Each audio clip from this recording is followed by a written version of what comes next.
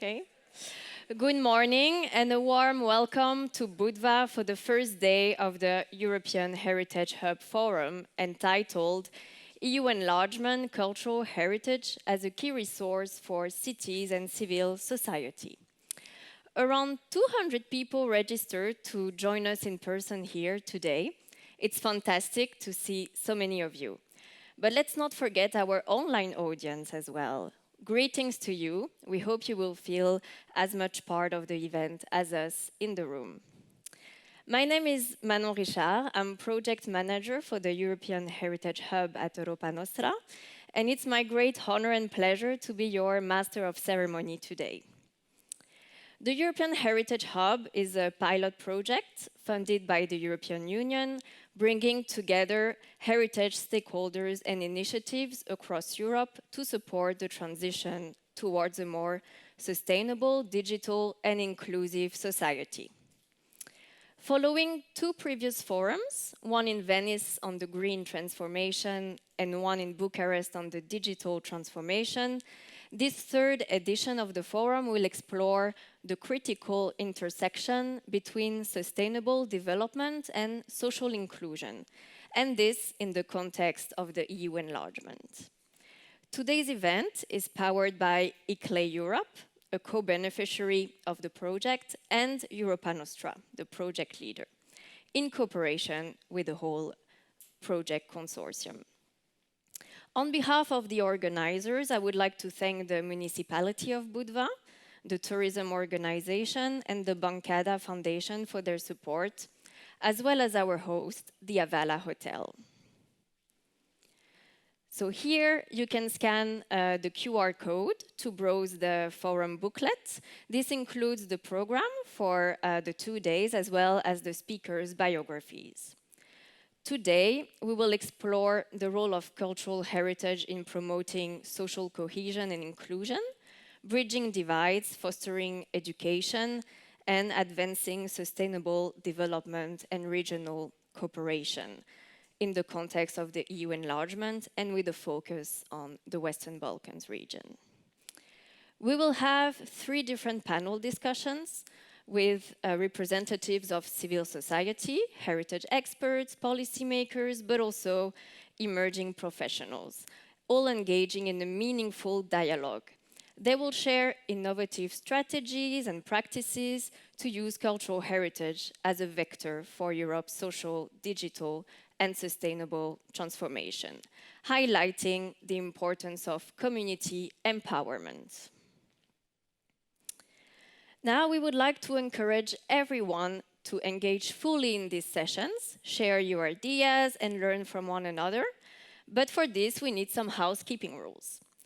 For the online audience, please be informed that the webinar will be recorded. My colleagues will kindly post some guidelines in the chat. And for all of us, the European Heritage Hub encourages inclusive, cooperative, open, and considerate behavior during all parts of the forum. This means that you should listen to others respectfully, be open to learning, be mindful of time, create a positive atmosphere, and recognize discomfort. And of course, if you're encountering any issues with this, do not hesitate to reach out to our team. You can join our conversation on social media, where my colleagues will cover the event live. You can use the hashtags HubForum, Social Transformation, and share your views on X and other channels. And to continue the conversation after the forum, we invite you to join the European Heritage Hub Social Forum. This is an interactive digital tool on the Hub website, which you can access via this QR code, and where you can create a profile, connect with peers, share updates on your feed. You can engage with content from other users, join groups, and also message other people. There are already more than 700 people who have signed up. Now, with all of this in mind, shall we get our discussion started? So I would like to invite Snežka Kvajdvlik-Mihajlović, the Secretary General of Europa Nostra and the project leader of the European Heritage Hub, to come to stage for welcome and introductory remarks. Snezhka, the floor is yours.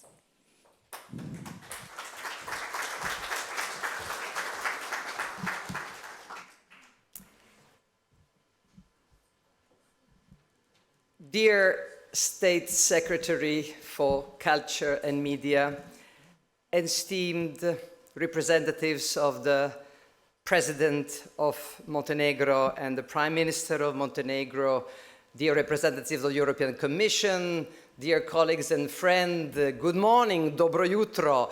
How wonderful to see you all here gathered in this stunning conference room. I must say that I didn't have often the opportunities to address the audience with such a panorama in front of me, and which illustrates in a wonderful way basically what is Europa all about, Europa Nostra, Europe all about, and Europa Nostra all about, the beauty of its cultural and natural heritage and landscape. So there we are here in this amazing historic city, Budva, city of the Mediterranean and in the Western Balkans, and we are gathered to discuss, why heritage matters, and what it means, what is its role to shape the future of our cities and societies. And on behalf of Europa Nostra and the entire European Heritage Hub Consortium, I would like first of all to thank you all for coming here. And I know that it meant for some of you taking a very long journey, and I would like especially to greet our colleague, Andrew Potts, who traveled from the United States. I think that has a very special meaning in the current context. So Andrew, welcome back to Europe. And another person whose presence here is particularly important. This is our Vice President, Natalia Musienko, who traveled from Kiev. She took a dangerous journey by train from Kiev to Warsaw, and then a plane to come here. Natalia, I can't see you, but I know that you are, yes, Natalia, welcome here to Montenegro. You know that you are at home in Europa Nostra. It's wonderful that you are here, and I hope you will bring this sunshine and the positive energy back to Ukraine. You need it, and we stand with you. And, but not everybody travels from that far away. Some people, and I'm very glad about that, also came from nearby. I can't see them, but I know that there is a wonderful delegation from the World Heritage City of Dubrovnik with us as well. So all that to see, it is all of us, we are together. I won't go on to greet you all individually, but it's great that we have a fantastic mosaic of our Europe represented here in Budva in Montenegro. As Manon already announced, it's always, whenever we do things, it's always a partnership. It's never, you can never achieve something alone. So we are thrilled that we have now this fantastic consortium gathered around the European Heritage Hub project, and this particular forum is a co-production, if I can say, with ICLEI, important organization, local authorities for sustainability. It's all about sustainability in all sorts of ways, from economic, social, cultural. So having the voices of the cities represented here is so important, and you will hear more from the director of the ICLEI Europe this morning. Of course, we would not be able to do all that without the precious support, not just financial, but in a sense political support of the European Union, and that's why we are delighted to have here representatives of the Directorate General for Education and Culture with us. You also mentioned already, Manon, the local partners, the city, the municipality of Budva, the tourism organization of Budva, and last but not least, Blažo, where are you? I can't see you, but you are everywhere. Our member organization, the Bancada Foundation. This is, our members are our ambassadors, and they are helping us to achieve so much across Europe. Our forum also benefits from the support of the highest authorities in Montenegro. And it is now my honor to read the message which we have received from the President of Montenegro, His Excellency Jakov Milatovic. If we can have his, yes, there we have the president, and I will read you his letter. I would like to express my gratitude for your commitment, together with the commitment of the entire Europa Nostra team and your partners from the European Heritage Hub Consortium for organizing this edition of the European Heritage Hub Forum in Montenegro. I believe that this forum will be fertile ground for the exchange of ideas, cooperation, and concrete solutions. I'm also convinced that in addition to your diligent work at the forum, you will enjoy the Mediterranean ambience and the beauties of Montenegro. The gathering of more than 100 experts from all over Europe confirms the importance and relevance of cultural heritage protection. Especially nowadays, in such challenging times, we have an even greater responsibility to protect cultural heritage for future generations.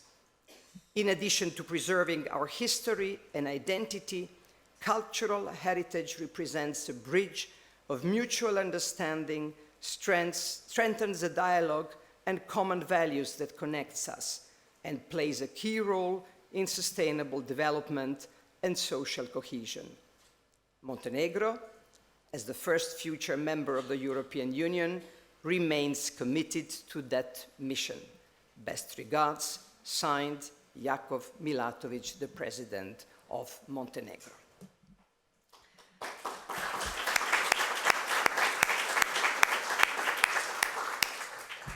I know that he wanted to be here in person, but I can just tell you that I had the honor and the joy to meet him in person in summer 2023 in his residence in Cetinje, and you could feel that we are fully aligned, that we are on the same wavelength, and somehow the idea to have a European Heritage Forum here in Montenegro was born there in that conversation, but I'm sure that that's not the last gathering, and that with his leadership we will perhaps, build even further and have a follow-up with the highest representatives, not only of this country, but of the region and Europe here in this country.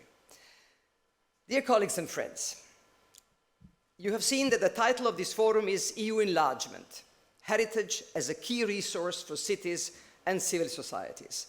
And this forum comes at a pivotal moment in Europe's history. As we face an unprecedented confluence of global challenges, and in his message, the President of Montenegro referred to these challenges as well, and these challenges are ranging from climate change to social inequality, from the rise of digital technology to shifting demographic patterns, from the ongoing war of aggression by Russia in Ukraine to the just recently started trade war unleashed by the new US administration. In all these contexts, we believe that cultural heritage has an even greater role than in the past. It offers both a mirror, a reflection, a mirror to the past and a reflection of the past, and also a powerful tool for building a sustainable, inclusive future against all odds. For the Western Balkans, and particularly for Montenegro, this forum offers, we believe, a unique opportunity to address the challenges of identity, integration, and social inclusion that have shaped this region's complex history. As someone who was born and raised in Belgrade, I feel especially connected to these issues, as I have long dreamed of this region's future within the European Union. And this dream has always been intertwined with a strong conviction and a vision of heritage, cultural and natural, being a central force in bridging divides, fostering understanding, and promoting reconciliation. Because we all know that in this region, though it looks so beautiful and peaceful, not so far a time ago, times were tragic, and we are still recovering from the traumas of the 90s. By connecting cities, civil society organizations, heritage professionals, and policymakers, we aim to highlight how heritage can be a catalyst for sustainable development and peace building. And we will explore during this forum how heritage-driven initiatives not only create economic opportunities through tourism, job creation, and development also of creative industries, but strengthen, in particular, social cohesion and foster regional cooperation. This forum is also a chance for us to examine how heritage can be integrated in all EU agendas, and in particularly the EU agenda on enlargement. For the moment, we still think that culture and heritage are somewhat peripheral in that context, and we believe it has to be central.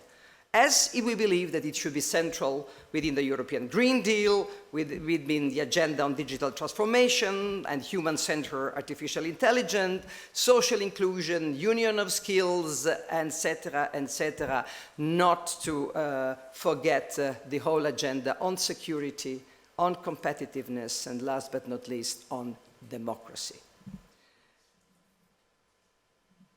Because when I said democracy, I finish with democracy, because the future of Europe must be built on a foundation of shared values, democratic principles, and we believe that our commitment to cultural heritage is our contribution also to democracy and to the proper involvement of local communities and citizens in shaping their future. And in times when other global powers seek to divide and fragment Europe, it is our heritage that can bring us together, strengthen that sense of belonging, and assert our shared identities as Europeans. It is through culture that we can show the world that Europe, yes, it is a superpower economically, politically, we hope so, but for sure it is a superpower when it comes to our values and our shared heritage.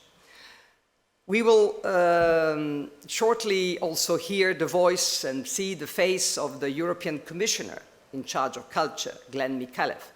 And he's currently steering a groundbreaking, I would say, and hopefully game-changing initiative at the European Union level, and it is the shaping of the so-called cultural compass that the European Union will develop. I don't know whether you have heard about that initiative, but we have already been invited by Commissioner Mikalev to contribute to the shaping of the cultural compass.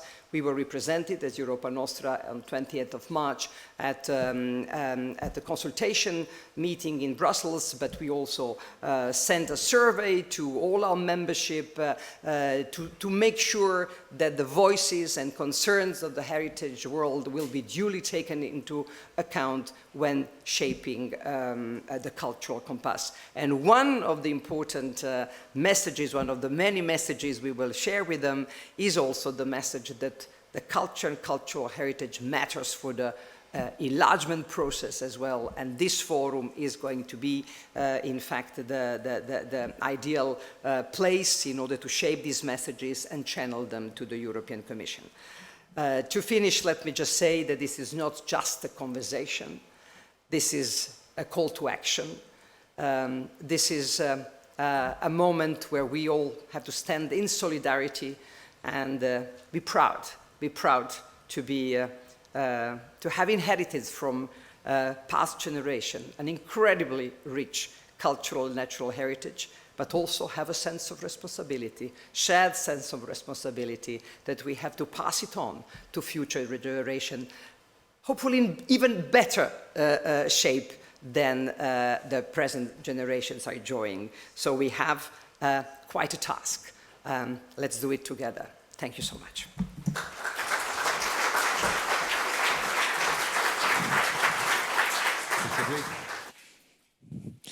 Thank you very much, dear Snezhka, for these powerful insights, but also for your energy and passion to safeguard cultural heritage and always building bridges.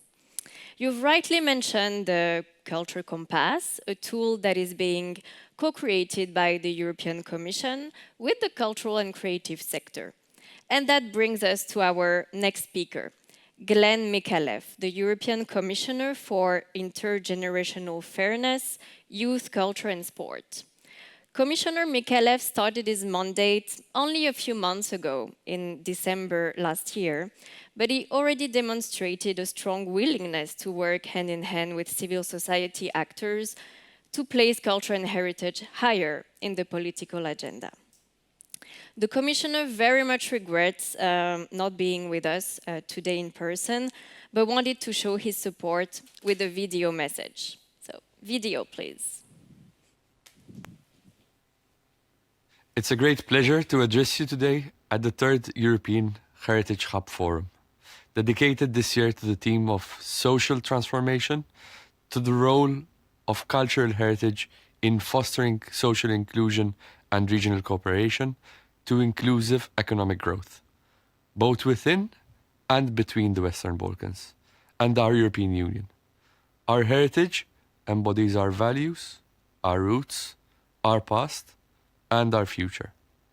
It is a source of our identity, a beating heart of our cities, regions, and rural areas. I am a firm believer in the power of culture to build more cohesive societies by bringing people together and their communities. This is all the more true for our partnership between the European Union and the Western Balkans. Through our EU programs, like Creative Europe, we continue to strengthen this close partnership and to guide Western Balkans down their paths to joining the European Union. Since 2021, all Western Balkan partners are able to benefit from all our cultural actions under Creative Europe.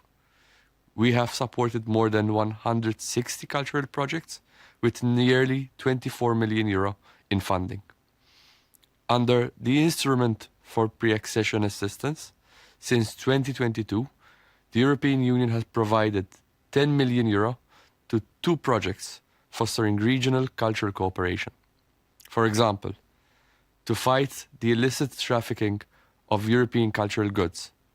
Together, these other EU culture-related actions, including the new European Bauhaus, are seizing culture's transformative potential. These tools are striving to promote European culture and to strengthen cultural cooperation at the heart of our work, and to bring Western Balkans closer to the European Union. The growth plan for the Western Balkans is already delivering results, and we will step up our support. But my ambition is for us to do even more together. I will continue to push for a strong budget and means to empower you and our entire heritage community. I also started designing a cultural compass for Europe. Last week, we began with the first step and launched the consultations and the dialogue with stakeholders. This will be a new strategic framework for culture to maximize the impact of our work together, including in the EU's external relations, to ensure a bolder response and a more strategic direction to the EU's cultural policy. Finally, I want to thank you for your unwavering commitment to fostering European cultural cooperation across the European Union and in the Western Balkans.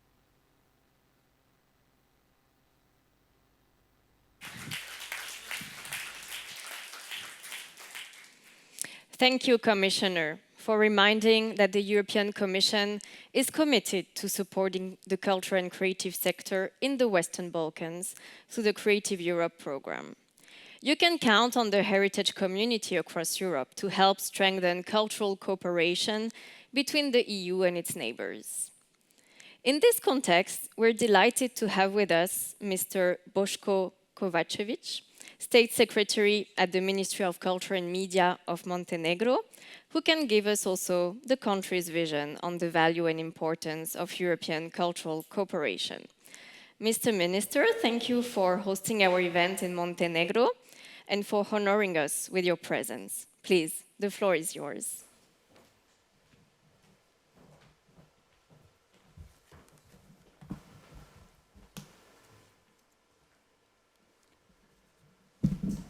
Uvažena generalna sekretarko Mihajlović, poštovane dame i gospodo, European Heritage Hub Forum je događaj koji predstavlja izvanrednu priliku za razmjenu ideja, iskustava i praksi vezani za kulturno nasleđe kao važan resurs za gradove i civilno društvo.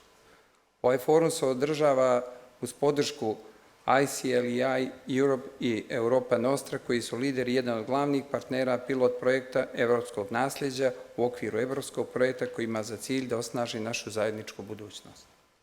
Distinguished Secretary General Mihajlović, ladies and gentlemen, the European Heritage Hub Forum is an event that presents an exceptional opportunity for exchanging ideas, experiences, and practices related to cultural heritage as a valuable resource for cities and civil society. This forum is held with the support of ICLEI Europe and Europa Nostra, which are the leaders and one of the key partners of the European Heritage Pilot Project within a broader European initiative aimed at strengthening our shared future. Danas se okupljamo da raspravimo o značaju očuvanja i diljenja našeg nasljeđa, kao i o inovacijama koje vode ka diferencijaciji i političkoj stabilnosti. Kulturno nasljeđe ima potencijal da premosti razlike, ojača zajednice i podrži agendu proširenja Evropske unije, posebno na Zapadnom Balkanu. Kao dijalog među donosiocima odluka, praktičarima i civilnom društvu pozicioniramo nasljeđe u srž budućih politika Evrope. Today we gather to discuss the importance of preserving and sharing our heritage, as well as the innovations that drive differentiations and political stability.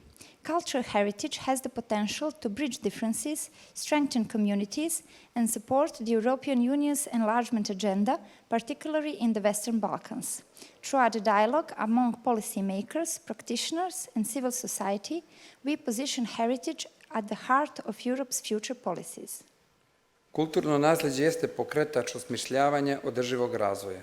U ovom kontekstu prepoznajemo njegovu vitalnu ulogu u oblikovanju identiteta zajednice i promovisanju socijalne stabilnosti. Vrednovanjem i očuvanjem našeg kulturnog nasljeđa ne samo da jačamo otpornost naših zajednica, već i da doprinosimo pravednijem i živopisnijem društvu. Važna tema jeste uloga kulturnog nasljeđa u oblikovanju socijalnih narativa, jer ona je glavni činilac za angažovanje mladih i intergeneracijski dijalog. Socijalni narativi se definišu kroz priče koje zajednice i pojedinci koriste da bi objasnili svoje mjesto u svijetu, oblikovali identitet i stvorili vezu sa drugima. Diljenje iskustva i studija slučaja koje ilustruju uspješnu integraciju inicijativa vezanih za kulturno nasljeđe s ciljem postizanja socijalne jednakosti i kolektivnog identiteta najbitniji je segment današnjeg susreta.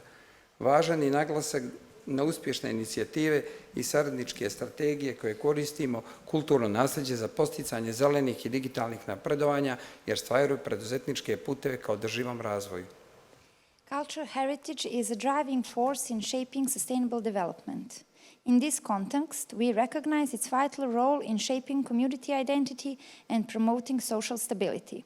By valuing and preserving our cultural heritage, we not only strengthen the resilience of our communities, but also contribute to a more just and vibrant society. An important topic is the role of cultural heritage in shaping social narratives, as it serves as a key factor in youth engagement and intergenerational dialogue. Social narratives are defined through the stories that communities and individuals use to explain their place in the world, shape their identity, and create connections with others. Sharing experiences and case studies that illustrate the successful integration of cultural heritage initiatives to achieve social equality and collective identity is the central focus of today's gathering. Equally important is the emphasis on successful initiatives and collaborative strategies that leverage cultural heritage to foster green and digital advancement, paving entrepreneurial pathway towards sustainable development. Ova naša mala zemlja nudi raznovrsne kulturne spomenike, od rimskih arheoloških nalazišta preko venecijanskih uticaja u gradovima poput Kotora i Budve do pravoslavnih manastira koji su središte duhovnosti i tradicije. Kulturna baština Crne Gore je također obilježena specifičnim običajima, narodnim pjesmama i igrama što doprinosi njenoj jedinstvenosti i raznolikosti. Baštinom prepoznajemo identitet nacije. Our small country offers a diverse array of cultural monuments, from Roman archaeological sites and Venetian influences in cities like Kotor and Budva to Orthodox monasteries that serve as centers of spirituality and tradition. Montenegrin cultural heritage is also marked by unique customs, folk songs, and dances, contributing to its distinctiveness and diversity. Throughout heritage, we recognize the identity of a nation. U kontekstu evropskih inicijativa, kulturna baština Crne Gore je resurs za razvoj lokalnih zajednica i jačanje civilnog društva. U okviru foruma proširenja Evropske unije kulturna baština kao ključni resurs za gradove i civilno društvo ističe se važnost zaštite i promocije kulturnog nasljeđa kao sredstva za unapređenje kvaliteta života i održivog razvoja. Na ovaj način Crna Gora ne samo da čuva svoje kulturne vrijednosti, već i aktivno učestvuje u širim evropskim procesima koje promovišu saradnju i razumijevanje među narodima. In the context of European initiatives, Montenegro's cultural heritage serves as a valuable resource for local community development and the strengthening of civil society. Within the framework of the forum, EU Enlargement, cultural heritage as a key resource for cities and civil society, the importance of protecting and promoting cultural heritage as a means of enhancing quality of life and sustainable development is emphasized. In this way, Montenegro not only preserves its cultural values, but also actively participates in broader European processes that foster cooperation and mutual understanding among nations. Zaista je važna inspiracija za učesnike da zamisle budućnost koje kulturno nasljeđe aktivno doprinosi održivom razvoju i socijalnoj jednakosti, reimaginirajući njegovu značajnost u svijetu koja se brzo mijenja. U tom smislu fokusirat ćemo se na povezanost između ekološke održivosti, digitalne inovacije i socijalne jednakosti, naglašavajući ulogu koju kulturno nasljeđe ima u oblikovanju otpornijih budućnosti. For participants to envision a future where cultural heritage actively contributes to sustainable development and social equality, reimagining its significance in a rapidly changing world. In this regard, we will focus on the intersection of environmental sustainability, digital innovation, and social equality, emphasizing the role of cultural heritage in shaping more resilient futures. Neka ovaj forum bude uspješan razgovor o održivom nasljeđu, neka donese nove ideje i nova rješenja, poveća angažman zajednice, podstakne inkluziju i istakne ulogu kulturnog nasljeđa u okviru agende proširenja Evropske unije. Let this forum be a successful dialogue on sustainable heritage, one that brings new ideas and solutions, increases community engagement, fosters inclusion, and highlights the role of cultural heritage within the EU enlargement agenda. Hvala vam što ste ovdje i što ste spremni da zajedno istražujemo kako možemo koristiti naše kulturno nasljeđe za izgradnju bolje budućnosti za sve nas. Radujem se plodonosnim diskusijama i inspirativnim idejama koje ćemo podijeliti tokom ovog foruma. Hvala. Thank you for being here and for your willingness to explore together how we can harness our cultural heritage to build a better future for all. I look forward to fruitful discussion and the inspiring ideas we will share throughout this forum. Thank you.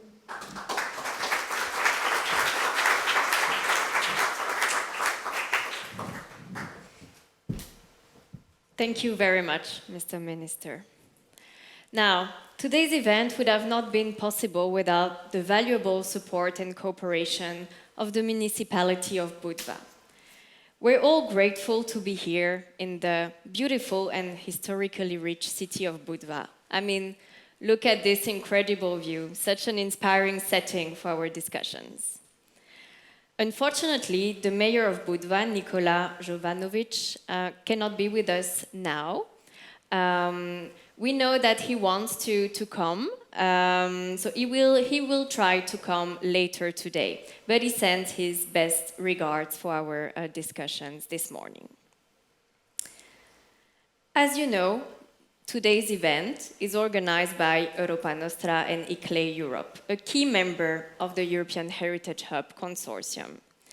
I would now like to invite Ruud Schuthoff, the Deputy Regional Director of ICLE Europe, for a keynote address on mainstreaming cultural heritage into the current debates of social triple transformation.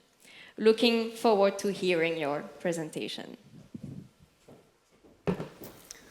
Thank you very much.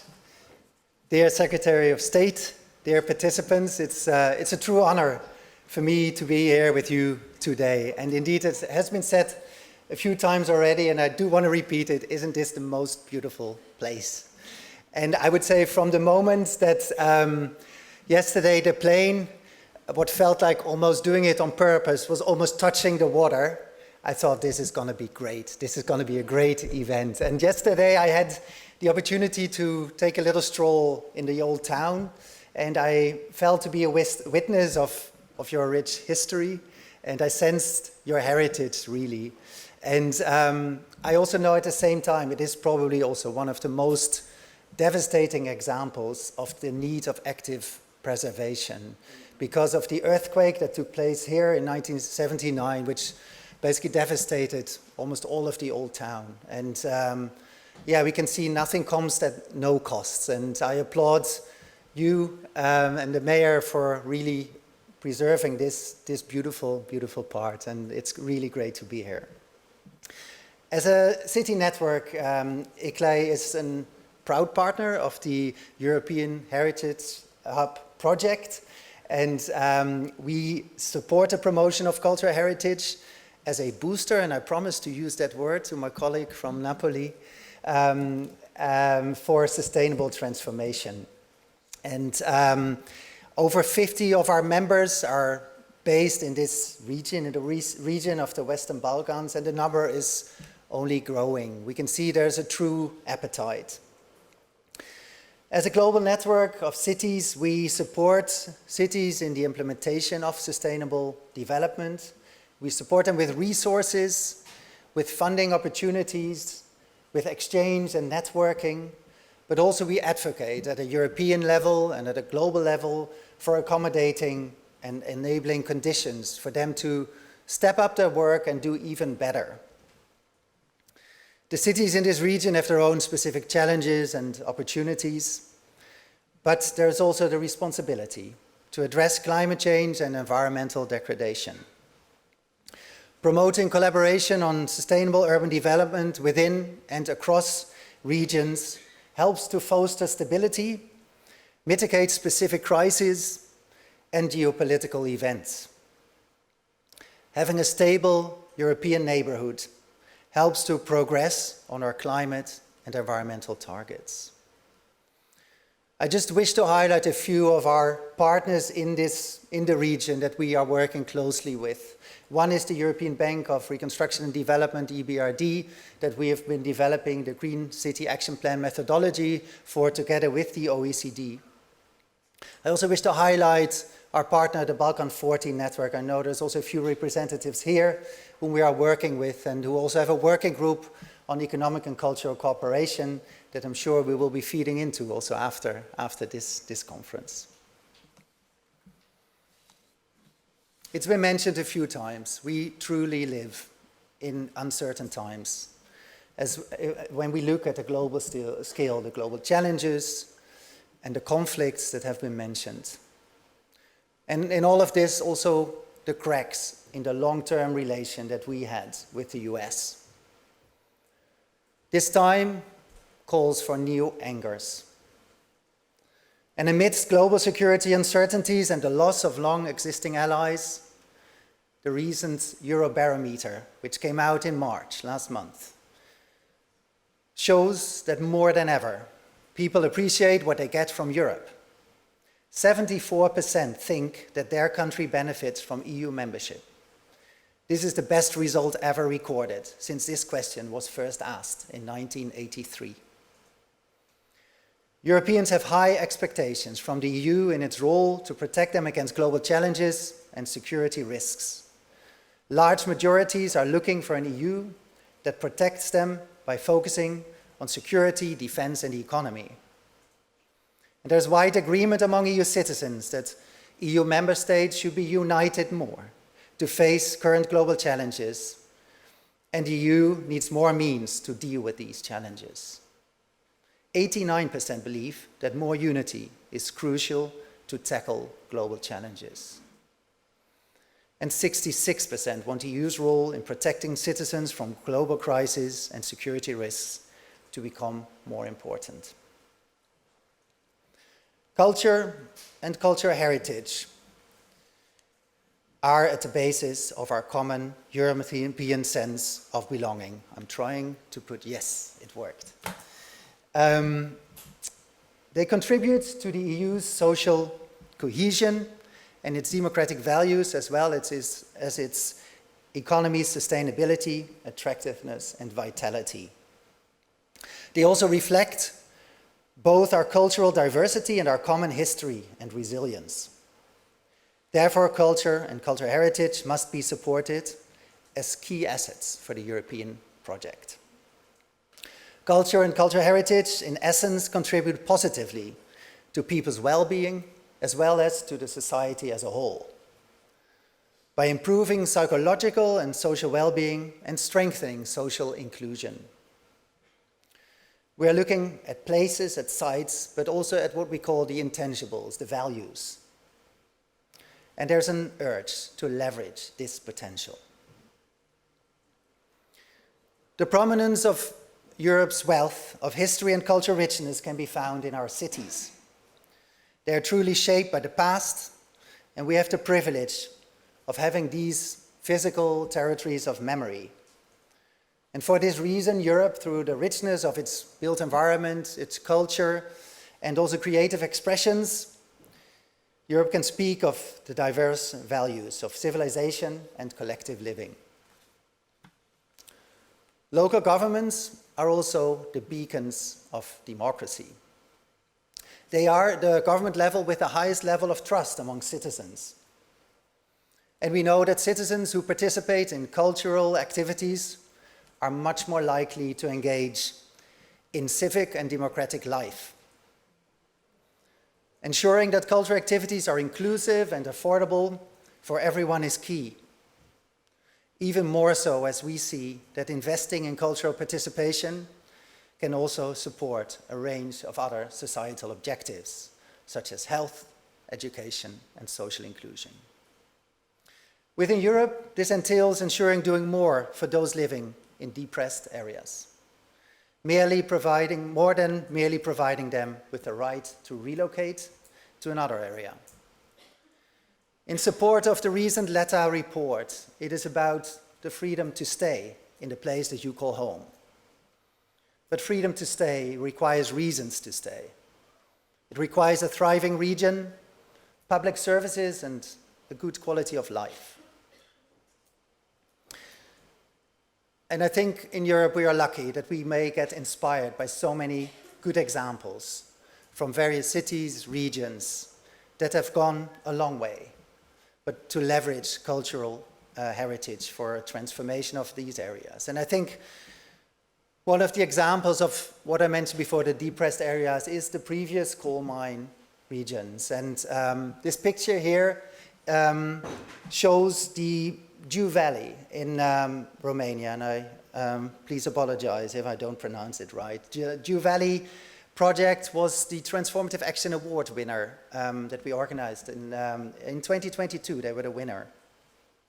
And the NGO in the lead, Valea Giuliu, has converted this Petrella mine into an administrative, economic, and cultural center where community events take place for all ages. And it has already seen thousands and thousands of engaged people in this previous mine area.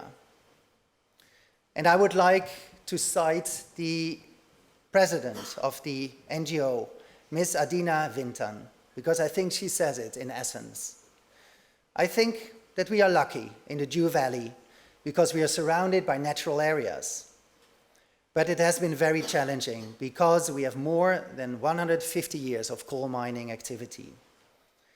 It is very hard just to close everything now, but that's why we are trying to preserve our past while working toward a better future, a greener future. And there's other good examples that we know of leveraging cultural heritage for a transformation. And I would like to highlight this example from Bologna, which transformed the university area in the historical city center into a sustainable cultural and creative district. by improving safety and mitigating social conflicts, but also providing new opportunities for tourists, entrepreneurs, and also further investment. The municipality of Bologna approved the permanent pedestrianization of Piazza Rosini, with a resolution that identifies the square as an urban pedestrian area. It started as a temporary installation with a green lawn designed and built by university students, and has now transformed part of this square that was previously used for parking lots, and now proposing an unexpected perception of space. And the last example I would like to highlight is the example of Larnaca in Cyprus, which has a long history and a rich heritage. Each village is known for its traditional handicrafts for generations. The region created a label for tourism businesses and local authorities that implement specific ecological, energy, water, and waste management measures. The Consume Less label. Tourism business and authorities that will get the accreditation of the label will be promoted through an interactive map and platform. In Larnaca, the Beyond Tourism Manifesto was adopted, calling for a fundamental shift in cultural tourism, moving away from mass tourism that extracts value from destinations rather than adds, often causing environmental and social harm. The manifesto envisions a new paradigm that places culture, heritage, and local communities at the heart of tourism development. And I'm very pleased with this event's specific focus on the enlargement on the Western Balkans, which, in addition to the Caucasus, Ukraine, and Moldova, hold a significant geopolitical position, reaching Western and Eastern Europe, and having strong connections also to the Mediterranean, the Middle East, and Russia. The Western Balkans are home to a rich and diverse cultural heritage, reflecting significant parts of European history and identity. The region is also a vibrant hub of contemporary creativity. I'm pleased that there will be a lot of examples shown also during these days here, also coming from the European Heritage Hub Small Grant Scheme, that aims at encouraging and empowering heritage stakeholders from 11 neighboring countries of the European Union, including the Western Balkans, to become active supporters of the wide European heritage movement. And I would like to get to some concluding remarks, which is a challenge because this topic is so rich, and you are so lucky to work on this on a day-to-day basis. With the wide agreement among EU citizens that EU member states should be more united to face global challenges, the enlargement of the EU with the purpose of a strengthened union seems more opportune than ever before. And unity does not mean no diversity. The power of the European Union lies in leveraging its cultural diversity to build resilience and protect the shared EU values of democracy. United in diversity is indeed the motto of the European Union. Integrating culture and neighborhood policies will contribute to stability by preserving community identity and history. Cultural cooperation has an important role in peace building, intercultural dialogue, as well as the promotion of EU values, such as democracy, the rule of law, and respect for human rights. Supporting the potential of young people in the Balkans is crucial to take this heritage further. It's crucial for the region's further development and also prerequisite for the enlargement, considering that any decisions being taken now will affect their future. And local authorities have an obligation to protect the heritage from threats, but at the same time there's the expectation that cultural heritage will be used as a leverage to contribute to other goals, such as sustainable development, well-being, and social inclusion. And cities cannot do this by themselves. This needs both the vertical cooperation as well as the horizontal cooperation. It needs cooperation with other levels of government to get indeed the enabling conditions to be able to step up the work, to get access to funding and financing opportunities. This gives also ownership to local authorities as they are closest to the challenges on site. It also needs horizontal cooperation. It needs cooperation beyond the cultural heritage sector. It needs cooperation with other departments within the city, but also it needs cooperation with other stakeholders, both private as well as civil society, to play a strong role in shaping the transformation, and they're also key for acceptance. In conclusion, cultural heritage, whether tangible or intangible, is perceived as an accelerator for collaborative processes to regenerate cities, and is central to what makes our cities attractive, creative, and sustainable. Leveraging cultural heritage is about roots in the past that with the right fertilizer can lead to blossoming and support long-term sustainable growth. Thank you very much.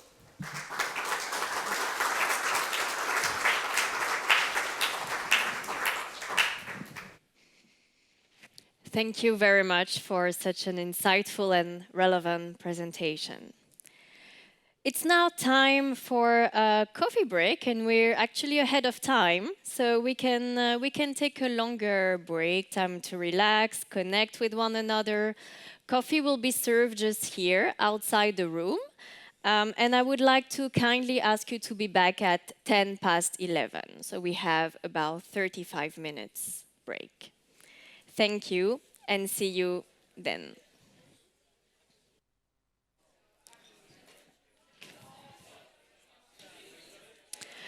A warm welcome back.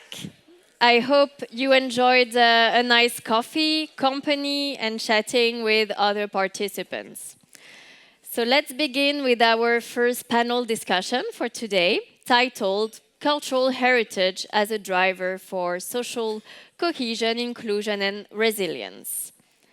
This discussion will highlight the vital role of cultural heritage in shaping social narratives, fostering unity in our communities, but also youth engagement and intergenerational dialogue. So I will call our dear speakers one by one. Our moderator is Komal Poddar, an expert in the built environment, culture and heritage at ICLEI Europe. Komal will guide a group of panelists, including Daniele Moschetti from La Paranza Cooperativa, also laureate of a European Heritage Award, Europa Nostra Award. David Radovic, European Heritage Hub facilitator in Montenegro. Joke Quintens, representing the This Is Us, This Is Brussels project, social designer at Witopia and Moving Marseille, and member of the Advisory Council of the Hub.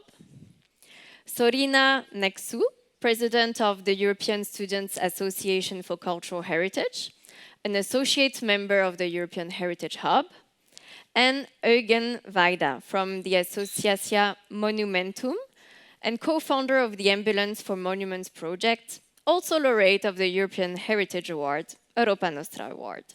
Please, let's start the discussion. Thank you, Manon. A warm welcome again. Good morning, everyone. And I welcome you to the first panel discussion titled Culture Heritage as a Driver for Social Cohesion, Inclusion, Resilience. And we also speak about intergenerational dialogue and social cohesion. I'm Komal Poddar. I work with ICLEI Europe. And I'm happy to be moderating this panel with excellent speakers here. So I welcome you all. So we heard in the morning about the key role of culture heritage and how it shapes strong, resilient, inclusive communities and nations. It's not just about preserving history, it's about making sure that it stays alive and relevant in our daily lives. And by weaving heritage into policy, urban planning, community practice, we strengthen the connection between people, places, and their shared stories.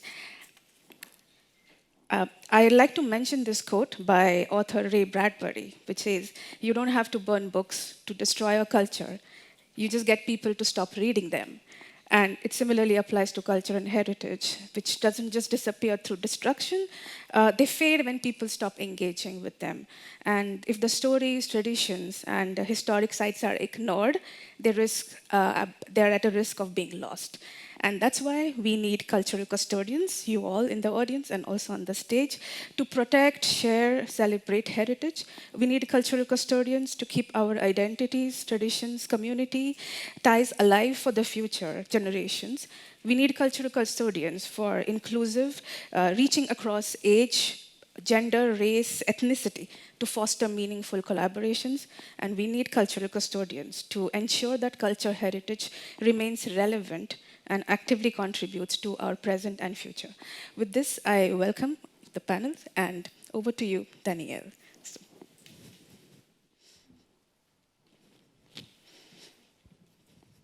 So good morning, everyone, and thank you so much for this invitation.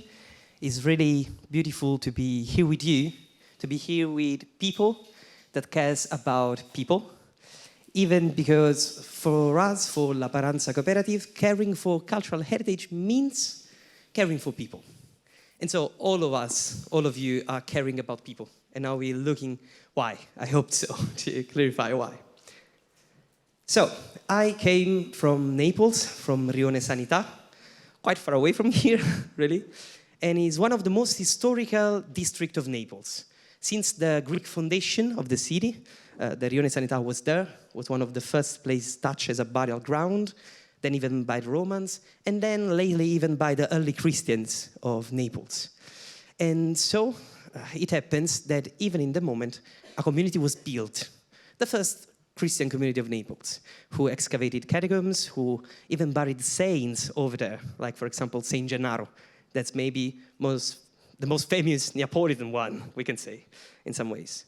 But all this culture, all this beauty that even prolonged itself in the Baroque period and even in the 18th century of Naples was stopped. And was stopped by the architectural structure that always connected people, a bridge. 1807, the Napoleonic conquest of Naples, and the building of this bridge that more than connect the sides of Naples as a sort of, we can say, surgical blade carried out the entire district from the rest of the city. And really disconnecting the people, making a social disconnection, economical one. And so, ghettization of that city, of that part of the city, was one of the most living one. What created this bridge? Well, this bridge created social problems, like really one of the highest demographical density in Naples, as you can see by the data, 30,000 people living in 2 square kilometers. Of course, with the closure of all the economical flows in the district, of course, a really high percentage of unemployment, 60%, a really high school dropout, 40%. And you can get by yourself that these two data collected are the perfect mixing for criminality. Indeed, the Sanità district became the headquarters of Camorra organization. And so you had two choices in your life, or you join criminality, or you leave. You leave like the 91,000 young people in 10 years from Naples. But then something happened. We are in 2001, when Father Antonio arrived to us, a priest that made the most unpredictable and the most disruptive thing. He trusted us, simply. He trusted that neglected district, and he gave us the keys of the cultural heritage places, letting them be managed by the community. It didn't give them to the community. It gave them to the community to be managed. And so that's maybe the magical recipe that we can see. What created this? Well, created in 2006 La Paranza Cooperative, I'm representing here today. That's a completely youth-driven entrepreneurship. And you can see the data. From 5 starting young leaders of the cooperative, nowadays we are 70 workers, 33 years is the average age, and the 72 are under 35. But the most important data that's not here is 38, that are the children born in family under the star of La Paranza Cooperative. So it's the true generative data. But all of this couldn't be possible without a promise, the promise to collect inside the experience of La Paranza the community, that discarded stones, as we used to say, So the youngs in the district, in the community. And so again, boring numbers, but these numbers you're looking at are people, we can say. So for example, the 42% of the employees just improve their qualifications after joining the cooperative because you had the volunteer to improve yourself. Or for example, the 50% are coming from the educational center. It's not just the data, it's the essence of everything. Because the Sanità district is more like a network. You start to be educated since young age. You are just cultivated in an educational path. And so when you reach out the right age, you are ready for job inclusion, but with a complete different mindset about the cultural heritage.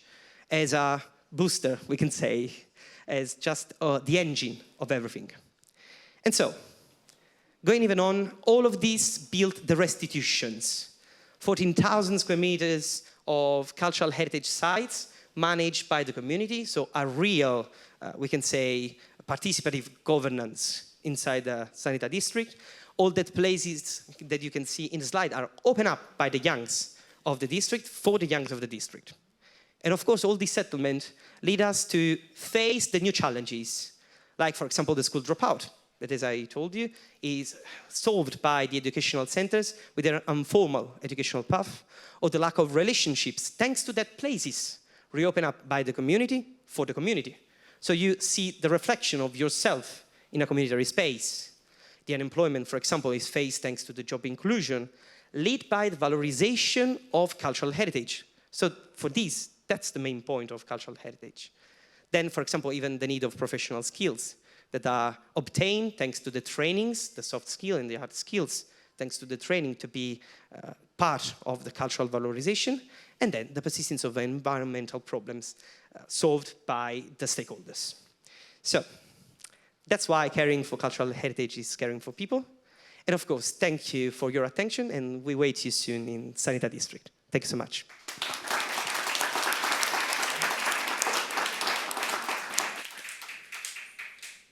Could you take the...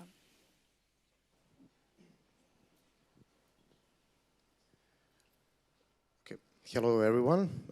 I'm David Radovic, and I come from Montenegro. So today's presentation is about the power of heritage and preserving the past and shaping the future. So for this one, I want you to picture a house in Montenegro, preferably a historical one with a garden, just like any of these you see in the old town of Montenegro. And for this exercise, I want you to think of it metaphorically as the whole Montenegro. It's beautiful and it's decaying over time. It's neglected and ignored by many. And the house, like the heritage and the country, fades away. But so why isn't anything being done? The house as a symbol of heritage, so why is it allowed to decay? And so this is the kind of questions that spark action, because it's about preserving the cultural identity. So for every action, you need good, strong mentors and guides, just like Eleniki Eteria and the Europa Nostra Athens Hub, which was the first one to create a first Youth for Heritage co-creation camp, from which derived the Youth Special Task Force for the Western Balkans, with the aim of capacity building the young professionals and empowering youth and fostering intergenerational dialogue. So where do we go from this? The people, the community started speaking out, lobbying, started researching, and they demanded for the heritage to be treated with dignity and demanded their right to preserve the heritage, to be involved with heritage. So the power of community could be represented in local NGOs mapping cultural roots, the revitalization of traditional practices, the spaces for intergenerational dialogue, safeguarding of intangible heritage, and filmmaking in endangered sites like the one that you see in Budva, the Sveti Stefan. So we must not forget also here in Montenegro the role of private sector, because certain organizations here actually educate and guide investors in preserving heritage. And That is done to make sure that heritage goes hand in hand with development, which is a huge issue in Montenegro. So we also have novel initiatives like digital platforms and social media, the podcasts, etc. My own initiative is Future Heritage that is advocating for the future of heritage and the future of heritage. It actually sounds more complex than it actually is. And it has the aim of educating through design research and critical heritage thinking, so that we can help leaders and governments to shape tomorrow's legacies through research-driven strategies.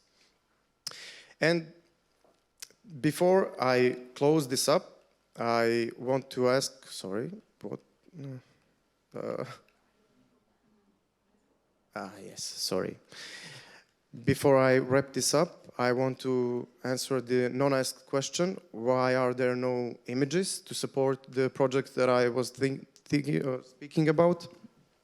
And it's because this is supposed to be a mental exercise that lives in all of our minds. Because when we induce these ideas in our heads, the ideas tend to live.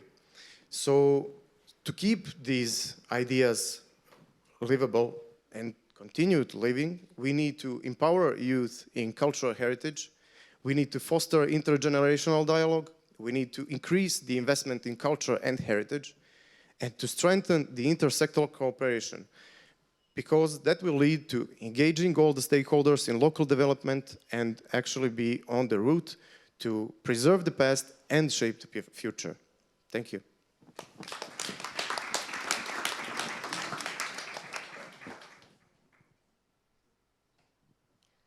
Thank you so much. I'm super glad to be here. I'm Sorina Nakshu, coming from Romania and representing today the European Students Association for Cultural Heritage. As part of today's presentation, I will present some of the key takeaways that we've been experiencing last week, actually, during the Youth Heritage Days that was organized in Albarracin in the region of Teruel in Spain. This beautiful event has been organized by ISAC in strong cooperation, very healthy cooperation with Hispania Nostra, and spearheaded by our colleague Jasna Popovic. It was the transversal youth event as part of the European Heritage Hub. Why was it Albarracin may be the perfect place for this event? It's because it presents the perfect case study of the challenges and pressure of potential over-tourism together with the problem of the depopulation. Albarracin is a beautiful, one of the most beautiful villages in Spain, with more than 1,000 years of history, with the backbone of the fortress still being a lively part of the community, and with more stairs than we can count. This place is very well preserved and coordinated by a local partner of ours, the Santa Maria d'Albarracin Foundation, and they offered us deep explanation of what depopulation and over-tourism can bring to the table. During the first part of our event, we exchanged knowledge and experience by having 5 roundtables with approximately 20 speakers and moderators discussing our own experiences from urban versus rural to green economy, digital transformation, the impact of cultural heritage on rural society, as well as the current opportunities that youth have in the sector. There were many conclusions drawn, but we are still going to enumerate those in the coming months. You can see here just a little bit of a part of them.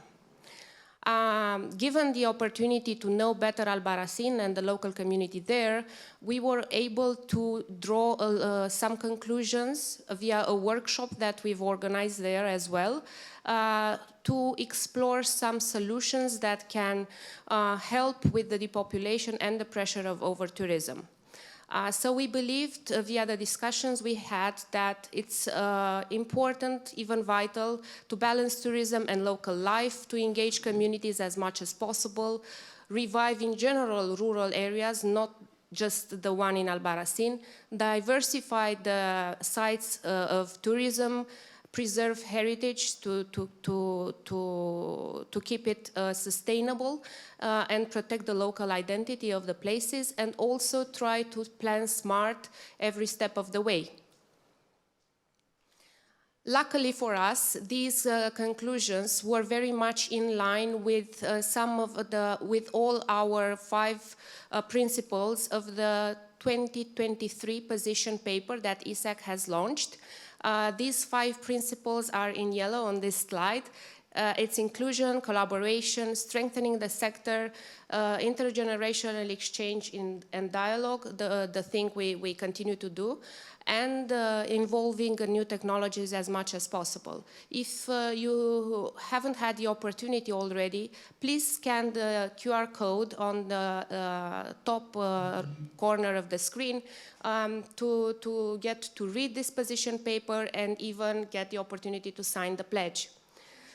This, I forgot to mention the fact that this was the largest in-person event ISAC has ever had the opportunity to be a part of. So this means that we are dreaming higher and higher and aiming higher and higher. So bear with us and help us do that. And as I was saying, this is a visualization, let's say, of how the main conclusions that we had during the event interact with the principles of our position paper. We basically saw that we are doing this by ensuring tourism benefits local residents and respects cultural identity, that it fosters active participation in co-creation in heritage initiatives, supports rural revitalization through youth engagement and shared knowledge, broadens access to heritage and promotes innovation in visitor experience, safeguards heritage through community-led efforts and traditional knowledge transfer, and promotes sustainable, tech-informed planning involving as well young professionals. This is just the tip of the iceberg in terms of conclusions and takeaways from Albarracin. We will be starting right away to collect these properly and more detailed in a booklet of the event, so please stay tuned to have that. Thank you so much.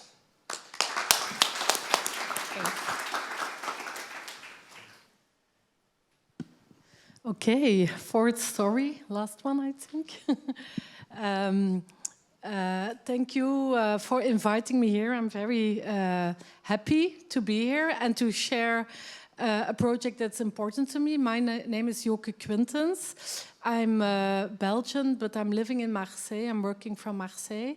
And I'm going to talk to you about This Is Us, This Is Brussels. I'm a social designer, so I try to develop projects and then find funding for it to develop them.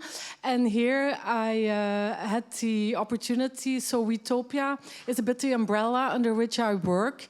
And Wetopia is, in fact, a way of approaching the world. I always call 3 superpowers to do that.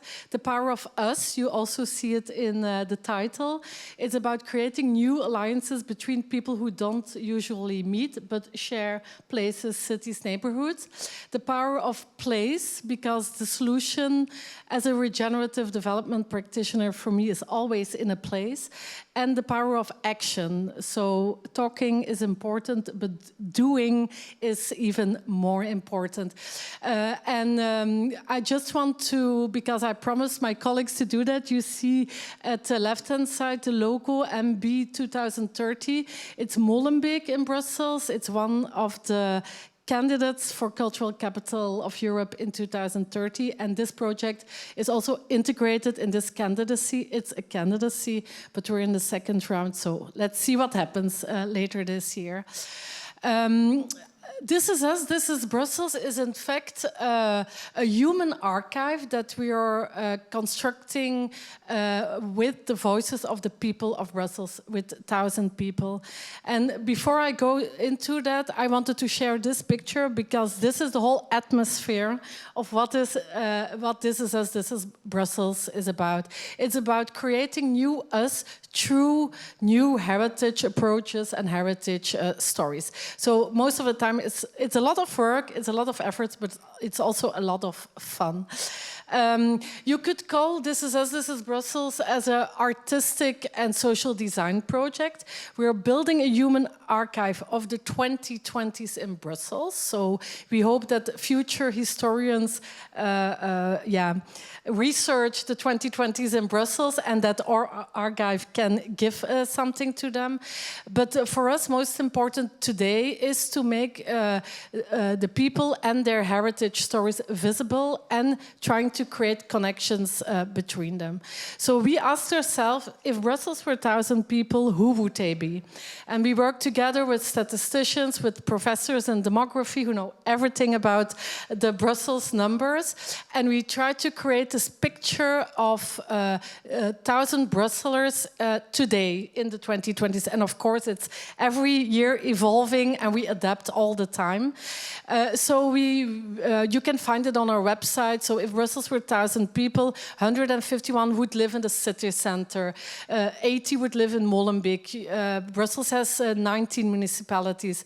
If Brussels were 1,000 people, 178 would be from Moroccan descent, and 78 from Italian descent, and 42 from Romanian descent, and so on.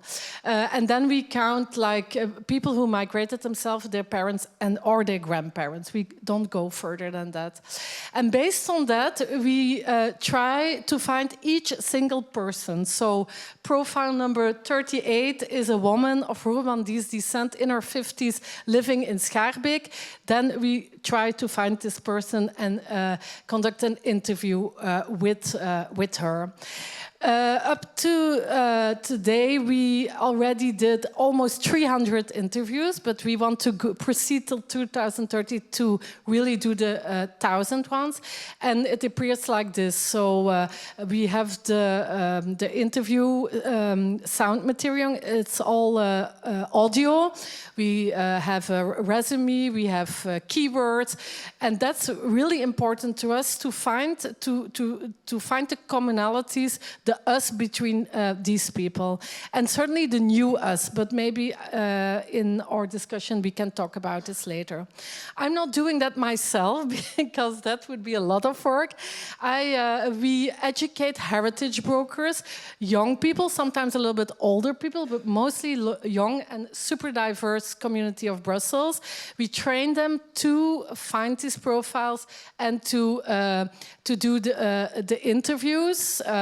And the interviews focus on heritage, new heritage, on traditions, on things they see in the city and things that make them curious and so on.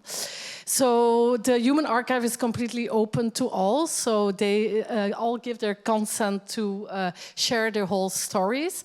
But most important for me is also based on all these now more than 400 keywords to create new us's. And a new us can be multilingualism, passionate about football. It can be the importance of the canal in Brussels and how it's a bridge or a divide and so on. We create heritage conversations, heritage talks. We create listening tours. And we also try to show this us through, for example, a documentary. And voilà, my time is up, so I hope to share more later. Thank you.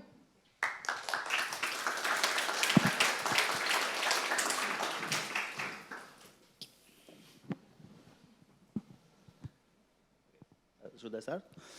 So, hello everyone, I'm Eugen Vaida from Romania. Oh, okay.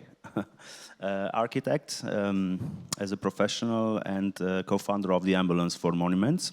We started this project in 2016, become nowadays a national program, and I'll get you in diving into colorful pictures for the next minutes.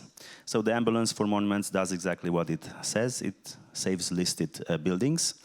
During 2021, a study of the Ministry for Culture said we have 800 listed buildings which are in this advanced state of disrepair. So we are tackling these challenges. At the core of our project there is an ambulance run by professionals and volunteers, mainly students, with a space for materials and tools and so on. So the ambulance, it's a project, it's an umbrella project run by, like a franchise run by 10 other organizations. We cover now 60% of the Romanian territory. We saved over 100 listed buildings, among them 7 UNESCO sites. The recipe is as following. The local community is feeding and hosting us because they are the moral owners of the heritage. The professionals, they are doing the documentation and the authorization. The authorities, they are giving us the free materials. So they offer the materials, and of course the ambulance is running the whole show on the ground. So we realized that if we won't build an infrastructure for heritage on long term, it won't be successful, because in 20 years it will be already degraded what we started now. So we included these objectives from saving intangible heritage, training young professionals, and community engagement issues. Many of the projects, they are churches in Romania. Half of them are from the list are churches. These are some UNESCO sites, wooden churches. Many of them, we have over 1,500. This is our first Dacian site, which was inscribed of the list of UNESCO, the World Heritage List. We also tackle ruins, medieval bridges, fortified towers, vernacular architecture, fortified churches, and so on. We work with local craftsmen because we want to keep all this diversity of expression of materials and types of building. And now I'm going a little bit in the community aspects. We realized that this is a key issue. So we work a lot of these locals which are feeding and hosting us, but not just, they are putting hands on our work. And it's really fun to have students and locals working together on the roof. It's really engaging. And the locals, they do also events, fundraising events. Whenever there's not money to host or to feed us, they do these events. And this is a very nice story of these honey buckets, which were sent by an 82-old person, which was away with these bees to another region, but he wanted to contribute to us with this and save the church of his village. And it's really a nice story about this. We did then a research. We said, what is our impact? We wanted to see that, to have some numbers. Where do we go? What was the result? How did the community continue the maintenance of the building, or even the reuse of the building? And we did this research by a high professional team to have the numbers. It was a 1,000-page research, but I just brought 2 slides. For example, we researched who had the initiative in maintaining or even reuse the building afterwards, and it's mainly the parishes, but also very highly the influencers, the local influencers, which were asking us to come to save the sites. Very low the authorities, unfortunately, still. Also, how many events there were held before we intervened and after we intervened, so many such studies which were relevant for us. And we did a rollout of this research. We implemented in a few sites to see how it worked. We did a methodology, how we intervene in communities after we leave the site. And of course, very engaging events. There were the dancing workshops. This is something which connects the community itself, because people forget to meet because everyone is going away, coming just for holiday home, especially in rural parts. So this is missing. They need to gather for something which is very important for them. We work a lot with children, which are building models of the building, or doing storytellings, or researching for stories in the village about that building. Sometimes they even don't know they have that building in the village, a church, and they discover while while researching for the stories around it. So the last 3 slides, it's about the example of the results we had from, there are more than 20 sites which got through this process, but I brought just 3 of them. A synagogue in Făgăraș, after we did the roof, the mayor said, but we don't see it. It's just a roof. It does not raining inside, but it still looks the same as before. So the town hall, they did the facades, and the local organization, they did the competition to design the courtyard there, and now they have the events in the courtyard. It was a complete abandoned space before. The second example is a church, Saxon church, which was abandoned by the community because the Saxons, they all left from the Transylvanian villages to Germany, and now the Roma and the Hungarian and Romanian communities, they take over this heritage. And this very nice image of a Romanian community who is doing events now in this church and very nicely putting their own mark of culture, these nice carpets into the church. And the last one, fortified high tower, a kula we call. Kula in Turkish means tower. We have such in Romania. This is also the tentative list of UNESCO. It was apparently abandoned. After we did put a hut on the roof and we did the drainage, the county council decided the whole restoration of this, and it was an 850,000 euro restoration. Thank you, and we are now getting to conclusions or questions. Yes. You can keep this mic. Thank you all of you for this very inspiring work. And you all are on a mission to create this intergenerational dialogue and engage community through cohesion, inclusion.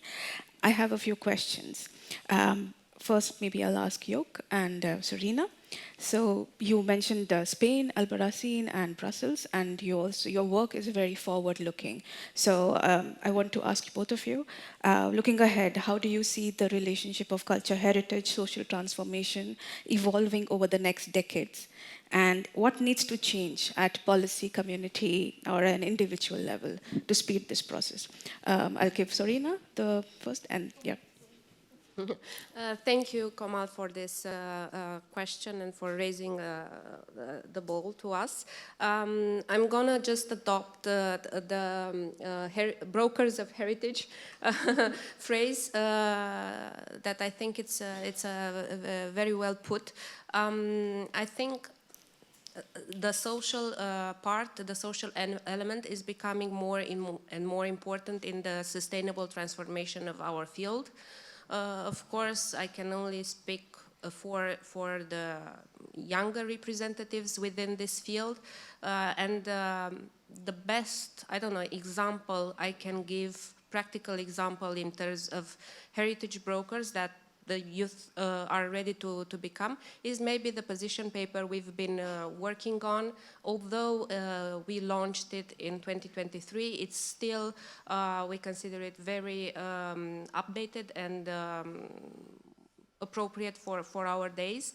And the social element is there very present because we ignore the distances. We work together in a group of 30 contributors, connecting 20 institutional partners, and everything resulting in those 5 principles that we presented earlier.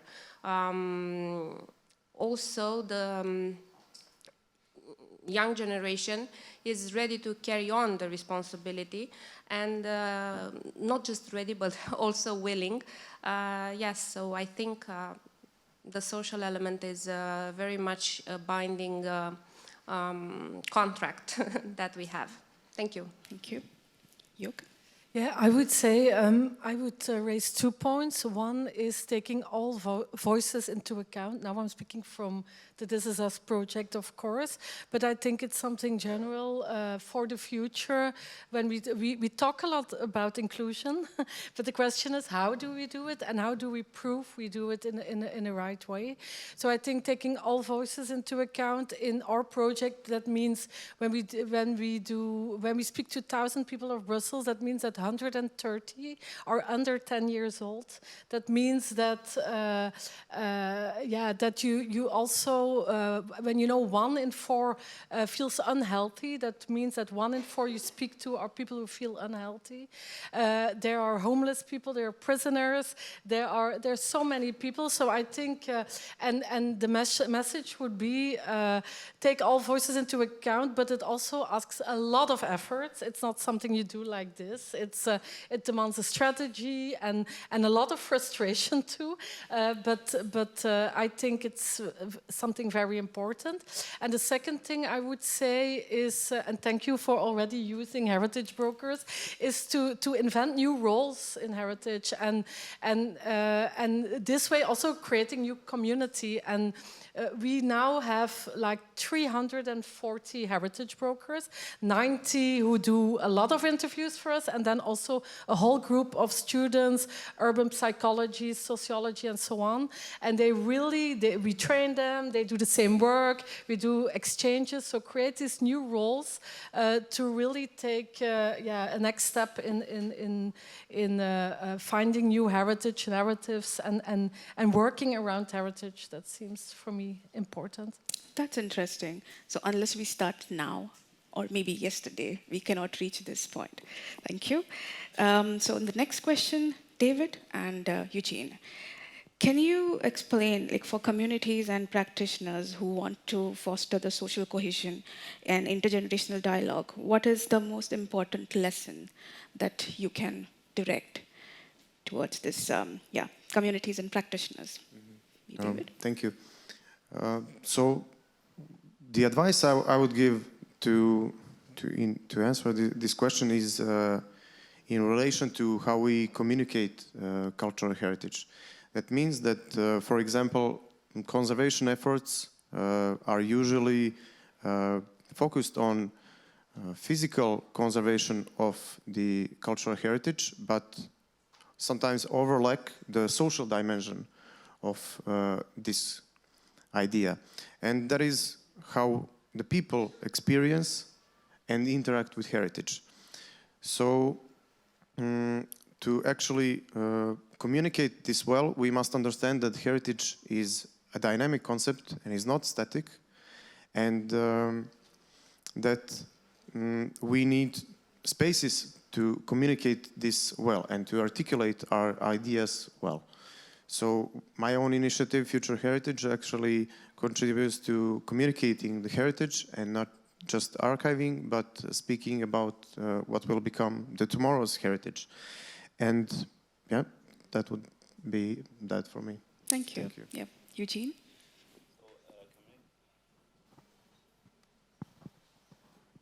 I don't know. Oh, yes.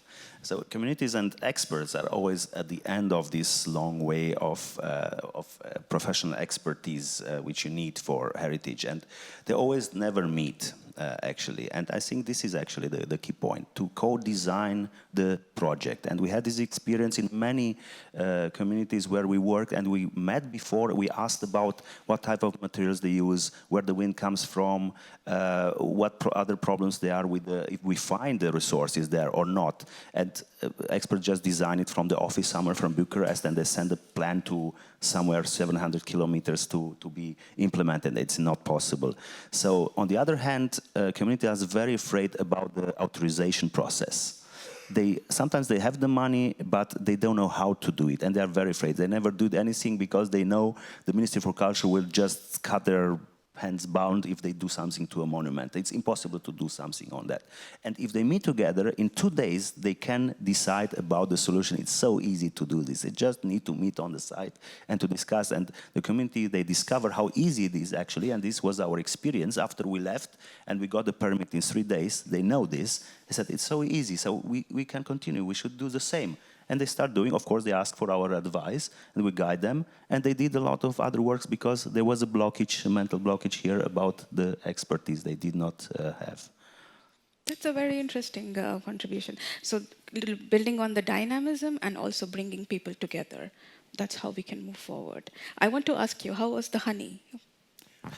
I have not tasted, unfortunately, but the volunteers, because I came the second day and it was not there anymore. So it was good. I presume it good. was good. That's good. Great, thank you. So yeah, I move to the next question. That's to Daniel and David again. So you spoke about communities and yeah, decision making. How do you want to propose to make it more effective through community engagement? And what approaches work the best for this inclusive method? Yeah, maybe the main word is just inclusion. So there are no, we can say, scientific methods for include the communities in the decision making, because there is no decision making without the community. Every single decision that affects communities locally are impossible without the involvement of communities in the decision making. If even a government or upper institutions decided to make a decision and just put it inside communities, it's always fake. It can't work because it's not a decision made by the community. There is always a detaching moment between the decision, between the project and the communities. The only real way to make the decision not coming from above, like a sort of gift that comes from the above, and so things make possible, is to start, as even Eugene said, including of course, the government, local government, and the community, both in the same moment, on the same places, and making decisions together. It's the only way to gather really a common consciousness about the cultural heritage. That's interesting. So bringing people together on ground. And I think that's what we are all doing here also. So thank you. We have 15 minutes, so maybe I'll ask quick questions and quick answers, and then we'll go ahead with the audience questions. So perhaps, Yoke, could you tell us what's the biggest challenge using heritage for social cohesion in one line? Ooh, that's a difficult question. Yeah, I would say the biggest challenge is really to, again, realize real inclusion, and that means, like it's been said, like starting to co-create from the very first start and not waiting for something to happen from above, but also to really be conscious about who is in the room, not only the usual suspects, really to seek for these people and creating us between them, so make young people talk to older people and to really create this dialogue. This dialogue. Yeah. Thank you. Sorina, quickly, what role do you think the government should play in promoting your position paper and ESAC? How do you envision something? Yeah, in general. One line, please. We believe that we can be key enablers of what we preach, basically. We've seen that by staying together in our network, we can convince people to adopt what has been collaboratively done. For example, further to our position paper, we had spin-off events, 8 of them already in local communities. So we've been very, very lucky to find these young groups in their societies ready to further promote the key findings there. Thank you. That's really interesting to know. Same question for Danielle. Yeah, the role of local governments, if you can summarize. Yeah, the local government, and is even linked with the question before, has to be a facilitator for processes. That's maybe the best that the government can make. Sometimes people, communities have a great idea, but of course they need a sort of governative and bureaucratical skeleton to be put in action. And so maybe the best role that governments, that institutions can make is just to accompany, lead communities inside the projects and not try to be substituted to communities in the processes. Maybe that's the main goal. Thank you. And David, would you like to add a line? I would just add that we need, for the successful collaboration, proactive engagement of the community and successful decision making in these processes, We need strong intersectoral cooperation, and we need to meet people where they are, both physically and digitally.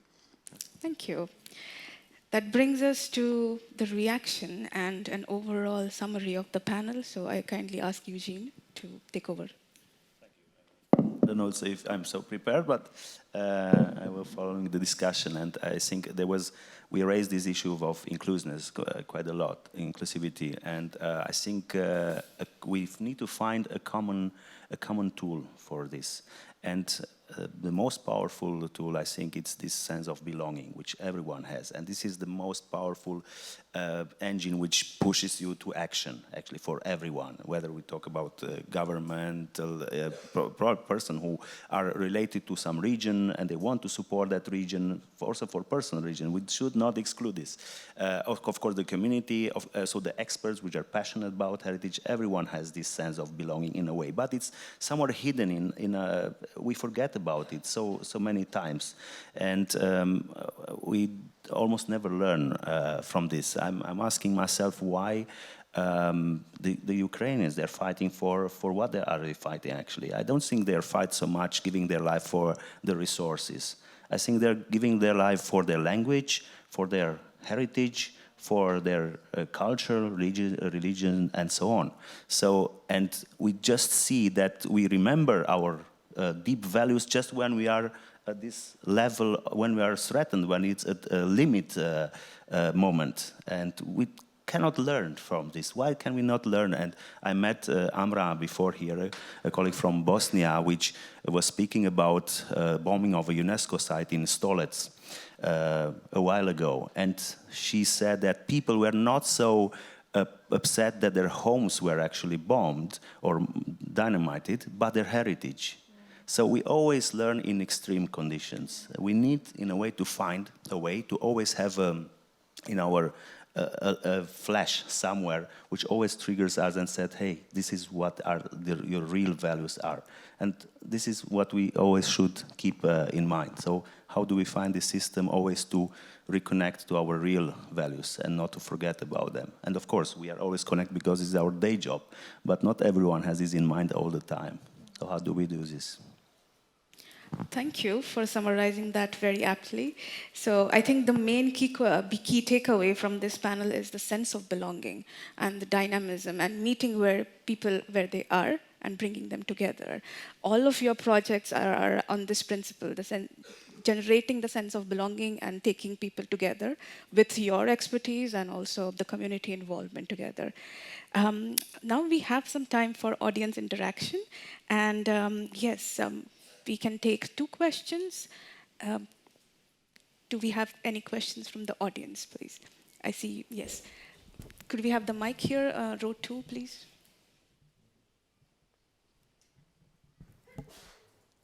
Sorry, row 2? Front row 2, please. Here. Here. Yes.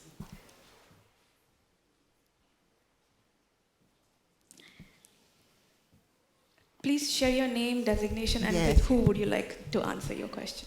Okay, I'm Cristina Loglio, Europa Nostra, Vice President. I have a question in particular to Sorina and to Daniele.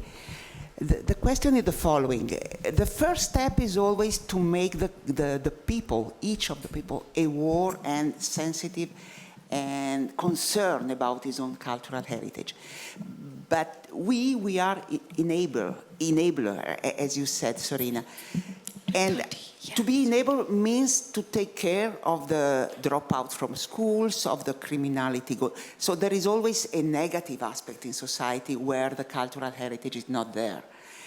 And well, we have, I think, to help the civil society after the first step, which is key, which is basic, to do the second step, how we may organize ourselves in order to give to our community the tools to provide jobs, training, as you do in Naples.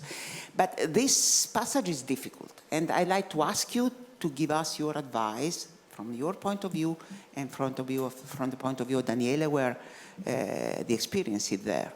From the taking a large awareness about the need to fight and to engage ourselves for community, to create a kind of structure, organization, providing, in case, jobs, opportunity for young people to stay and so on.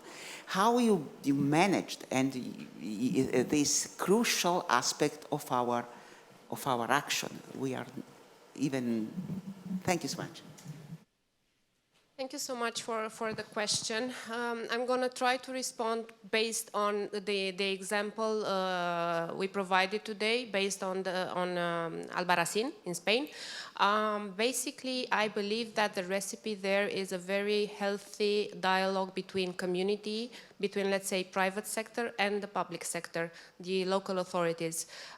We've seen there an NGO that's in very good collaboration with the local authorities and that is entrusted as a heritage guardian. Also, we've seen openness from their part to educate the younger generation into the needs of that community, but also providing the necessary space to grow. And I think this is a very good example. I wish via our network, via ESAC, and via presentations like this, that we can use this as a case study of good practice, basically, and maybe convince more local authorities to provide similar projects that benefit not just us as recipients, but actually the local community there on the long run.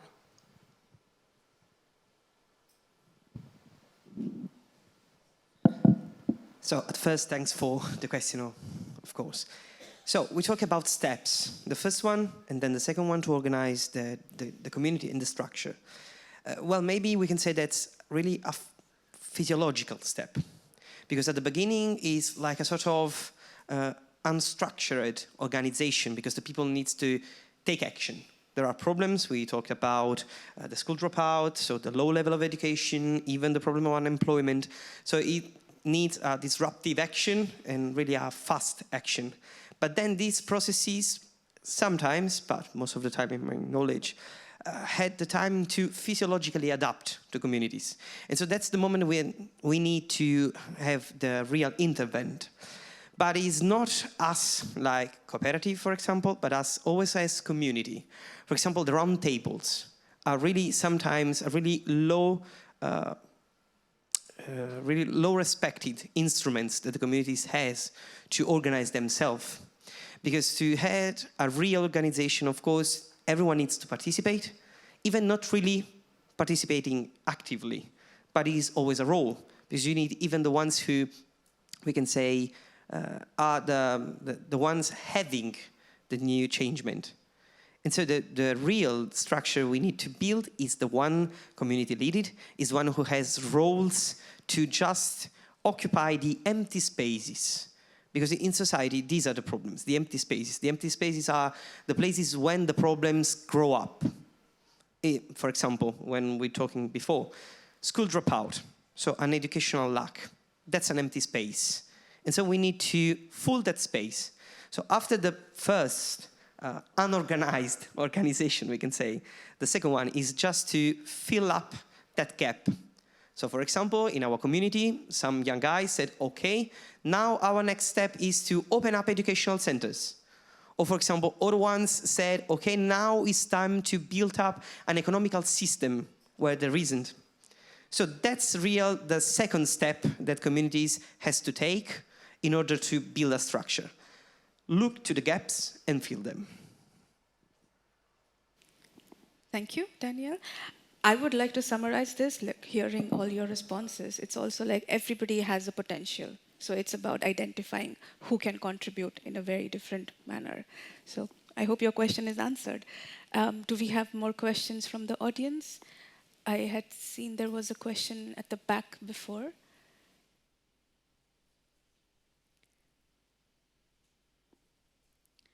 Yeah, Plasho.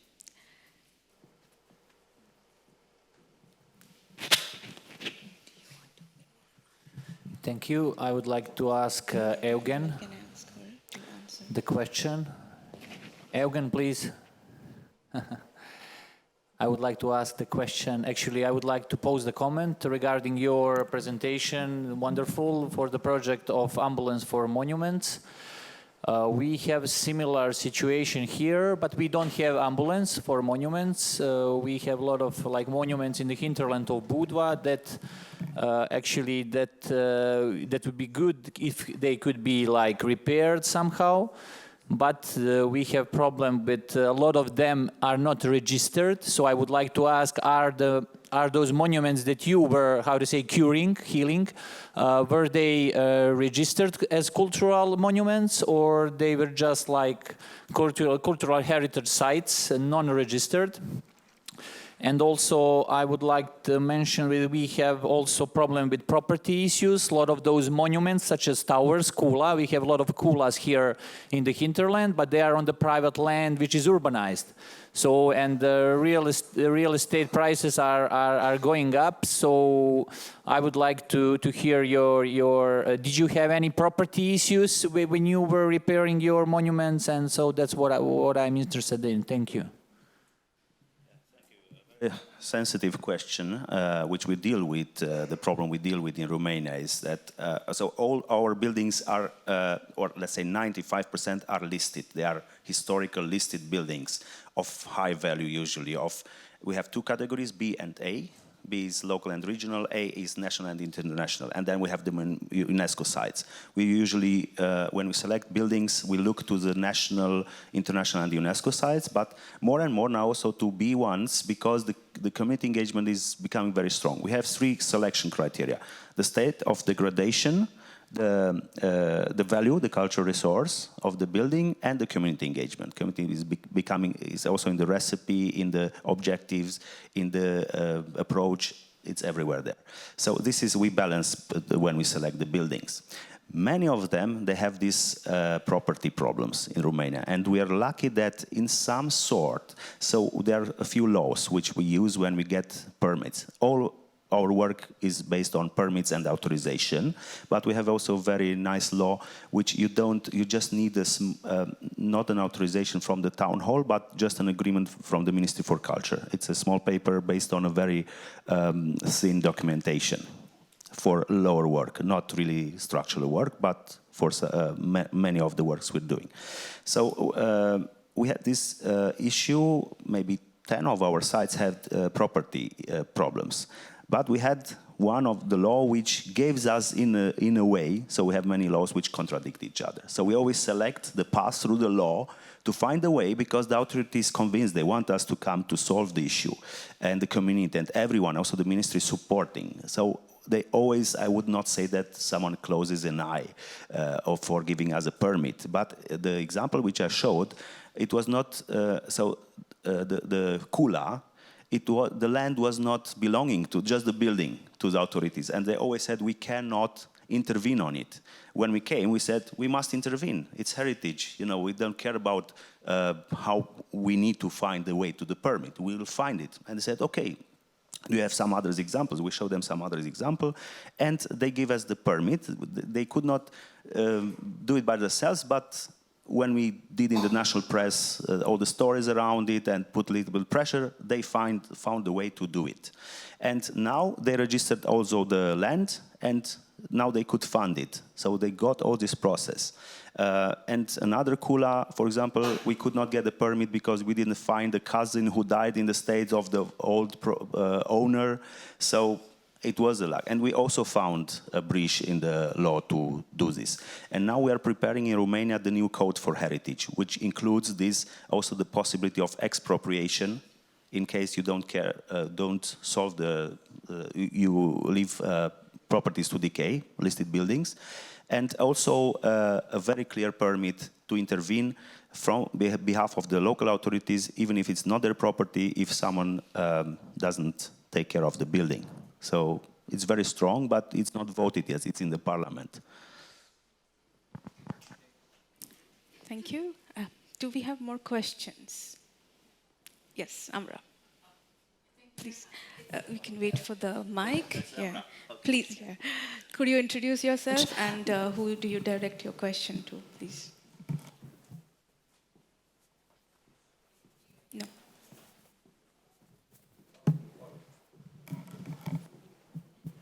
No. Could you please help her with the mic? So maybe I can, this is a sub-question, not a question, because it's interesting how you deal with the laws that are conflicting. Okay. And now I can use it. So my question was concerning statutory protection and listing buildings. Is it necessary to have some kind of a consent of the owner when you are doing this procedure of listing? Because in my country, owners are usually hesitant concerning statutory protection. It means for them that they cannot do anything, that they cannot use as they wish, and it restricts their rights to the site. So especially when these are residential buildings like Kula houses, etc. So that's very interesting, and if we can learn something from you, how to avoid this or how to use this as an advantage. Thank you. In all of our cases, the owner is actually the one who defers the papers for authorization. It's not us. So it's always the owner. But we go to the owners which really want to save that building but didn't have the financial resources or didn't know how to do it, or there was this legal issue which they were in a court with in a process and other things. But it's always willing. We had maybe 3 cases where the owner didn't want to or said, we don't care about it, we don't want you here. And also then we put pressure, and at the end we managed to convince them that it's in their favor to save the building, and they put hands on. And the priest in one of the churches, he was also because the community wanted to do it, but he didn't want to save the church. And he always spoke against us, that we're washing money, whatever, in the village. And at the end, we never said anything. But at the end, he was convinced, and now we're working well together. So it's also about using the good model which you can scale up and roll out to other communities, because these communities are speaking to each other. The mayors in the political meetings, they speak about their result, what they did do. They speak, oh, know some guys from the ambulance, they helped me with the church or with the bridge or so on. And it's spreading from at grassroots. And this is very important. When we started, we thought about where to start in Romania. So we started in a region where we thought we will have a success. It would have been counterproductive to start somewhere where it would fail. So we started with small sites, which there were not many people owners who wanted to save the building at the beginning, but now it became a huge, it's very popular in Romania, and everyone wants, in a way, or many owners want to have the ambulance just for showing off sometimes, just to do something with the ambulance. They even don't know what we are doing, but they want the ambulance there. It's happening. But always with the owner. If you speak about sometimes when owners don't want to, maybe this is the case, they don't want to protect their building, and it's not the case of the ambulance. But what do you do in such cases? So we have a law, a general law, which says that all the buildings should look nice, should be well maintained in Romania. It's not a heritage law, it's a law for all the buildings. So the town hall can fine the owners if they don't maintain their buildings. And it happened in 2 cases, big cities in the center, and they were not voted anymore, the mayors, and everyone dropped this model. So no one is fining anyone now for maintaining his heritage building. It's not a strategy, it's not a realistic one nowadays. You should support people coming with some support, and we are lucky in Romania that the resilience plan of the EU is really supporting for the first time houses. Not listed houses, but heritage, cultural value, heritage houses, 160 of them. It's a start, and it was a successful program. Thank you. Thank you for the question. My bit would be that every one of your projects are very specialized in methodology and applied to a context. And it should be adapted to different challenges if we need to expand it. So that's also a takeaway, that everything needs to be adapted to the local context. That brings us to the end of this panel discussion. Oh, yes, we have a question. Sorry.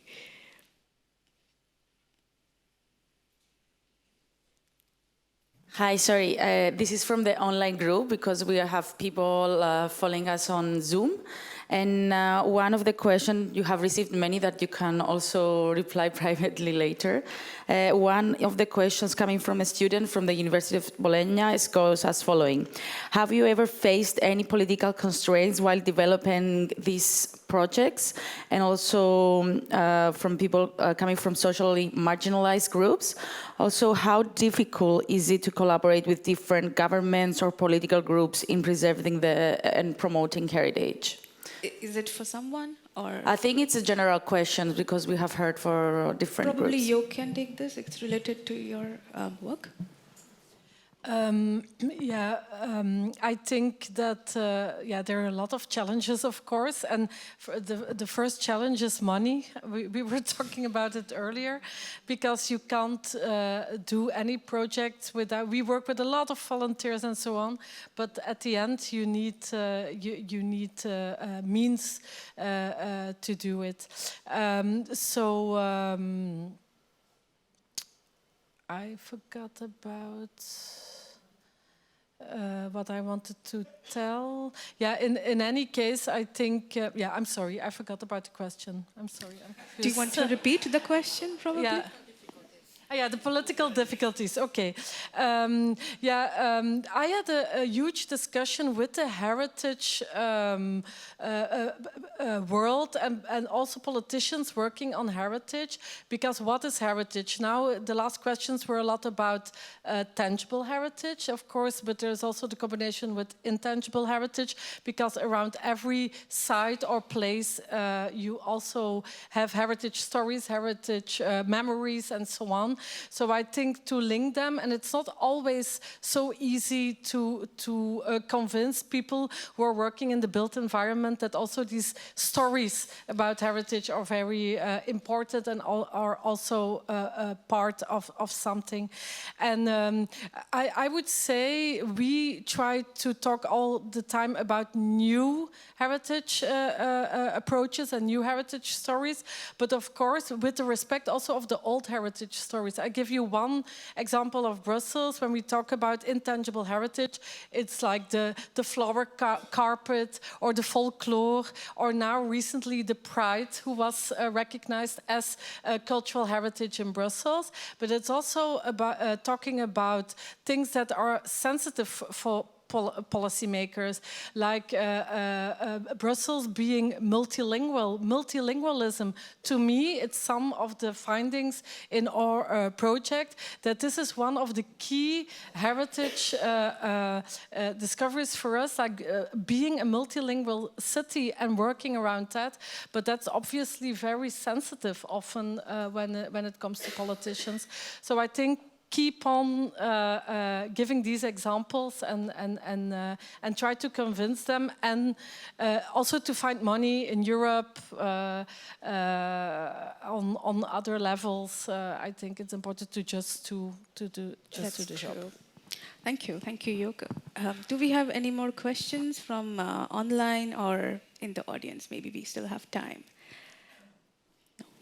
All right, so that brings us to the end of this panel discussion. Thank you very much for sharing your work and your insights, and also to the audience for engaging.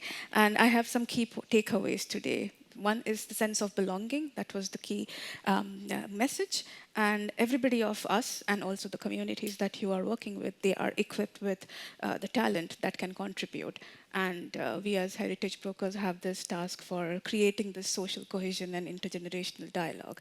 So thank you very much for sharing your work, and thank you for the audience here in Budva and also online for being patient and being with us.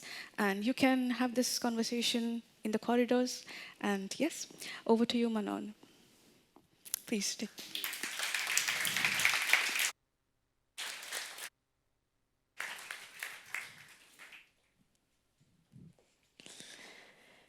Thank you very much to our dear speakers, to our moderator, and to the audience for your reactions. That was a lot of food for thought. And speaking of food, it's now time to take a well-deserved lunch break. I wish you to enjoy the delicious food. Please be back in 1 hour at 1:30 for the next panel discussion.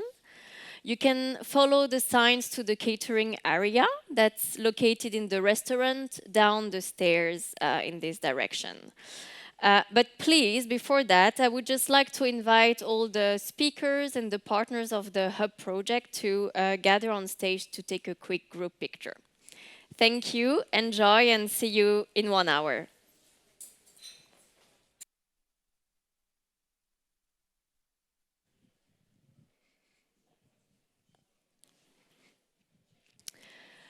Welcome back.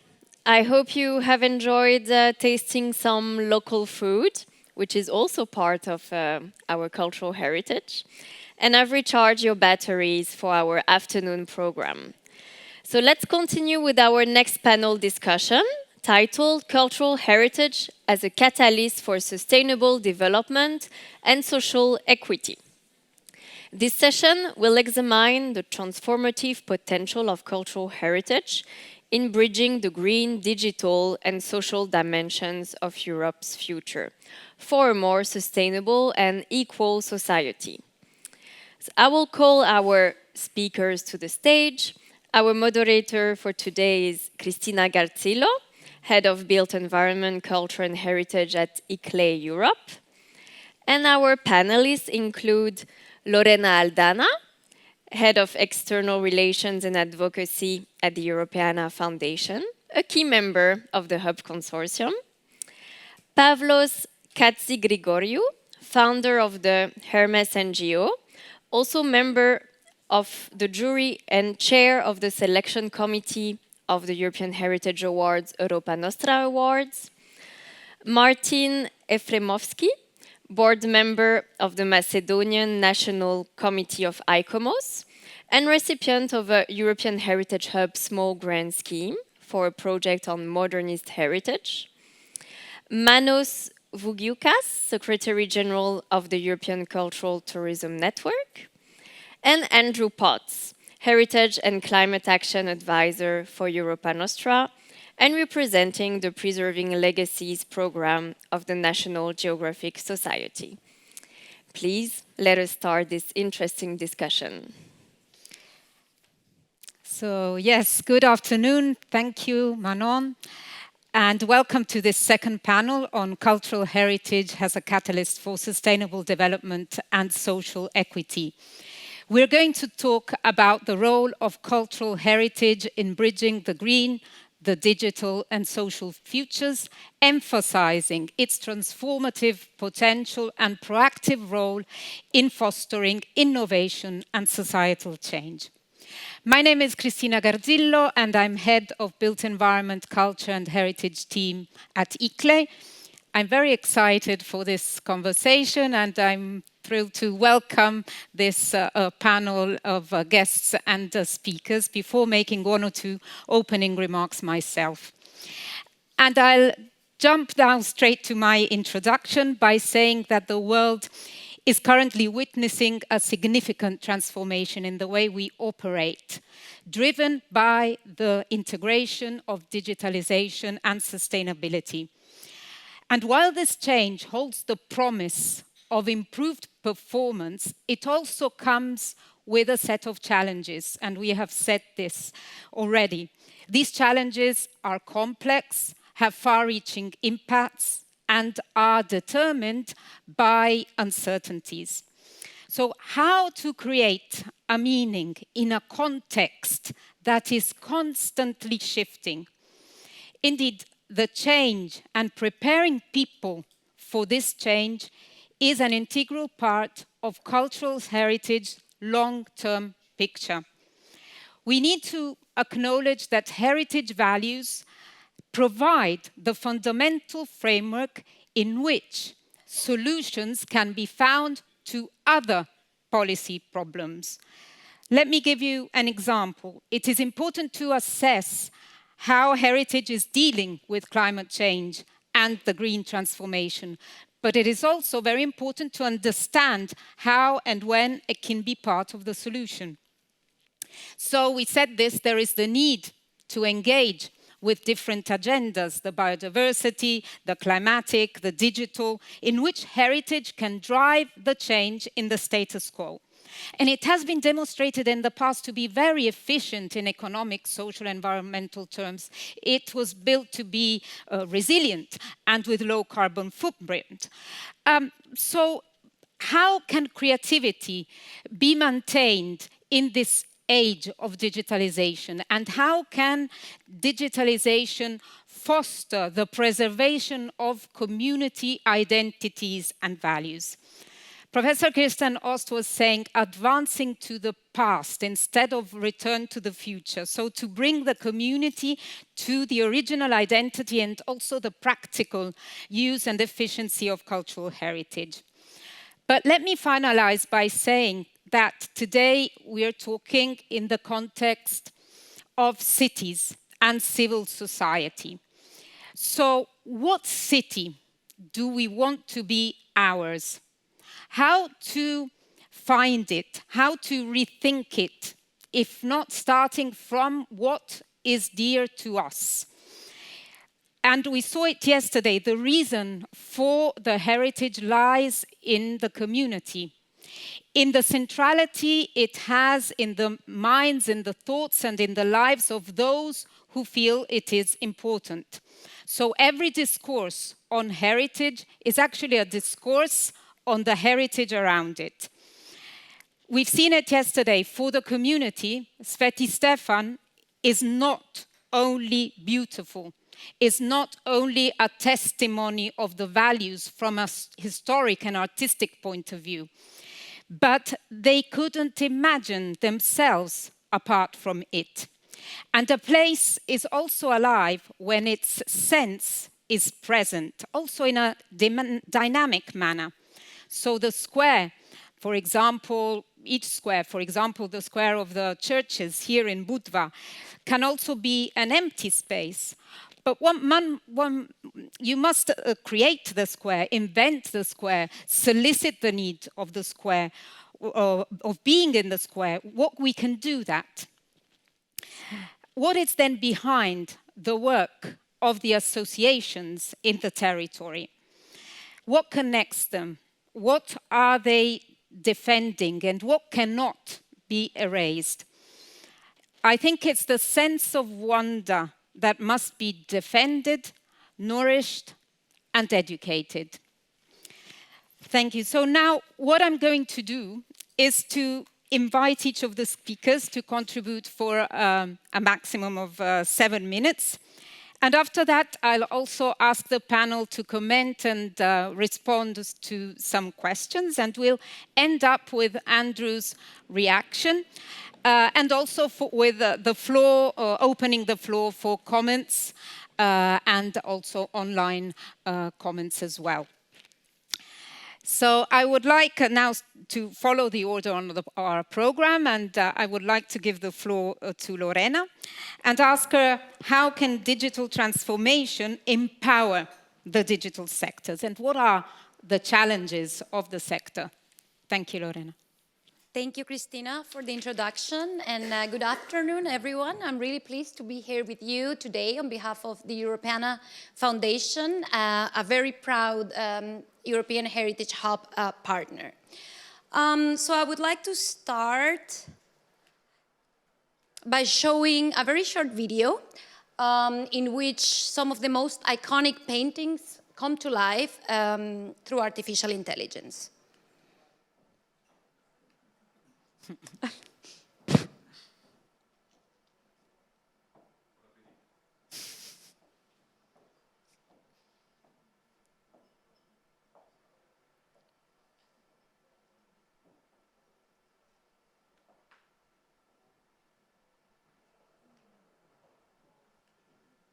Okay, so I would like you to raise your hand if you think this video is shocking and if you think that the idea of AI rewriting the history is worrying.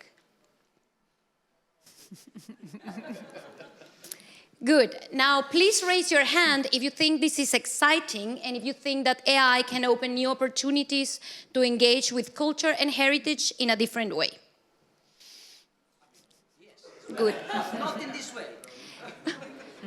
Yes, well, the truth is that when it comes to AI, the debate in our sector is highly polarized. There are some who believe that it's the, groundbreaking invention that will revolutionize our practice. And there are others who really fear that it could lead to a dystopian future. Regardless, AI is here to stay, and it's no longer the domain of experts only. We also see a very important policy and political momentum for artificial intelligence as the European Union strives to become the AI continent. So for our sector to stay relevant in this context, we really need to ask ourselves, articulate and define a role that cultural heritage institutions as public and mission-driven organizations can play in defining, engaging with critical practices in artificial intelligence. Now, why is this important and what's at stake? Digital permeates every aspect of our lives nowadays. Actually, every 5 minutes, there are 20 million Google searches and 95 million WhatsApp messages. So digital is no longer a nice to have or an afterthought. It's really defining how we communicate, how we connect in our everyday lives. And this, of course, applies to how we protect, how we share, and how we experience cultural heritage. And in the same way that us cultural heritage professionals dedicate our work to create beautiful, sustainable, and inclusive built environments, we should use the same care and dedication in the digital world.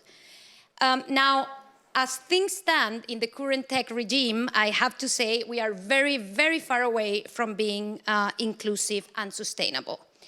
So the flow of information relies in the hands of a few tech giants who basically control the World Wide Web. And as you may know, Andrew, you come from the other side of the pond.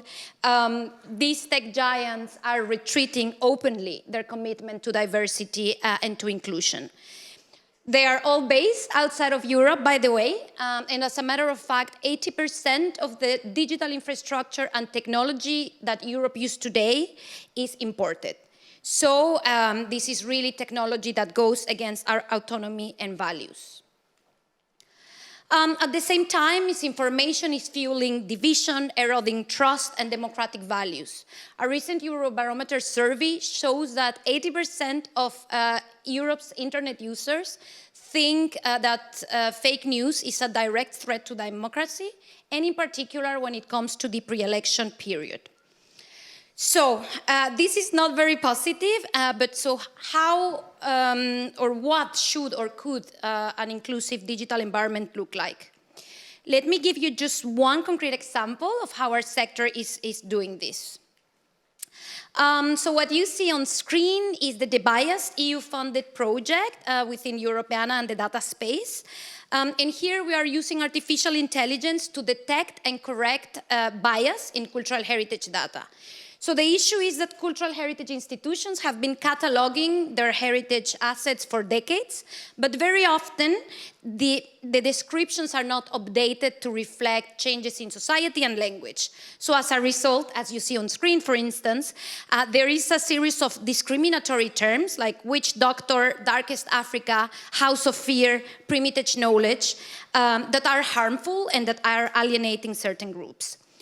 So to solve this issue, Debiased is, we developed an automatic AI power tool that detects harmful language in different topics like colonial history, gender and sexual identity, or ethno-religious identity. So the vocabularies that are training the AI tool are developed with the communities, actually, with the affected group, so that they can really have a space and agency to change the narrative that has been put forward through colonial, patriarchal, and hegemonic structures. Of course, this is just one single example, but many key challenges remain. So the digital transition demands raw material, energy, as you see on screen, 10 to 50 responses in ChatGPT can consume up to 500 milliliters of clean, fresh water, for instance. So how do we balance the cost and benefits of digitization? When it comes to the social transformation, 7 out of 10 Europeans think that cultural heritage can improve quality of life. But for this to happen, everybody needs to access, actually, this cultural heritage. And while AI can offer great opportunities, it also poses risks. For example, ChatGPT can hallucinate or basically just make up information up to 30% of the time, which is something that for us as cultural heritage professionals is concerning because we value historical accuracy and precision. And my final point is how can we maximize tech positive potential while aligning with Europe's value? And here again, you see on screen, almost 0.5% of the population in Europe lack basic digital skills, and a similar amount feel that they are not protected in the digital sphere.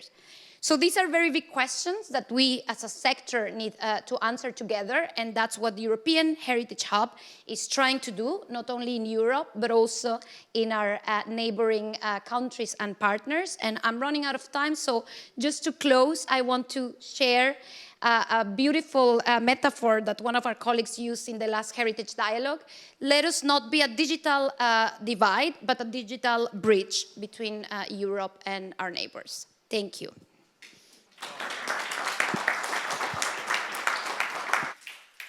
Thanks a lot, Lorena, also for highlighting this intersection between cultural heritage, technology, and innovation, and in the context of sustainable development. And also, how can we use actually this technology for the benefit of the community? And in this sense, I would like now to turn to Pavlos. Pavlos, you have also been appointed managing director for an historical museum. And it seems that nowadays you cannot just look at a painting in a normal way, but you need to be very interactive. So in what ways you think that cultural heritage can drive the digital transformation in fostering forms of engagement and also attractive experiences and accessibility? Thank you. Okay, thank you so much. Thank you for inviting me here today. Yes, probably I will start with a very short theoretical approach of how digital heritage works in local communities. Now, we know that the local community has different levels of interaction and engagement with cultural heritage. Now, we can imagine that if cultural heritage transforms to digital heritage, this works as a catalyst. This works stitched together all different levels, and it helps not only the local community to develop their feeling and the knowledge around cultural heritage, but increases also many times the value of cultural heritage in the heart and in the mind of a local community. And this is really important. It's a tool. It's a tool that we need to learn how to use it correctly, as Lorena just said. So we go beyond preservation with digital heritage. We go to immersion, to interaction, as you said, in museums, with the paintings. We try to make unforgettable experience. We use now this word a lot, experiences around cultural heritage. And we also have creative and educational engagement with cultural heritage. Heritage is no longer a static thing. It's not a static, it becomes a living knowledge, sometimes co-created with a local community. And we have new professions. We are blending now architecture with history, with coding, with UX design. Everything blends together. And this is very important because we go multidisciplinary. Digital heritage makes everything more accessible and inclusive, of course, with all the fragmentation that Lorena just said, and democratizes access to cultural heritage. We have heritage without borders. So I would like now to conclude this very short presentation, to share with you a video. I will talk during the video, just to show some of the examples and not the theoretical approach for digital heritage. So, everything starts with the preservation. This is our need. We start documenting heritage for preservation, but now we have new ways, new technologies for the documentation. And we don't document only the tangible heritage, but we document intangible heritage also. And we make digital twins, and in these digital twins, we have now ways, and we research how we can create experiences in these virtual spaces where you can learn about intangible heritage inside intangible monument. So there is a lot of innovation, and it's really important to learn how to use the minimum size of technology, the minimum level of technology in this area. At the same time, we can have multi-criteria point systems. A lot of you maybe they heard about GIS and how we can use GIS in cultural heritage. This is also a tool for the digital heritage. And we know that we can develop conservation plan where the community can decide, and through open access, public access portals, they can share their opinion about monuments, about use, about sites. We can use all this digital data for tourists, for information in the buildings. But a core role of digital heritage is the educational aspect, in my opinion. This is an example from Ohrid. This is a project that we developed with Ελληνική εταιρεία in Greece, and we can see how we can use all this documentation, digital documentation, to develop online educational courses for school, for local schools, so the kids can learn and be engaged with cultural heritage sooner. We also monitor, we know how to monitor now the climate change impact in buildings, and we can share this information, this data, online, free for the public. To conclude, at the end, it is a massive digital world. And in this massive world, we have to learn how to use this tool in the correct way. If we can pass a message today about how to use cultural heritage, digital heritage, I think the most important thing is to know that we have to stick to the plan of open and share access of the information. This is really important, and it comes following the Lorena what said about the mega industries, technological industries behind all these digital tools. And this is the message, the heritage accessible for all, that we want to pass, and this is what we are working on with Europa Nostra in Greece, and especially in the Greek islands. So thank you very much for this opportunity, and if there are any questions, I will come back.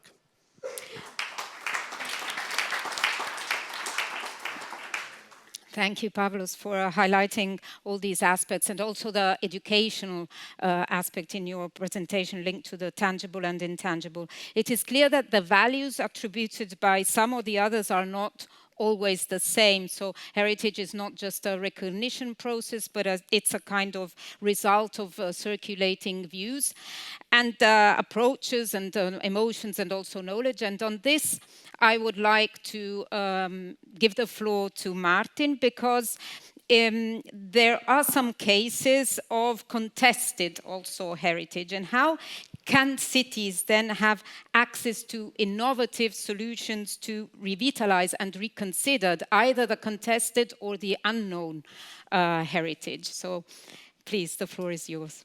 Thank you very much, Christina. Thank you, everyone. Hello. Thank you for the invitation of presenting the project of the monitoring of Macedonian modernist heritage, which was also a recipient to the Heritage Hub small grant scheme. I would like to more or less try in this 7 minutes, very short introduction to bring the context maybe to light of the difficulties, especially dealing with very contemporary heritage, especially heritage that hasn't been recognized as heritage as such. And our project is more or less into, I would say, as Christina mentioned, trying to find tools to approach heritage and to, of course, safeguard it. What were the main goals of the project is indeed to create a mapping, to create a monitor or a digital inventory of the modernist heritage of North Macedonia, to do a very quantitative and qualitative mapping as well, and of course to provide a snapshot assessment of the condition of state of conservation of the properties. This was, of course, the first of a kind digital inventory, and the main purpose of this one is not to create another inventory which is composed of listed buildings, but rather create an inventory I would imagine to be like a second tier of protected buildings, which of course that's the main goal of the project, will be approached to the authorities, where they can actually take it into account where building permits and developments are being approached. We are, I believe, maybe the biggest takeaway from the interlude yesterday by Diana and Blažo were, of course, that we have to document before it disappears. And I think that for the contemporary and modernist heritage, it's one of the key difference, because it's not often located in the main central areas. It's being contested for redevelopment. It's a prime property, but of course, if we don't know what we have, it's much more easy to lose it. And I think that was one of the main goals of the project. We, of course, to be inspired of the project, we went to the register, the National Register of Immovable Cultural Heritage in North Macedonia, where we only found 20 buildings, which were, I would say, defined as a modernist building. In the legislation, there is no distinction between what is a modern building, what is an archaeological site, what is, let's say, a religious heritage. We tried to map it, the ones which were listed. Of course, we wanted to make a complete, I would say, outline, and we develop a framework which can work from the beginning of the early modernist building up to the regional modernist buildings, especially on the Balkan peninsula. Of course, in the remains of Yugoslavia, we have this very strong presence of regional modernist architecture. We also had the discussion for the Generalstab in Belgrade yesterday, but we started with the early modernist buildings, which is something which is completely uninvestigated, especially in Macedonia, and then we are seeing the weaves of influences of people coming from, for example, the Czech Republic, Croatia, coming to Skopje to do very progressive buildings in the 20s and the 30s, especially from Greece and Romania and so forth. This was more or less the methodology we developed. Of course, was to investigate the literature. We looked at different inventory of modernist heritage, especially in the Balkan area, so Bulgaria, Romania, Croatia, Serbia, and so forth. And of course, all kinds of ICOMOS for 20th century protection, Docomomo as a key player in the sphere. We prepared the field work. We composed a service tool that could be implemented today, but also in the future.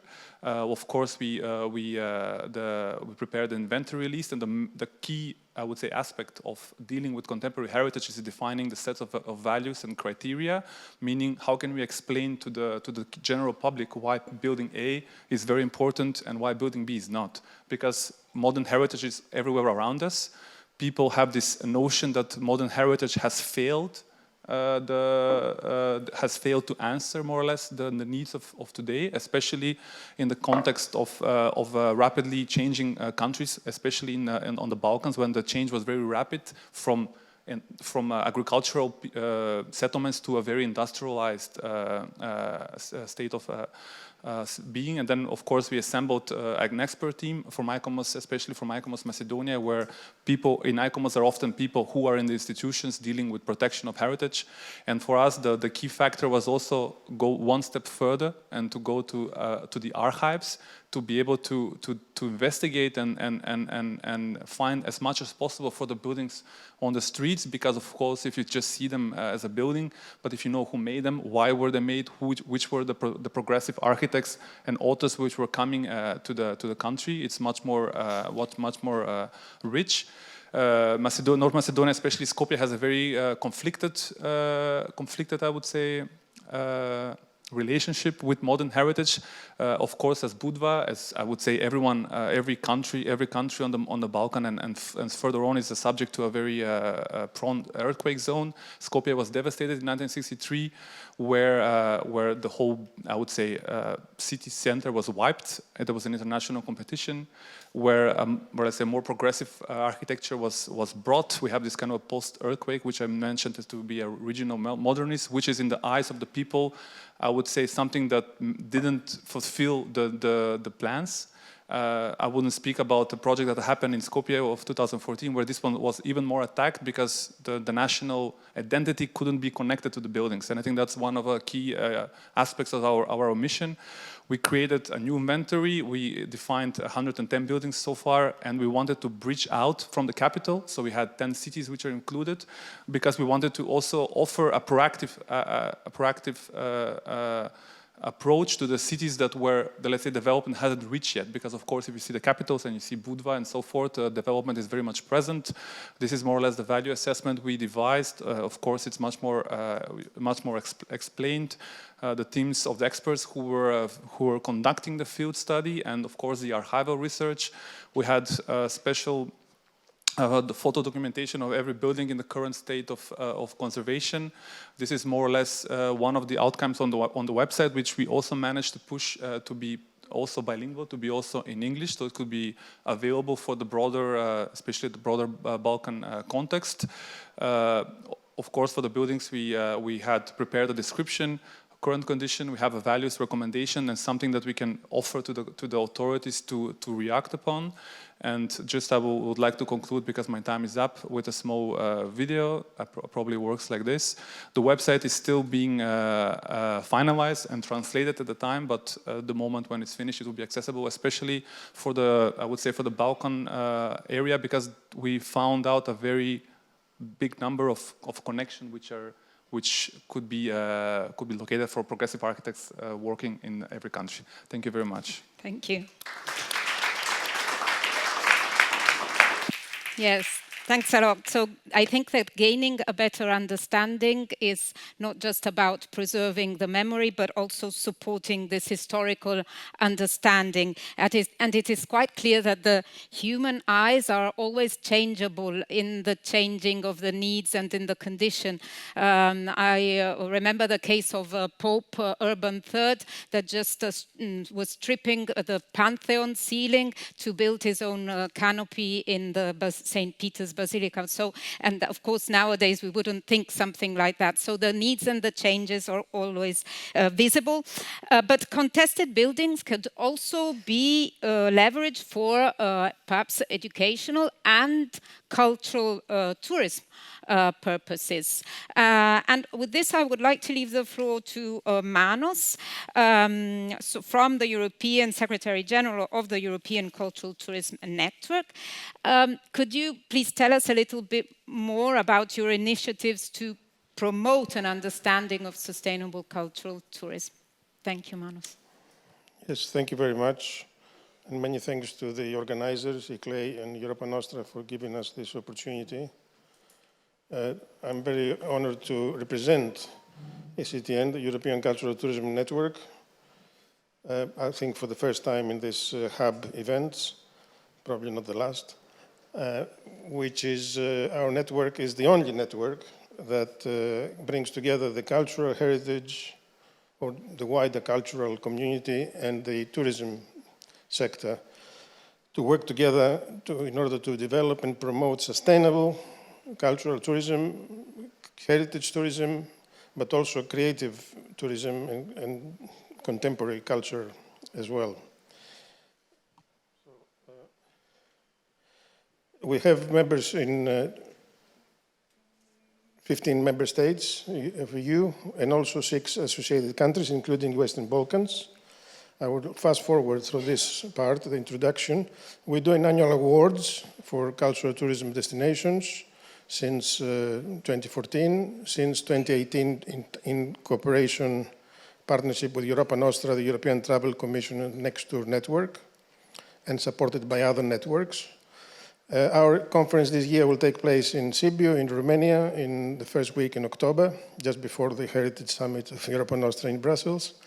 And we have, this year, we have chosen to have as a main theme, authenticity, where people looking for authentic experiences for cultural tourism, cultural heritage.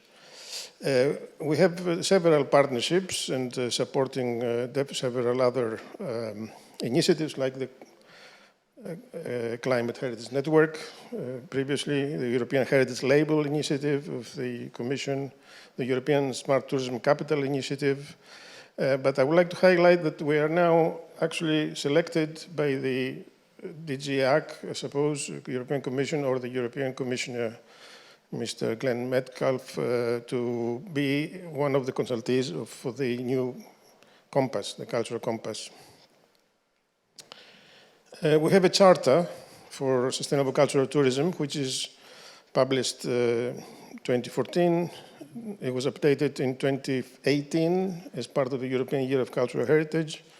And now we have a major review aiming to have a major update published later this year. And there will be a consultation exercise, and maybe some of you can contribute to this.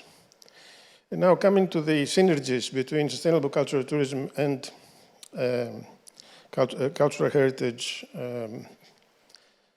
preservation and safeguarding, the two definitions accepted. One comes from the United Nations World Tourism Organization, the other one comes from the DGAC.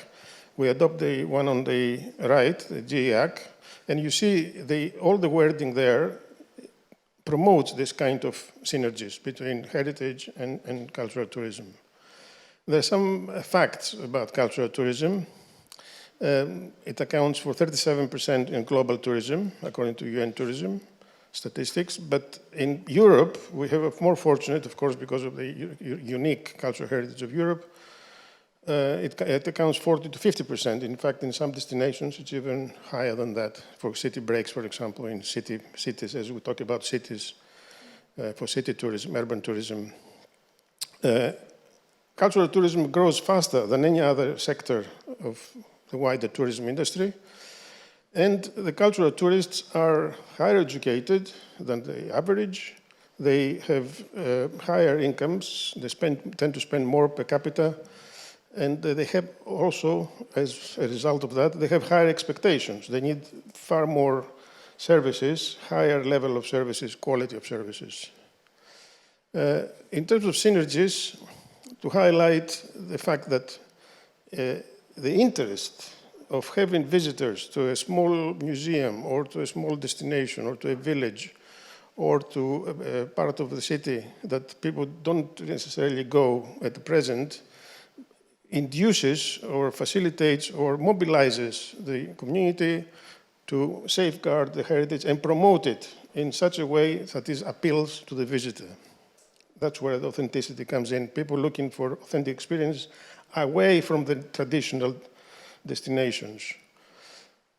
The promotion of heritage by itself creates the tourism potential, which local communities benefit from, and they're actually looking for this kind of attraction in order to improve their economic status. The preserved heritage enhances the visitor's experience, obviously, particularly through digital means, and all what has been discussed in the Heritage Hub about digitalization obviously contributes greatly to promoting this kind of cultural heritage to wider audience, visitors and residents, of course. Therefore, we say that cultural tourism can be, sustainable cultural tourism can be the catalyst for digital transition and heritage promotion. One thing I would like to highlight is the fact that the European Union has an initiative currently since 2019 on smart tourism capital, as we have in the past cultural capitals of Europe. Now we have smart tourism capitals. We were fortunate to have last year Dublin, our member, and the year before that Paphos in Cyprus, our presidency at the time. And one interesting fact actually that we have actually contributed towards is that, in fact, out of the 4 categories, accessibility, sustainability, digitalization, the last one, but not the least, is cultural heritage and creativity. So cultural heritage and creativity is part and parcel of the smart tourism initiative, at least in Europe. But also the way that UN Tourism sees the Smart Destinations Initiative, cultural heritage there also features heavily. As I said, last year we were in Dublin and previous year in Paphos. There is another initiative currently by DG GROW, now DG MOVE of the European Commission on the transition pathway for tourism. Again, it's not about cultural tourism, but out of the 27 topics, at least 12 have direct relevance to cultural heritage and how the cultural heritage appeals to visitors through digital transition. We're active in the social forum of the Heritage Hub. We have 90 members out of the 800 or so. And we hope to do more on this social forum. And as for the next steps, we're currently updating the charter, as I mentioned. We're contributing to the new cultural compass, but also we contribute with a cultural heritage priority to the new sustainable tourism strategy that the Commission is starting now to be published next year. Thank you.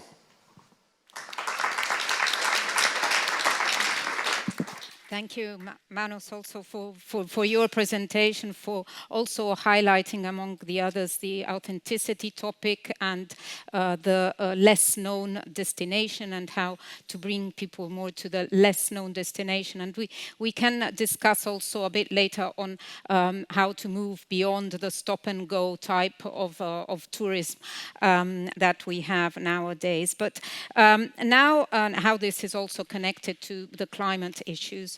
But now let's have a little moment of debate, and I would like to ask Lorena, thinking about the role of culture in society, do you think we are doing enough to digitally preserve our identities and contribute to sustainable development, social inclusion, and territorial cohesion? What do you think?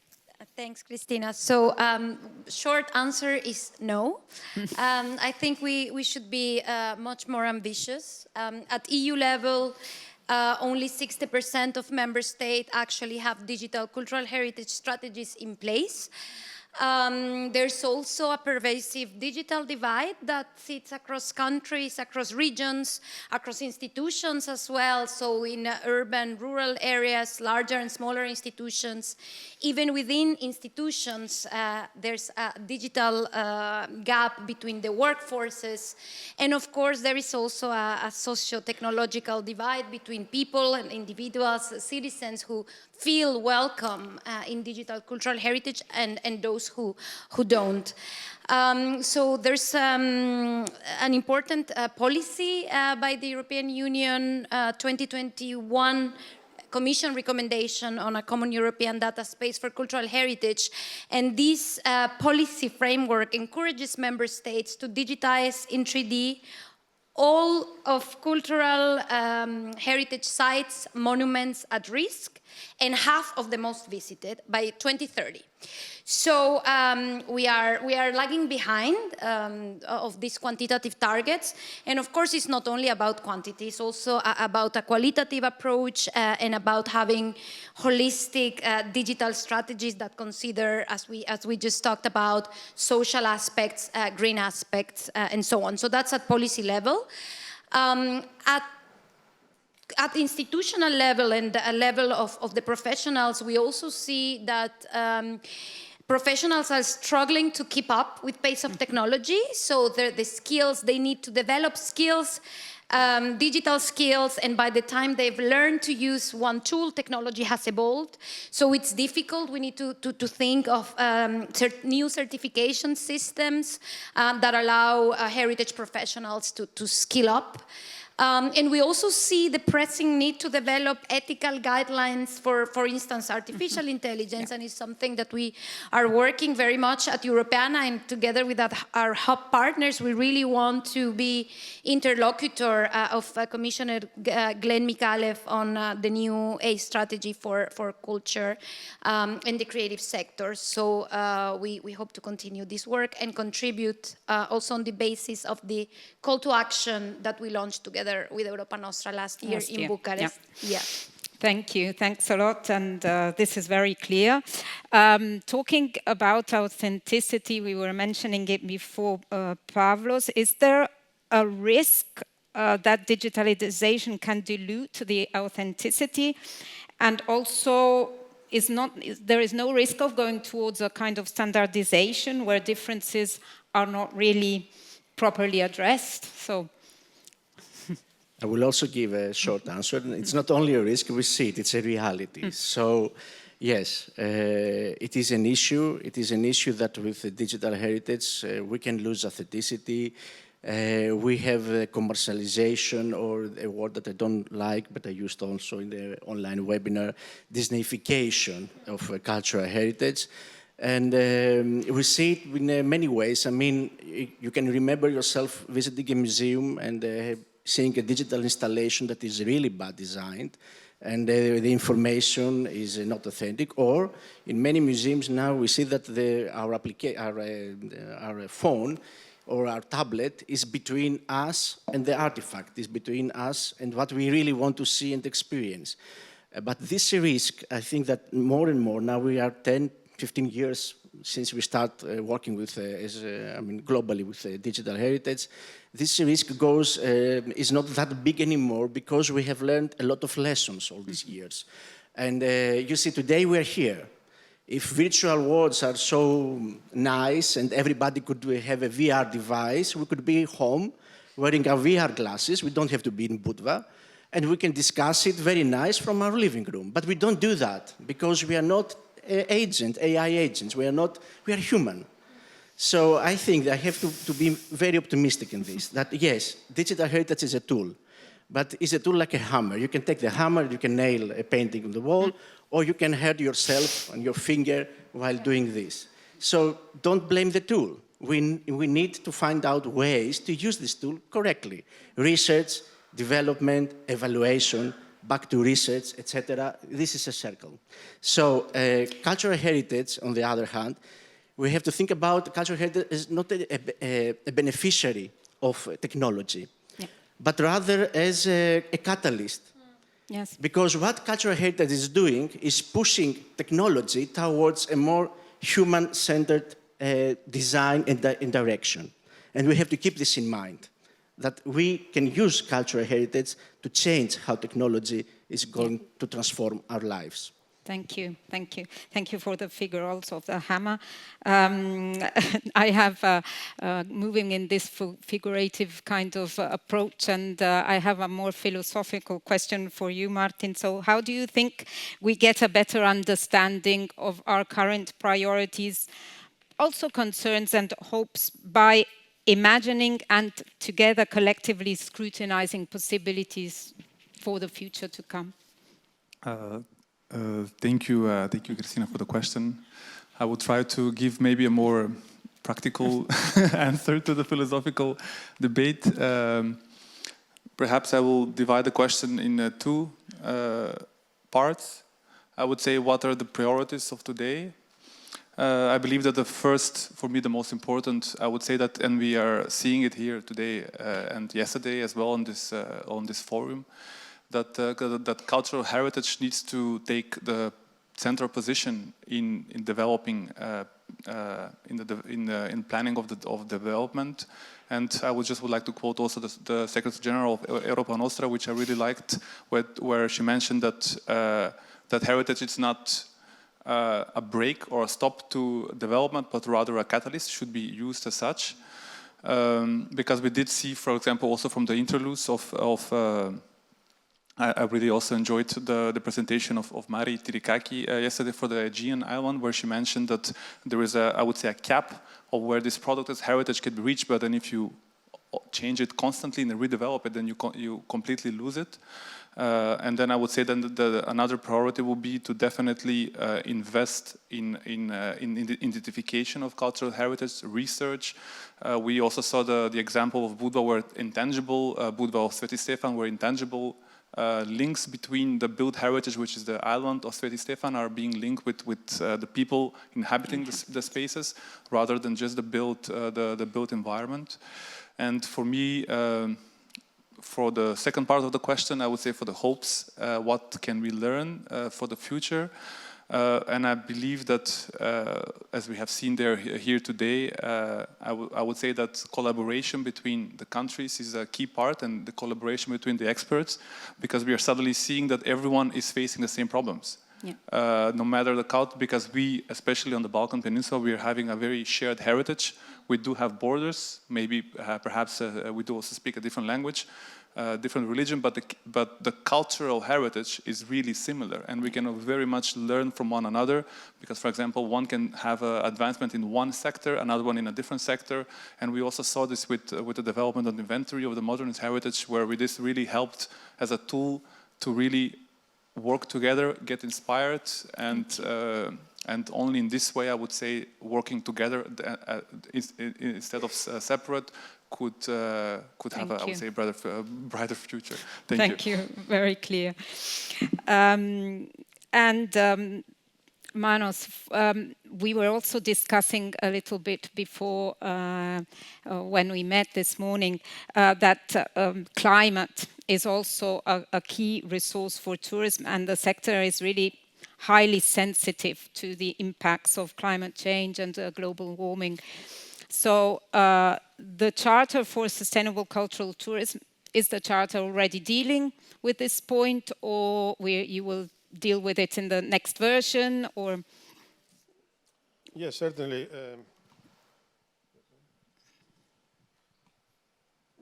Yes, we had actually, since foundation of the network in 2007, some people with foresight at the time, visionaries, actually did mention that in the next 20 years, starting from 2007, climate crisis, climate change would be a major issue. And at that time, nobody actually was talking about climate issues.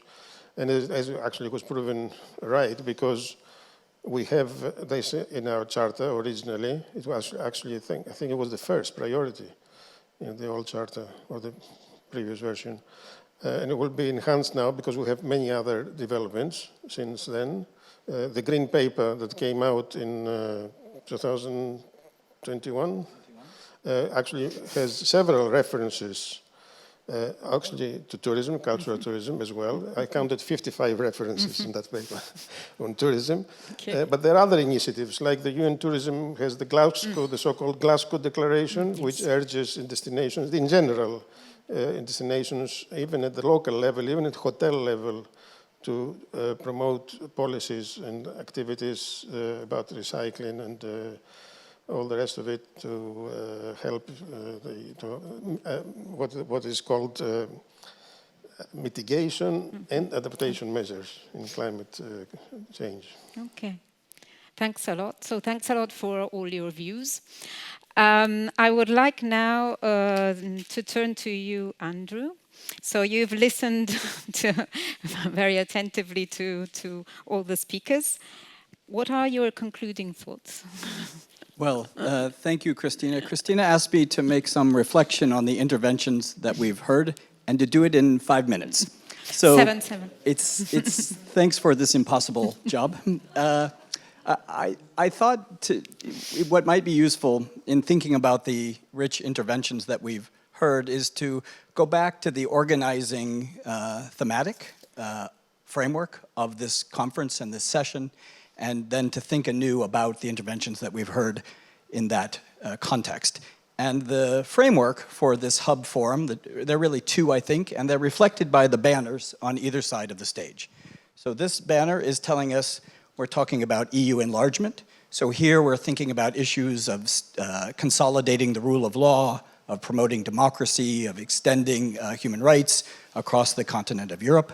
On this banner, we're talking about transformation, climate, green, in other words, social and digital.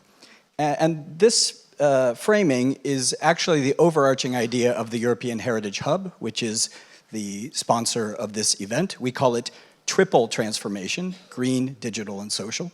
And the idea of the hub is to look at how Europe's cultural heritage sector can thrive amidst triple transformation, but also help lead and guide Europe in this transformation. And what does it mean, broadly speaking, triple transformation? It's really about the idea of how we live within planetary boundaries, how we achieve development, sustainable development, but within these boundaries.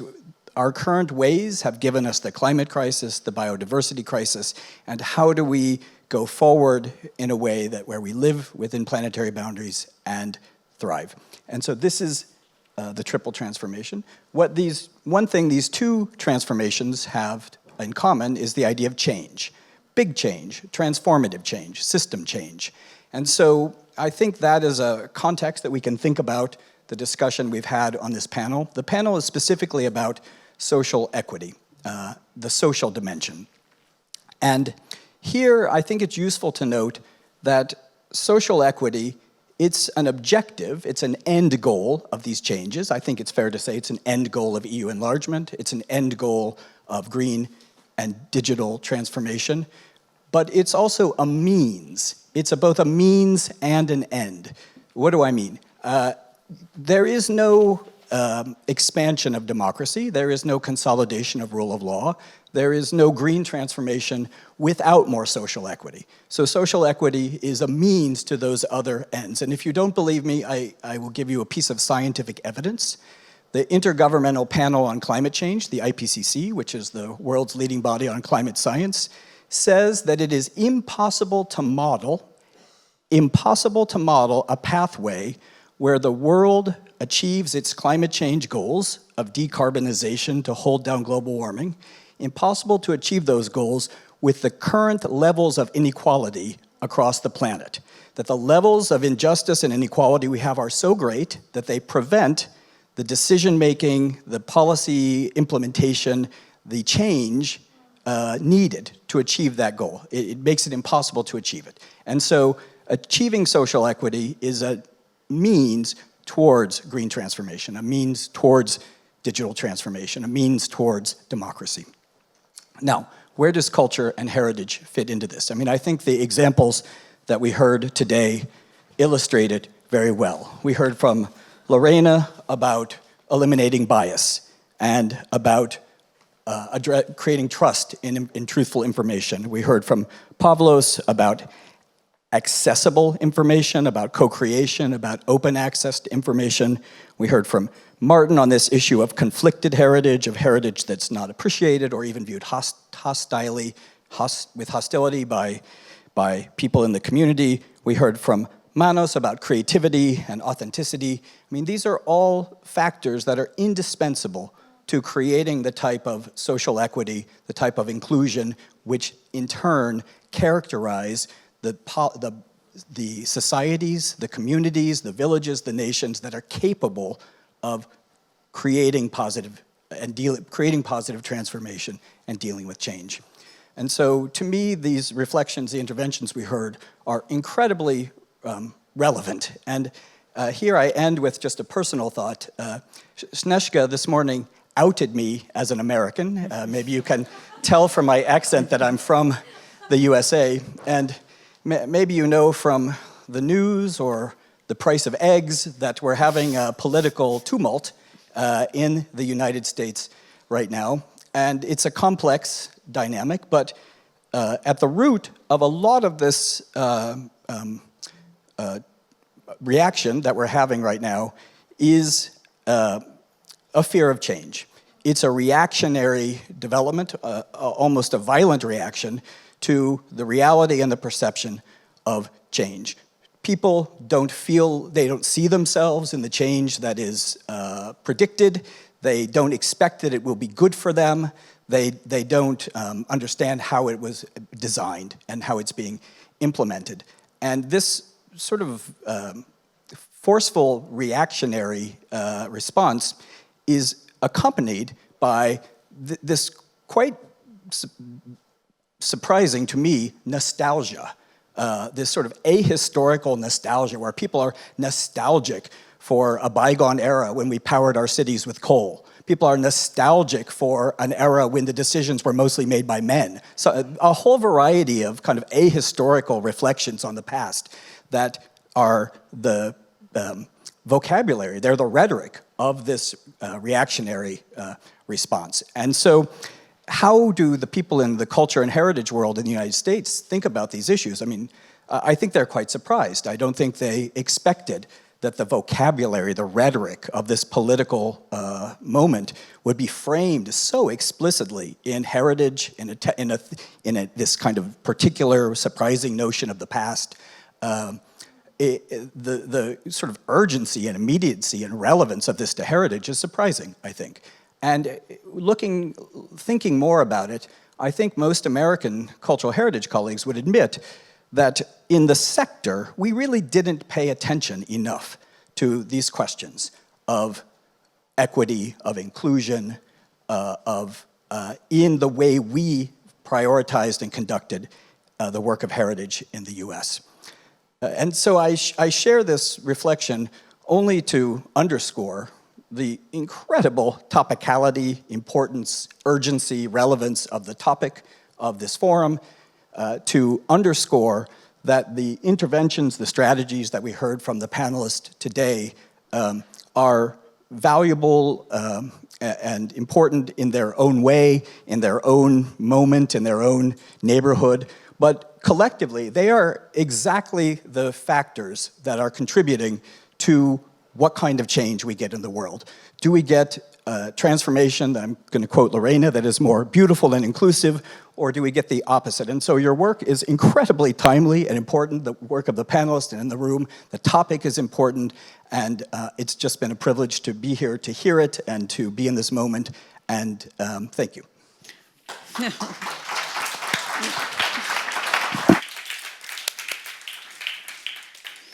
Thank you, Andrew. So thanks a lot for this reflection. And I think in addition to this nostalgia, I sometimes perceive, for example, I was reading on a wall of the writings of anonymous poets. I read, we no longer have the future we once had. So I think in addition to, there is also a loss of hope, which is actually a kind of conflicting dilemma, but I think now is particularly strong. And here I think we have the power a bit to change and drive this change. Thanks a lot. So I would like now to open the floor for comments. So do we have any questions from the audience? Yes, there is one there.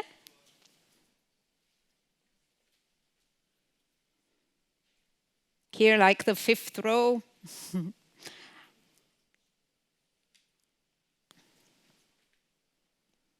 Yes, the lady there was the first.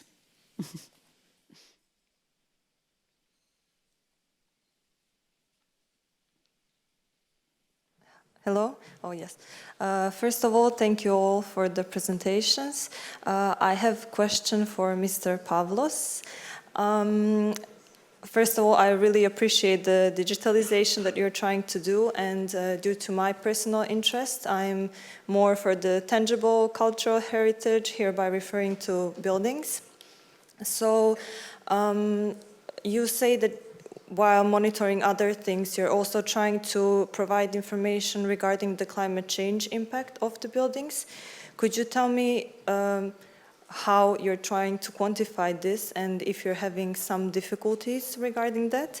And second question is, since not all of the buildings are preserved, let's say, in good condition, is there a way also to, let's say, what interventions need to be done if they are to be done? And is it also an idea to quantify the impact regarding the climate change impacts of these interventions? Thank you. Those are my questions. Very, very difficult to answer all the questions as a panelist, and I don't have the time, but I will answer as much as I can. I think I will give you an idea, and then we can discuss after the panel. So, regarding the monitoring of the climate change impact of the buildings, we still stick to the plan, as I said, for open access data. What we are doing and what we are researching, and we have already applied in 10 buildings, 10 historical buildings in the island, is low-budget solutions that we develop ourselves, of course with the help of other partners, that they can give data in a LoRa network, which means that we don't need Wi-Fi or mobile or GSM network. So this data are accessible all day, 24 hours a day, for all people. We try and we research the visualization of this data in a way that can help people to understand, for example, after 3 months a period of heavy rains, or in 10 months of dry period that we never had 10 or 12 months of dry period in the islands. So we are now, you can understand that this needs time. We are on our 3rd year. All the data are there, and anybody can download them in Excel and CSV file, and they can change, they can filter them, so they can make their own results or research on the data. And of course, correlate them now with climate data, weather data for the island. So more details, if you are interested in this project, which is called Hermon, I can give you the webpage and some more information after the discussion. Thank you. So I saw another hands up. Yudo-chan? Yes, please. Here. Then there was another one on the back I saw. So first here. Hello. Oh, I think here is first, and then you. Oh. Okay. Me? Here. No. The 4th row first. Thank you. Okay, thank you. Thank you all for this really amazing and very inspiring session. I have a question for a colleague from Macedonia, Mr. Efremovsky. And your presentation somehow reminded me on Slumbering Concrete movie, documentary. I guess you saw it, the series of, I think, Croatian production about modernist architecture and somehow monuments all over the ex-Yugoslavia. So the name of that episode about Skopje was, I checked, The City That Was Too Modern. So another philosophical question. Do you think that the Skopje and maybe our other modernist cities or architecture somehow were too modern for our societies? And another topic, because I really love databases, as you already did on your example, what were the main challenges doing that basis? Because you are speaking about hundreds of buildings, I think. So I guess there were many activities you had to do and challenges you get. Thanks. Thank you very much for your question. I will try to answer. For the first, maybe it's a very interesting. I had it in the presentation to begin with, to contextualize a little bit what happened to Skopje, which I removed due to because I think it didn't belong at this presentation, and why it was too modern. Maybe to quote also Andrew, what he said: change.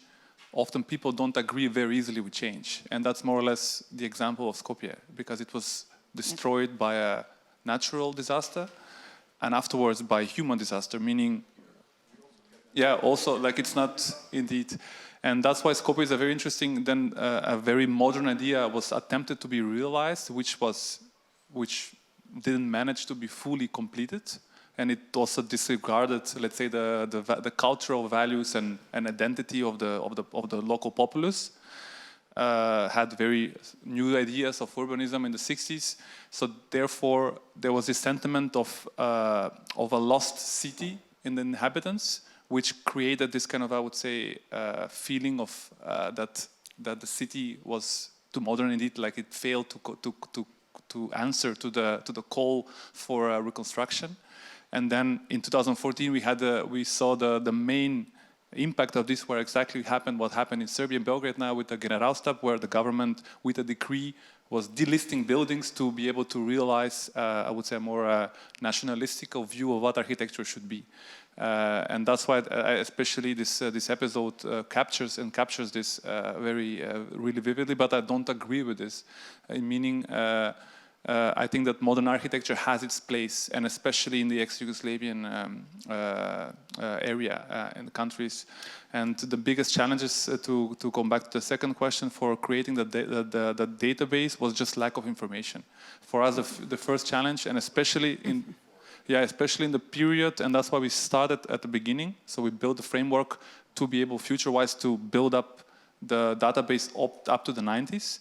But we started at the beginning, from the 20s to the from 1920 to, so the interbellum, so the in between First and Second World War, where the data was really obscure. There was no documentation about those buildings, especially in some kind of a very remote cities around North Macedonia. So I would say that was the biggest challenge, really identifying them, finding them, to be able to at least be documented before change happened, which was also the case. Thank you. Thanks. I saw another question right there at the back. That's the last from this floor. Ah, Snežka also. Okay, and then the online. So first at the back. Good day. And we are going a bit beyond because we started 10 minutes later. I will try to be short. My name is Dmitry Korolov. I'm the part of the team which located in Montenegro. And my question will be to the Pavlos. So our team literally do know how to use all the technologies which you introduced in your video. And we would love to use them for Montenegrin cultural heritage. We locally trying to do some tours like for ourselves, like to show the examples of it. Will there be any advices for us what to start from to start to implement digitalization for Montenegro? Okay, thank you very much for the question. Yeah, I think I will also pass the microphone maybe to, if you want to add something. I will just say from my experience that you have to start because there is a big market of technology out there. So you have to start low, try not to have a big budget for the digitalization of your cultural heritage, and try to prioritize what you want to document. Because you have to start from the first step is, as I said, the documentation for preserving and for conservation. This is what we do. So you should start from that first step and then see, regarding, of course, taking account your budget that you are going to spend, how much technology you can integrate. The problem is that a lot of technology now is very cheap. It's very accessible. Anybody can do it. We don't form multidisciplinary teams in order to work in this area.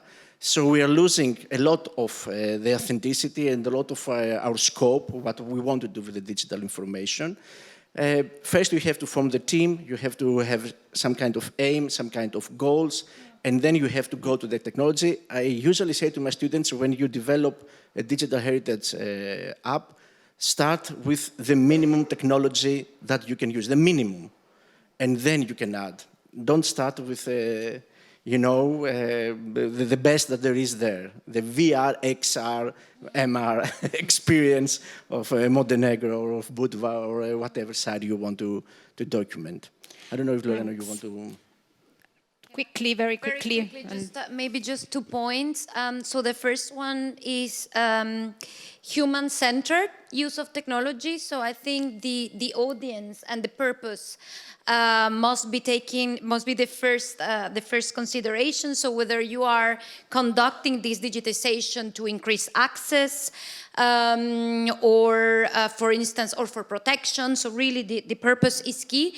And I also want to mention that at Europeana we do have frameworks and standards for digitization so that the digitization that we do is interoperable and that can be used in different contexts. So we have frameworks for quality digitization, also for licensing, so which kind of licensing to use. So I think this is something that, yeah, I'd be also happy to share maybe during the coffee break to see how we can also support you with the knowledge that we have already within European and the data space. Thank you. So we have Antigone and then Snežka, and then it's over. I need to close. I'm sorry. We can discuss later. So Antigone, is it from the floor? From offline?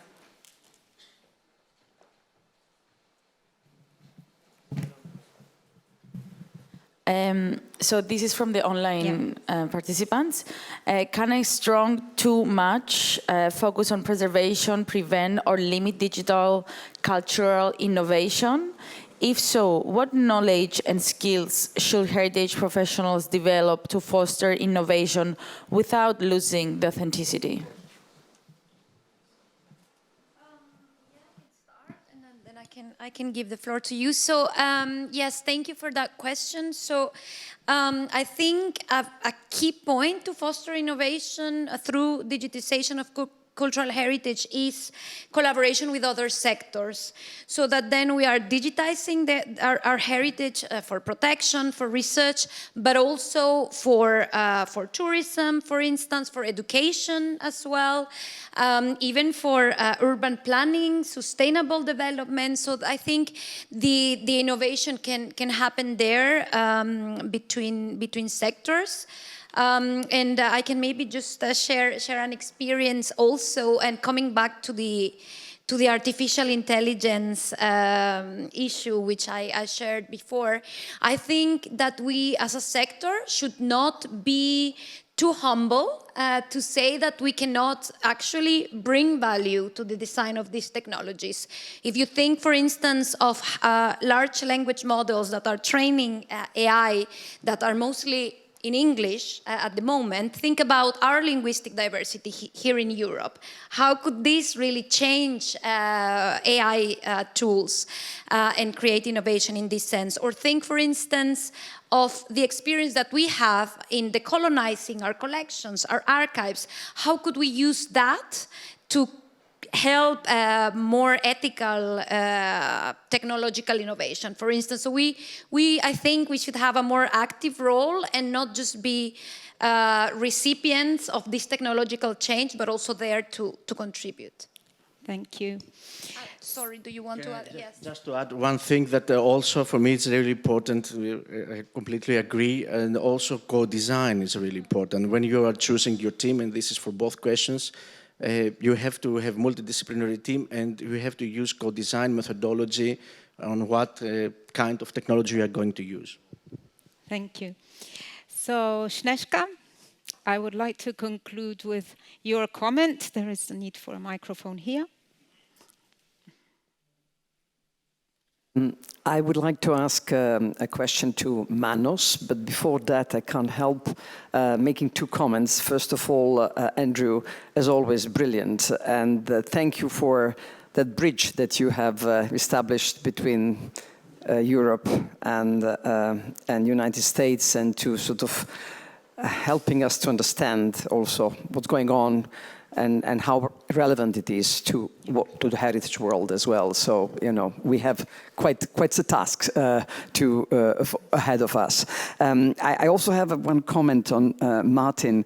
I can't help not reacting when you said about Generalstab, when you said that if I have understood you well, that the government withdrew the protection because they prefer a little bit more a nationalist architectural style. I'm afraid this is not the case. What they prefer, it's what is behind that, is greed, corruption, and just the willingness to use that plot in the middle of historic center of Belgrade for a huge real estate development. So that's the truth, and no ideology behind that. So I apologize. I just wanted. Now going back to Manos. Manos. Sustainable cultural tourism. First of all, congratulations to you and all the others who were fighting for many years to champion the sustainability with regard to tourism, and that we now have for the first time in the European Commission, we have a commissioner, a member of the Commission in charge, not only in charge of tourism, in charge of sustainable tourism. So there we have quite, something was achieved. Now we have the fight that they understand that applies to cultural tourism as well. Now we are here in Montenegro, the country where the tourism is probably one of the most important branch of economy, and we can't, we see, of course, this beautiful old part of Budva, and marvelously located this room because we don't see all the modern development of the last 25 years of quite non-sustainable development and unsuitable development, and along the coast, not just, but in particularly, of course, along the coast, because that's where the pressure is of tourism in this country is. And so they have a particular challenge. And what would you what would be your message to our friends from Montenegro who obviously are aware that this is not the way to go? And so how to strike the right balance, how to resist the pressures and sort of to champion that right balance between preserving cultural heritage, identity, and promoting development also in the field of tourism. Yes, obviously you touched upon some very important issues and dilemmas that exist in what I think you called previously a love-hate relationship. I prefer to call it more a synergy. But yes, there are issues. I mean, here in Budva, in Montenegro, in Dubrovnik, further up the coast, even in Saint Stefan, I think. There are several issues that local communities have to deal with to preserve heritage that is of great interest to visitors.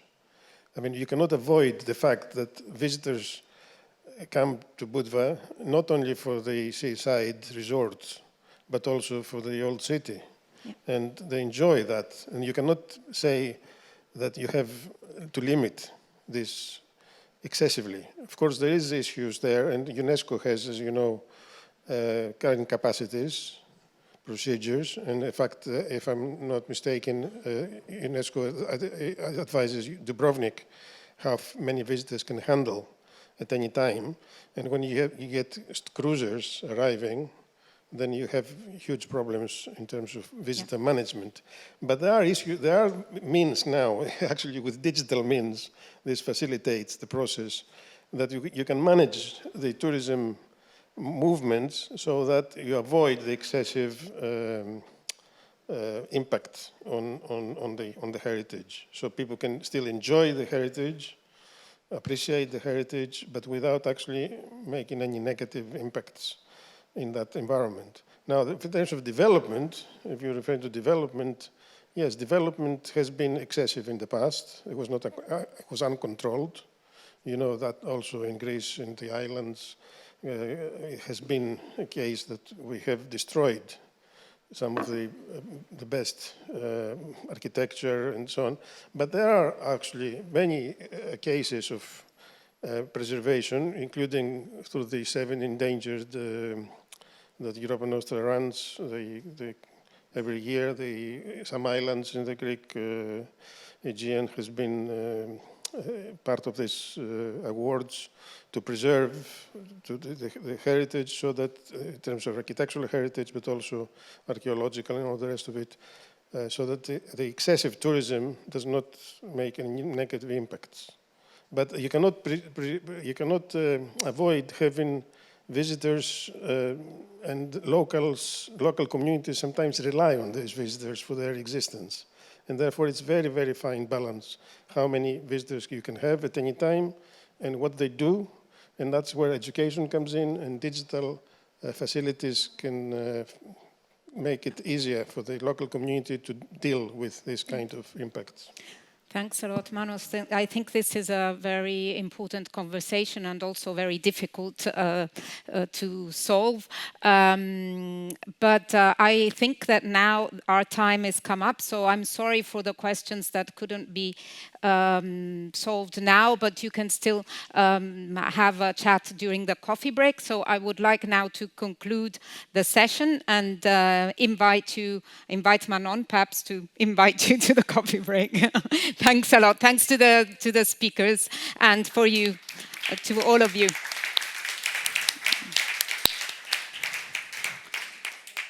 Thank you very much, Christina, for your moderation. Thank you to our speakers for such a lively discussion.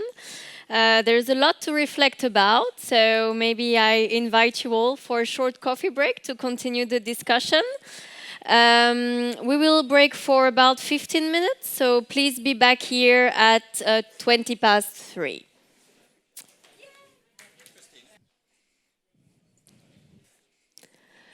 Welcome back for our third and final panel discussion for today on the theme of advocacy in action, Civil society as the champion of heritage-driven transformation. This session will explore how civil society organizations can drive transformative change in heritage preservation while fostering the role of heritage in the green, digital, and social transformation. I would like to call to the stage our moderator for this session, Vesna Marjanovic, Secretary General of Europa Nostra Serbia and Council Member of Europa Nostra.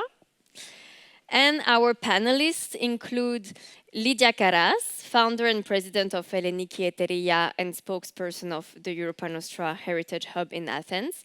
Unfortunately, Mrs. Karas could not join us in person, but she has recorded a video message for us. Patrick Kaleya, executive president of Dinlart Helva, the National Trust of Malta, also council member of Europa Nostra. Vedran Kozovic, president of the Society of Friends of Dubrovnik Antiquities, also laureate of a European Heritage Award, Europa Nostra Award. Veron Tara, executive director of Educo and recipient of a European Heritage Hub small grant scheme for the project Heritage Ready. And Alexandra Kapetanovic from Expeditio, Center for Sustainable Spatial Development based in Kotor, Montenegro. Vesna, please, the floor is yours to kickstart the discussion. Thank you very much, Manon, and good afternoon. And I hope we will gain more energy in this second part of the afternoon, which is always the hardest part for our concentration, definitely mine, but at least I have a role here to try to energize the audience and, of course, our panelists. So it's a great pleasure to be here today. As you heard, my name is Vesna Marjanovic. I am now, for a while, a member of the Europa Nostra family. Before that, I was involved in politics and legal issues when it comes to cultural heritage, so it is very close to my heart for a very long period of time. To start and kick off this conversation, I chose two quotes from a newly published book in Serbia about heritage. And this is the first textbook about heritage, which I find is also a very good sign. So it's not a book for the academia or the professionals. It's a book for anyone who is engaged in heritage issues as citizens, since we are talking, this is our main topic for this panel, the role of civil society. Some of the quotes, which I hope will inspire us for further thinking, are as following. History is what the historian considers worthy of recording, while heritage is what contemporary society chooses to inherit and pass on. So that is one interesting quote. The other ones from the author is Ashworth, the famous heritage author. The other quote is that we never perceive the past firsthand, since we belong to another generation, but through many collective lenses: religion, ideology, ethnicity, nationality, class, personal destinies, and families' histories. Only then do the past and heritage gain value for the present and future generations. I chose these two quotes, I'm sure there are many, many more, because I wanted to emphasize the role of civil society in preserving heritage, and this is what is our topic of this panel and for today. As Manon has just said, we will start with the video presentation or video address by one of the most distinguished members of Europa Nostra, Lidia Karas, who is the founder and president of Elleniki Eteria and also the spokesperson of the European Heritage Hub in Athens. So can we see the video, please? Dear friends, it is a great pleasure and honor to be able to address you today. It is a real joy to see so many people from our neighboring countries, the Balkans, participating in an event for the heritage and environment. We are particularly happy in Athens that with the Athens hub of Europa Nostra, we have established very good contacts with many countries in the Balkans, in Turkey and in the Caucasus, Georgia and Armenia. And we exchange a lot of information, a lot of useful knowledge, and this we hope will increase in the coming year.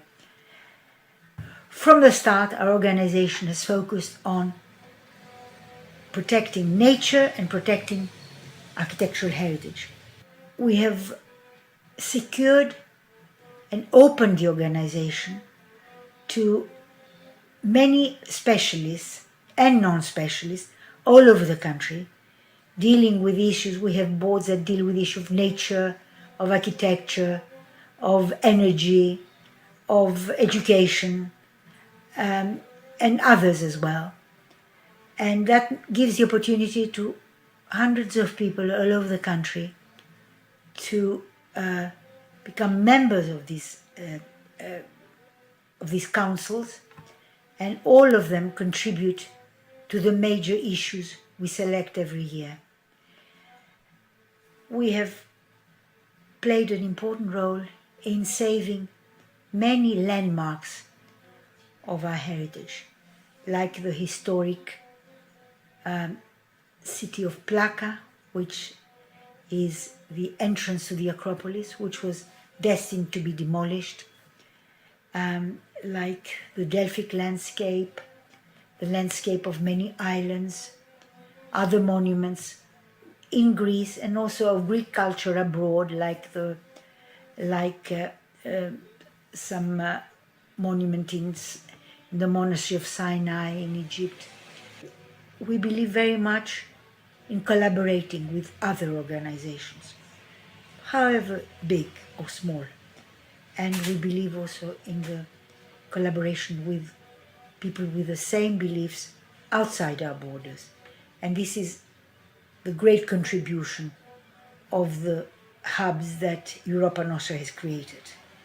A lot of people have rallied around us to try and create a proper zoning in many areas of Greece, selecting landscapes which should not be touched, selecting areas of agricultural land which should be protected, and acknowledging that some other areas, there may be some building construction, but on the whole, preserving our architectural heritage and our historic villages and towns. It is in this context that we have responded to the requests of many small islands, which we believe are the jewels of Greece, and where the municipalities have asked us to advise them because they don't have in their offices, they don't have architects, urbanists, economists, etc., or lawyers. So we have formed a small group of people with this experience and knowledge who now are responding and have become the advisors to the municipalities of small islands. Let me end by saying good luck to the organization today with the conference. May we all learn from each other, and may we, with the help of Europa Nostra and the European Union, and us, above all, our citizens, achieve much more in preserving our heritage and our environment. Thank you very much.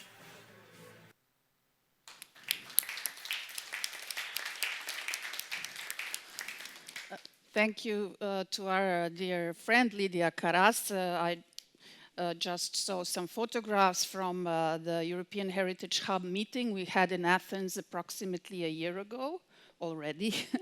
Time flies. There was a very interesting gathering like we have here today of mostly the Western Balkan countries, civil society organizations.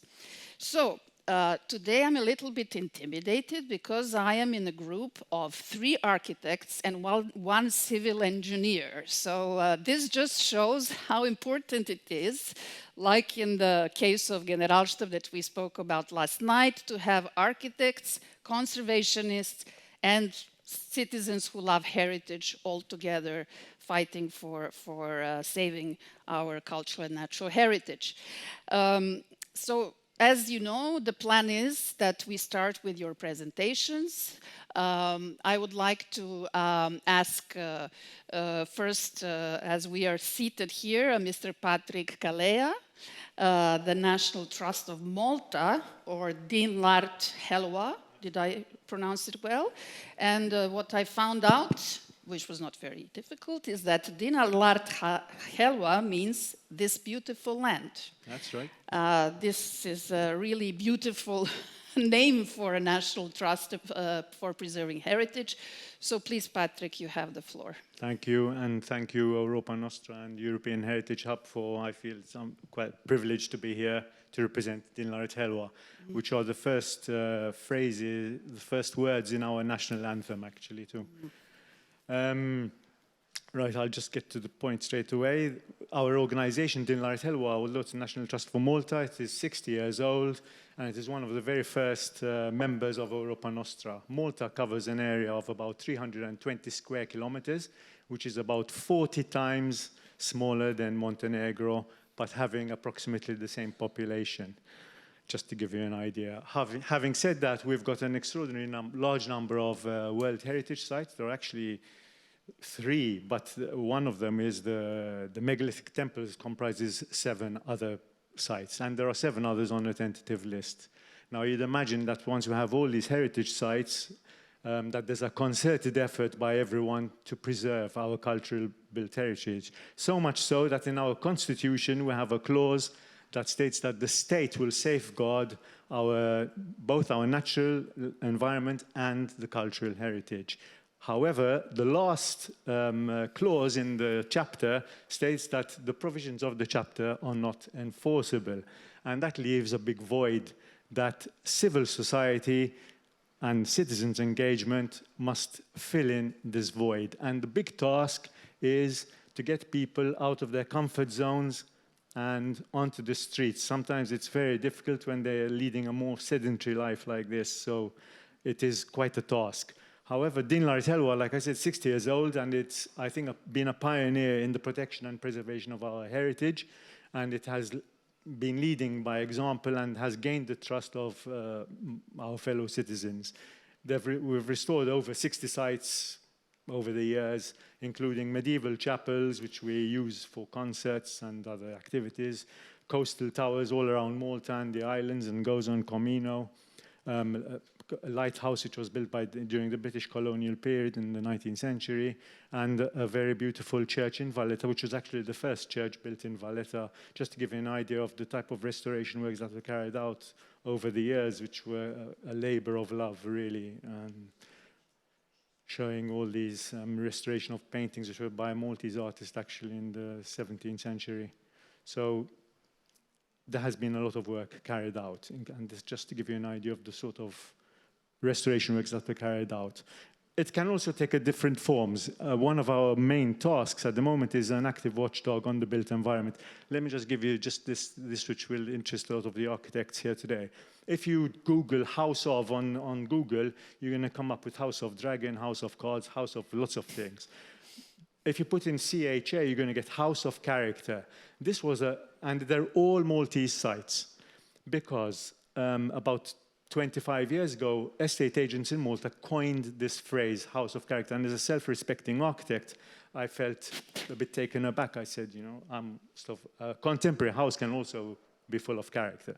But anyway, and the reason was, and this is what you get when you look up House of Character, all these old Maltese houses and nothing new. nothing contemporary. And the reason is because there are so many atrocities being constructed and are still being constructed today. And one of our jobs is advocating against this form of development in the built environment. So we advocate for changing the laws. For example, this is a case where there's a lot of pressure. They've just given permission to demolish that building there, which was a 19th century British barracks, which is built inside the fort in Gozo, in Fort Chambray. And they want to demolish about 85% of it and relocate it in order to build a large development, a housing estate, basically, in the fort. This was a protest we held on site. We crowdfunded to open up court cases against the state and against our superintendent of cultural heritage to actually fight the development. We held meetings and protests in front of the Prime Minister's offices and in Gozo.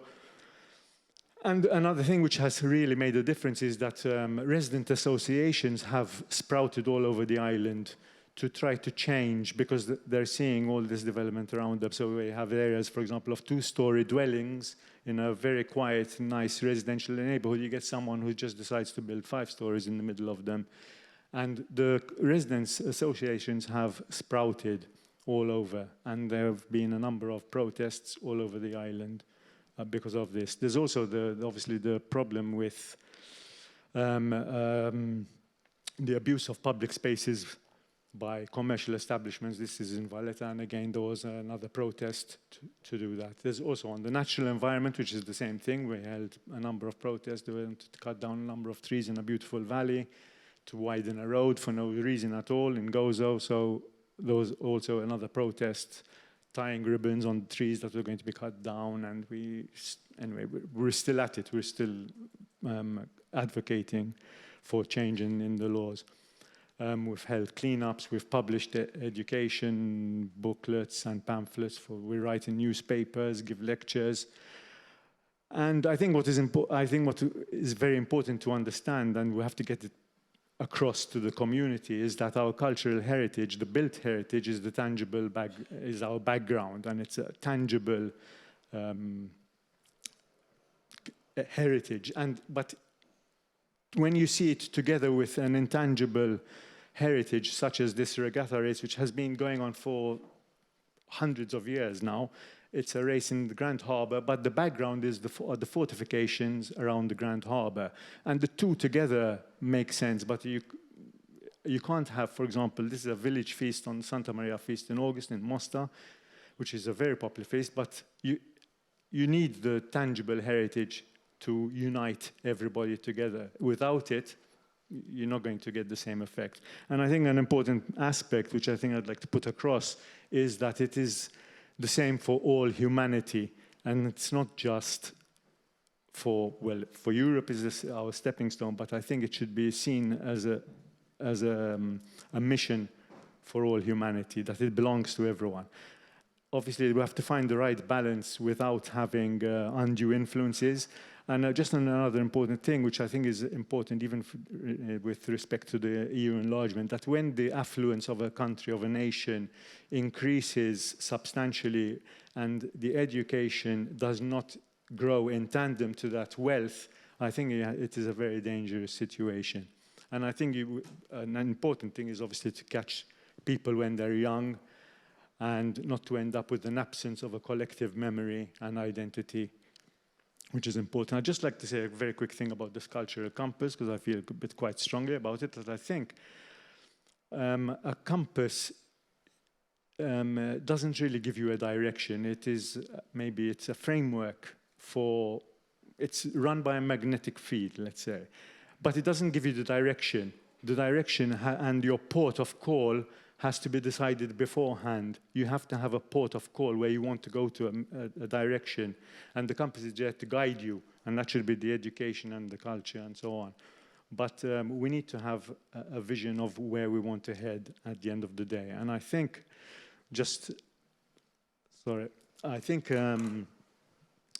just like to finally say that when I mentioned the residents' association sprouting up all around Malta, it has given them a platform, a sense of belonging. It has given them a platform to amplify their voices. And it is also showing that they are moving out of their NIMBY, their not in my backyard mentality, to extend that thing over, that sentiment over a wider area. And I think with view to the enlargement of the EU, I think it would be important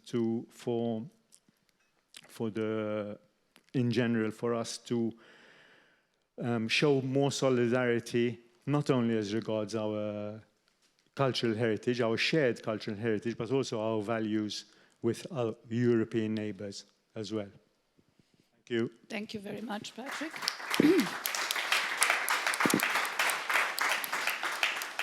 You have raised many important issues, but we will come back with the questions after we all had our presentation. So, as you mentioned, the Citizens Association, it was maybe the best way to introduce Vedran Kosovic, who is representing the heritage champions of Europa Nostra for the year 2024. We have met in Bucharest, and I have to say, from Serbia, we were rooting for them as one of our neighboring candidates for the award. So Vedran, please, you have the floor.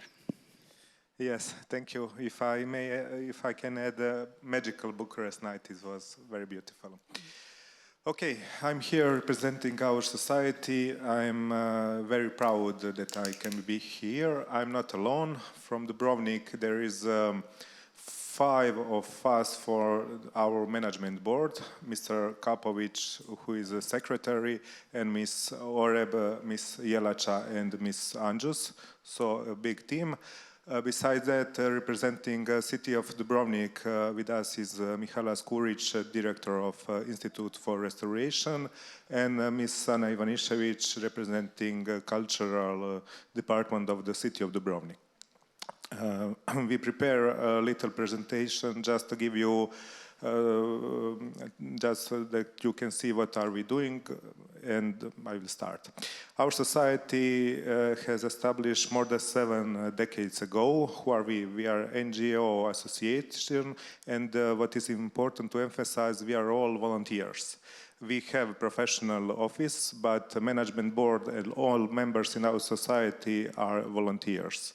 From that professional office today with us is Mr. Zec, who is the Chief of Maintenance Operation, and Mr. Hanza, who is a Technical Secretary.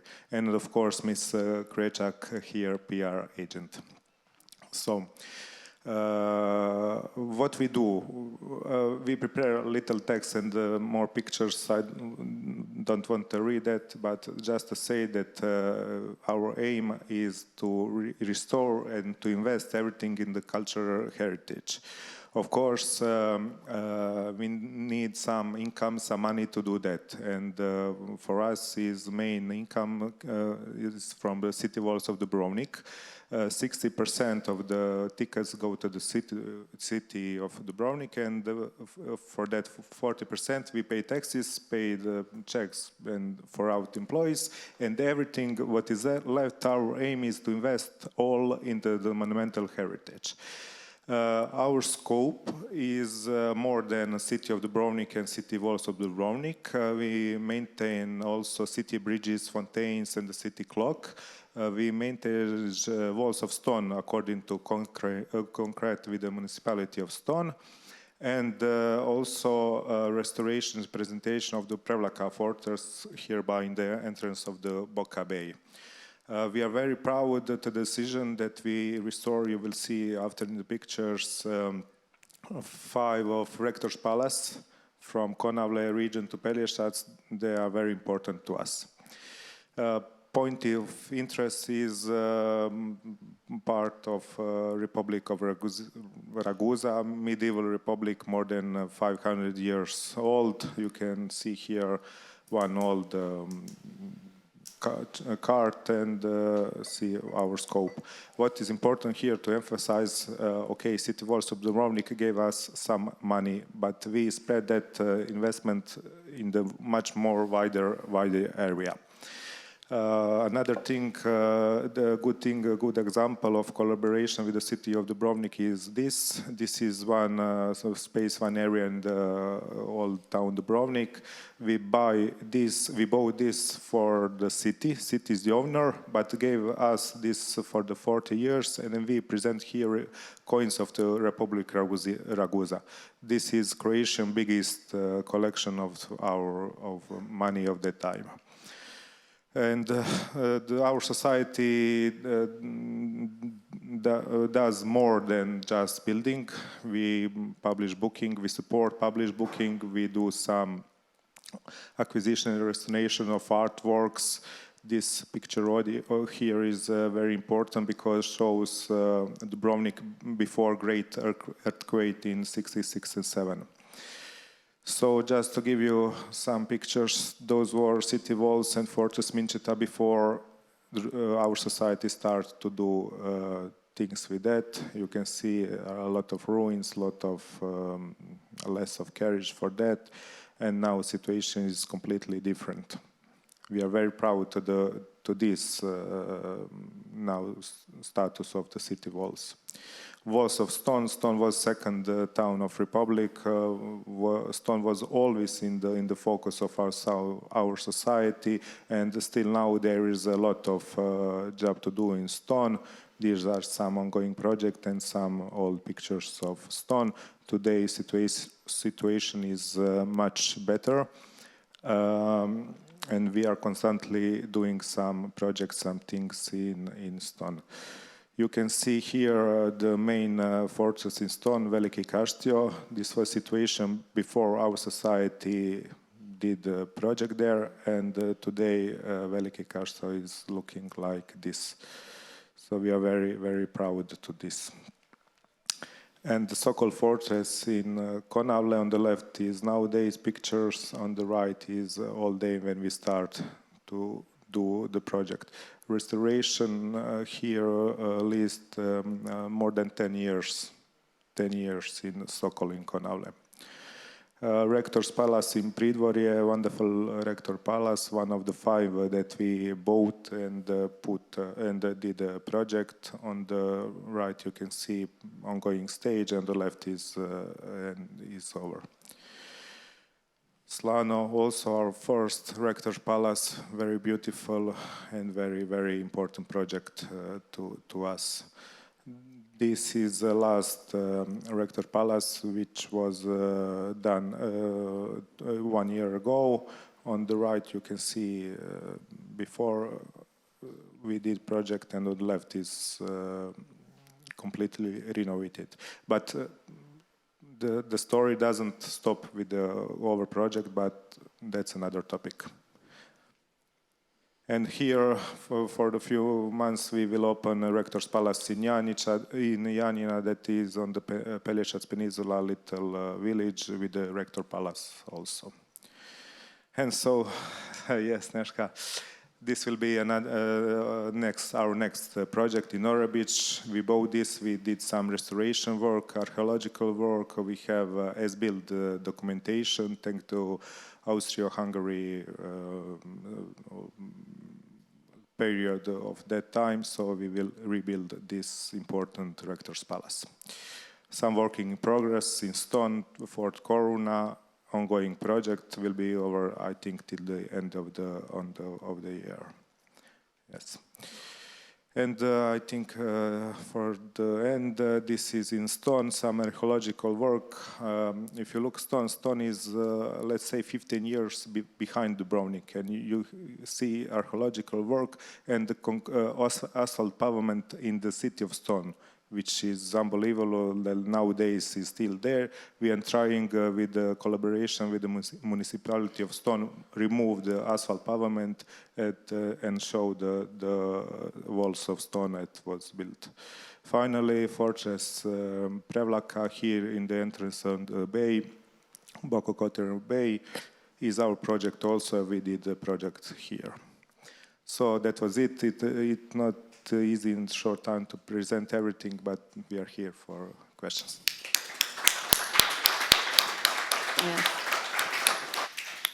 Thank you, Vedran. This is really impressive. So we could remember why they received the Heritage Champion Award.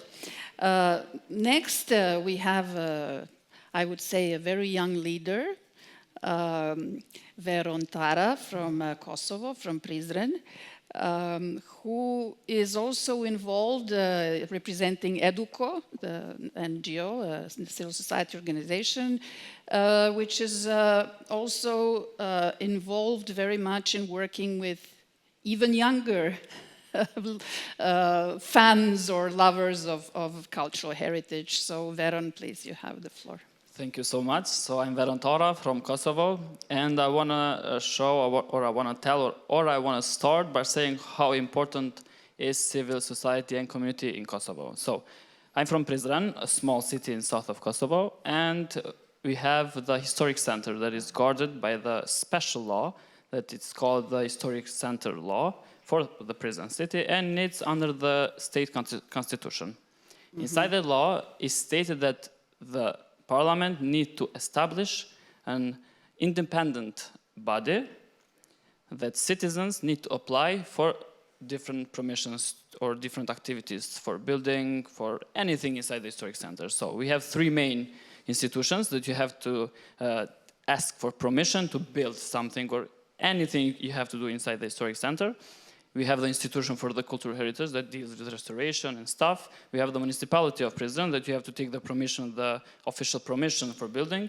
And you have the Council for the Cultural Heritage of the Historic Center of Prizren. So that council is specially made for civic society and community. So I'm the chairman of the council. We have 3 board members from civic society. And we have 4 members from the community. So we have 1 from the Orthodox Church of Prizren, we have 1 from Catholic Church of Prizren, we have 1 from mosque community or Islamic community in Prizren, and we have 1 representative for the other communities in Prizren. So to build something, you have to take permission from civil society and from community if you want to build or do any activity inside the historic center of Prizren. So that tells us that how much we care about civil society in our city in particular. But also, nowadays, with the strategies of cultural heritage, it's needed that every site or monument or cultural site needs to have the management plan. So the management plan for the historic center of Prizren is made totally by the civic society. Of course, we had help from municipality, government and stuff because we needed money. But the entire drafting of the management plan was made by civic society. So it lasted for 2 years, from 2017 to 2019, and it was approved in the Parliament of Kosovo. So that's how we deal with the cultural heritage in Prizren in particular.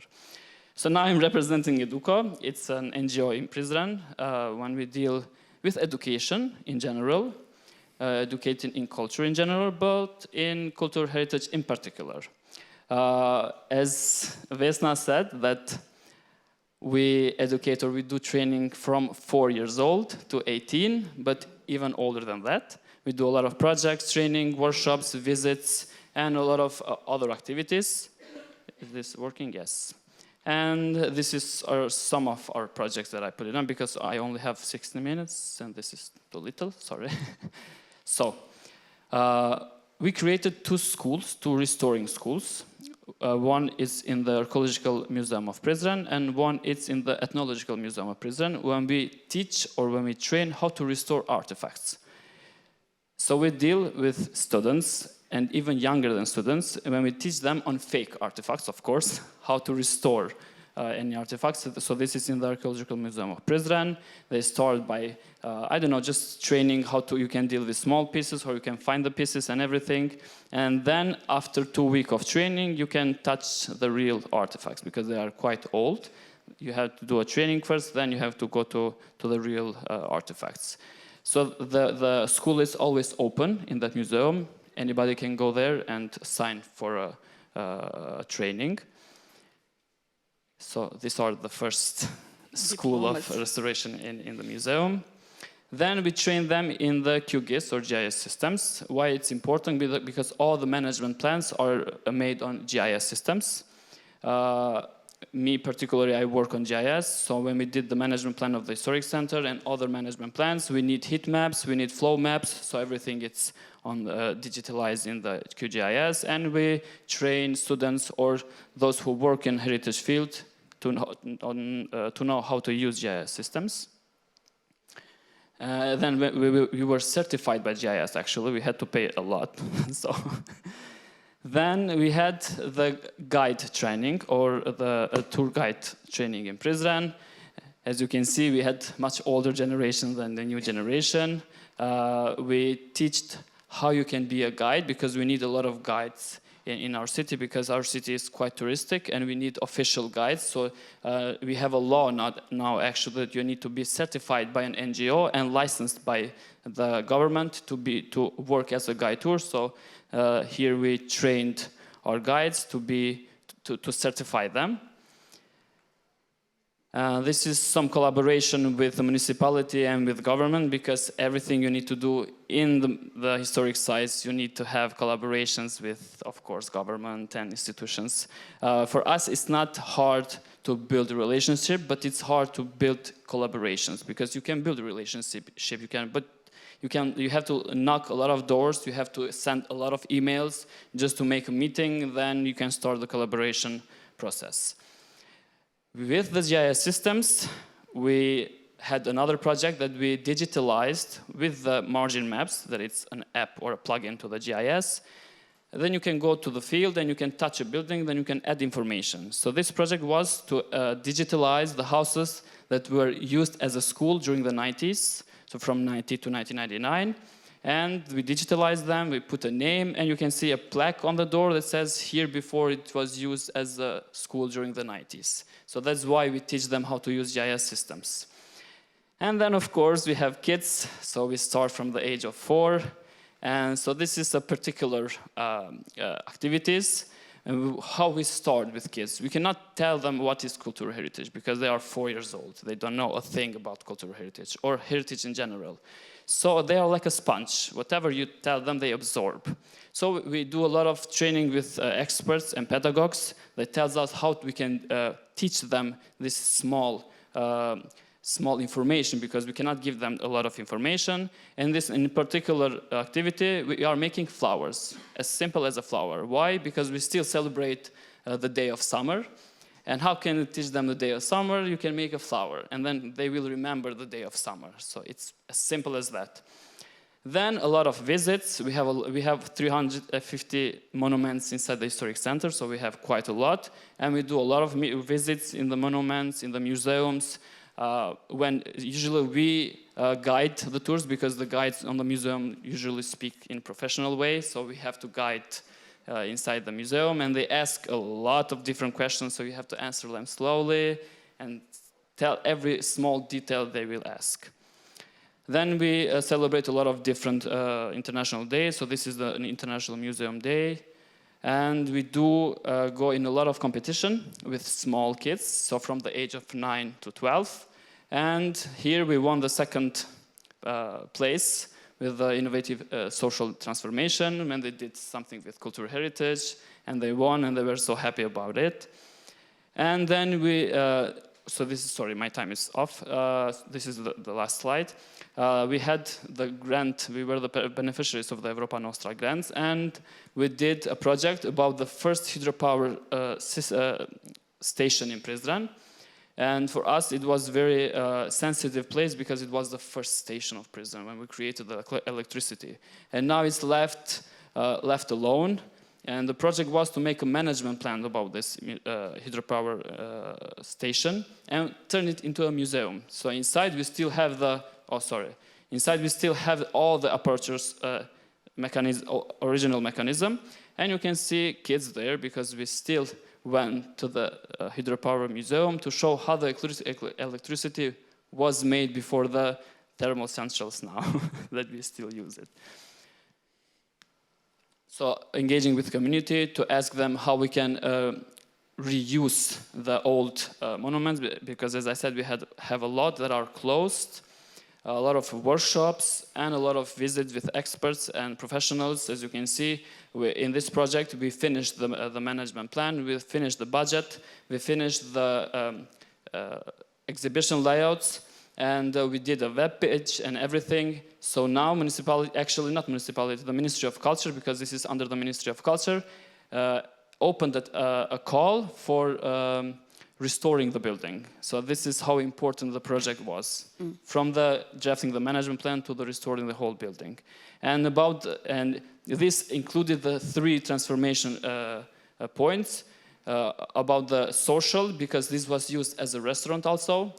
So this was built in 1920, yes, and it was used as a restaurant. The second floor was restaurant, and it was they produced electricity for the whole city. It was only for the lights because it was 100 years ago.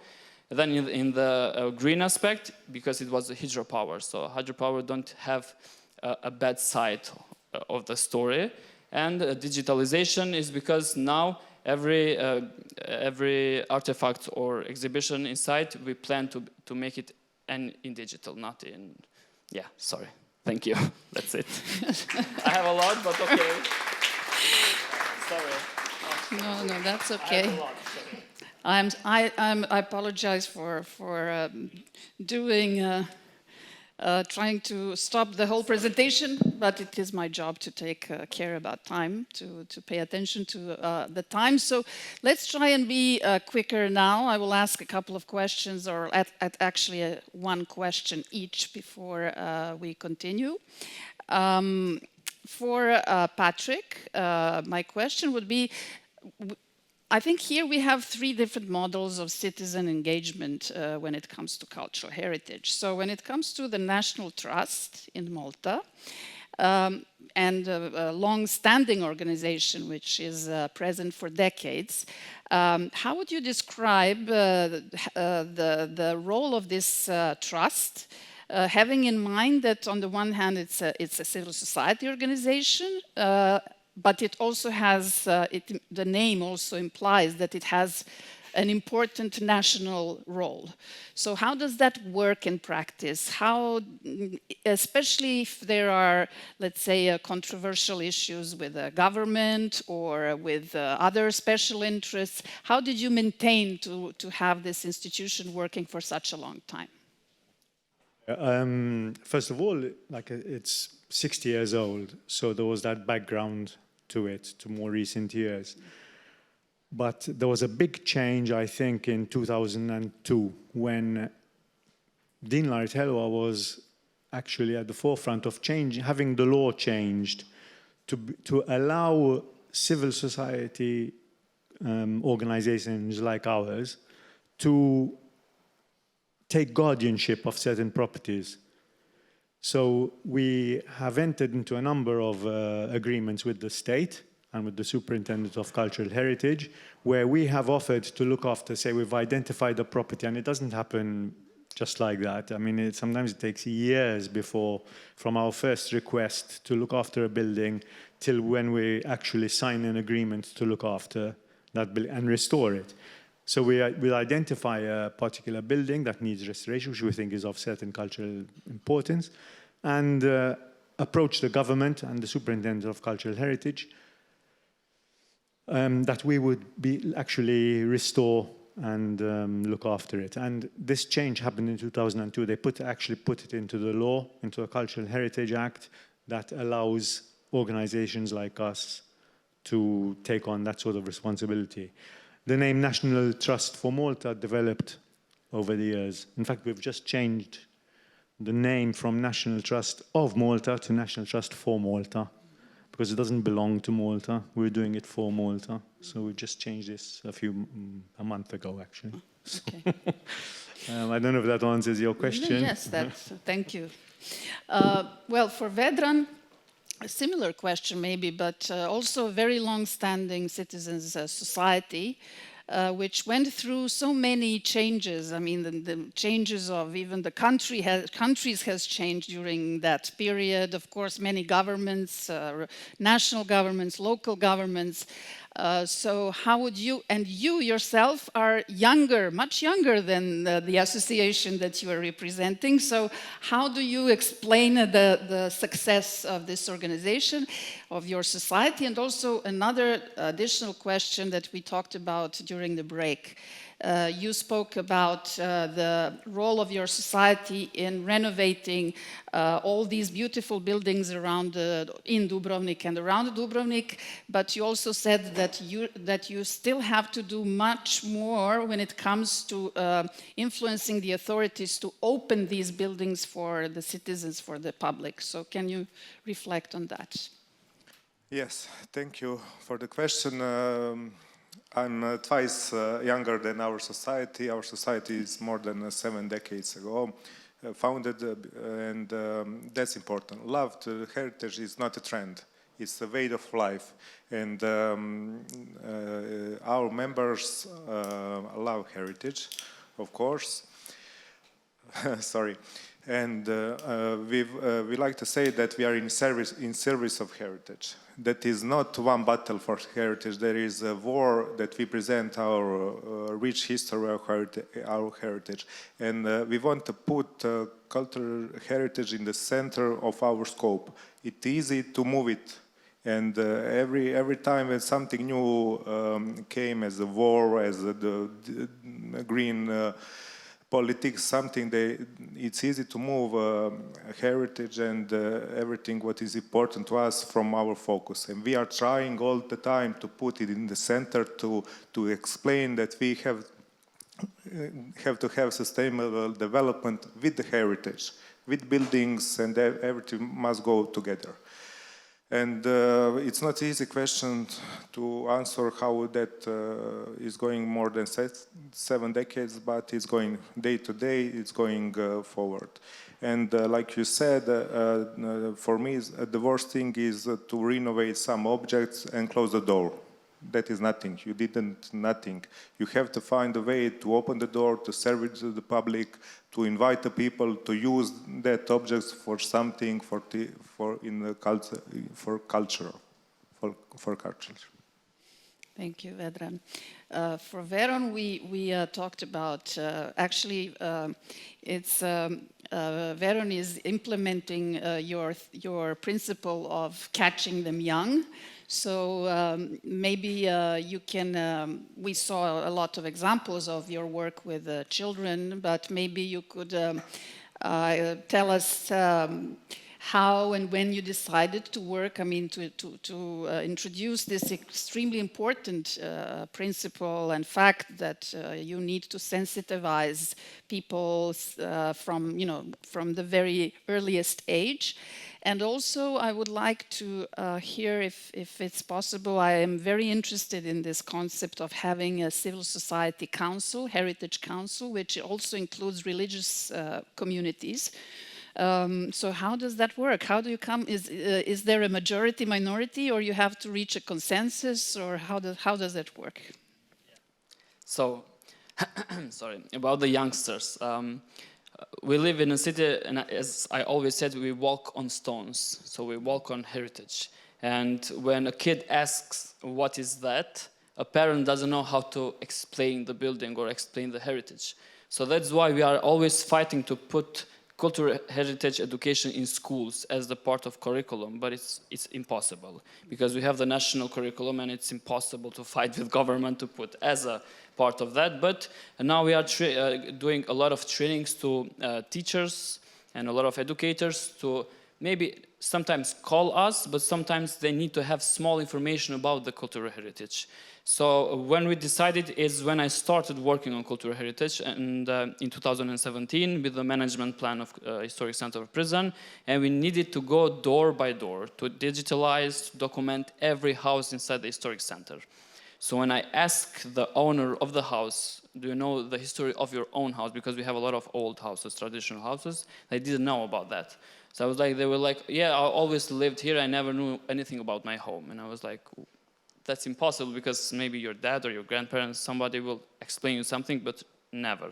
So we researched a lot about these traditional houses and traditional cultural heritage, and we decided to actually open the NGO only for that. The NGO now is 2.5 years old, it's quite new, and we decided to help the schools or help the institutions to work with young children, because even though it looks so cute working with kids, but it's it's crazy working with kids, because they have a lot of questions and they need your attention 24 hours, and you have like to deal with a lot of them. So that's why I know that a lot of institutions doesn't have any capacity building to work with kids. So that's why we started this this path. About the Council of Cultural Heritage, it's very strange actually, but I've been part of that since 2019, and in 2021 I was appointed as the chairman of the board. So we work on consensus in general, but we have to obey the law, because we have a law, we have a management plan, and we have a conservation plan. So even though I say no, we cannot give a 2-floor building, if the conservation plan says yes, even though I don't like it, we have to give the permission for the building. But if it's near a church, or if it's near a mosque, or if it's near something very special, we have to ask the other, not we have to ask, it's a must to ask the other representatives from these groups. So if it says that we have a paragraph in our law that says the new building cannot be higher than the monument. So if it's higher than a church, the church immediately will say, no, it's not possible. We have to lower the floors, even though the conservation plan says yes. So this is when we debate, but in the end of the day, it's with consensus, and we all agree in something. It's not that we fight, but yeah, it takes 2 weeks for a decision to make. So was the council formed as a result of this special law for Prizren? Yeah, it's it was inside part the law. of this. So you have to have, so the mandate is 3 years, so every 3 years it's new representatives, not to be the conflict of interest. That's why we have the mandates. It's an open call for the civic society groups, so for the 3 of the civic society part members. And for the religious members, it's always appointed by the church or mosque or the other church, so always appointed. But the professionals, as me, in the field of architecture and restoration, you have to apply, go to a test, go to an interview. It takes a lot to be part of the board. Okay, thank you, Veron. Thank you very much. The clock on the screen is makes me confused, because it seems that I have more and more time, but and not less. But that's okay. So now I suggest we hear from Alexandra Kapetanovic, who is also a long-standing friend of Europa Nostra and many of us personally. She is representing NGO Expeditio, I don't know how you pronounce it. Sandra is here, she's a Montenegrin, she lives in Kotor. And she was involved in many conservationist projects here in this region, and so we will ask her to be the one to react to our panel and give us some other examples. So please, Sandra, take the floor. Thank you very much. First of all, I would like to thank a lot to our organizers who organized such important forum with such important topic here in Montenegro. And I think also in an important moment, because we really need the support. So I'm so glad that I was able to take part, especially in such an interesting panel, and with amazing colleagues dealing with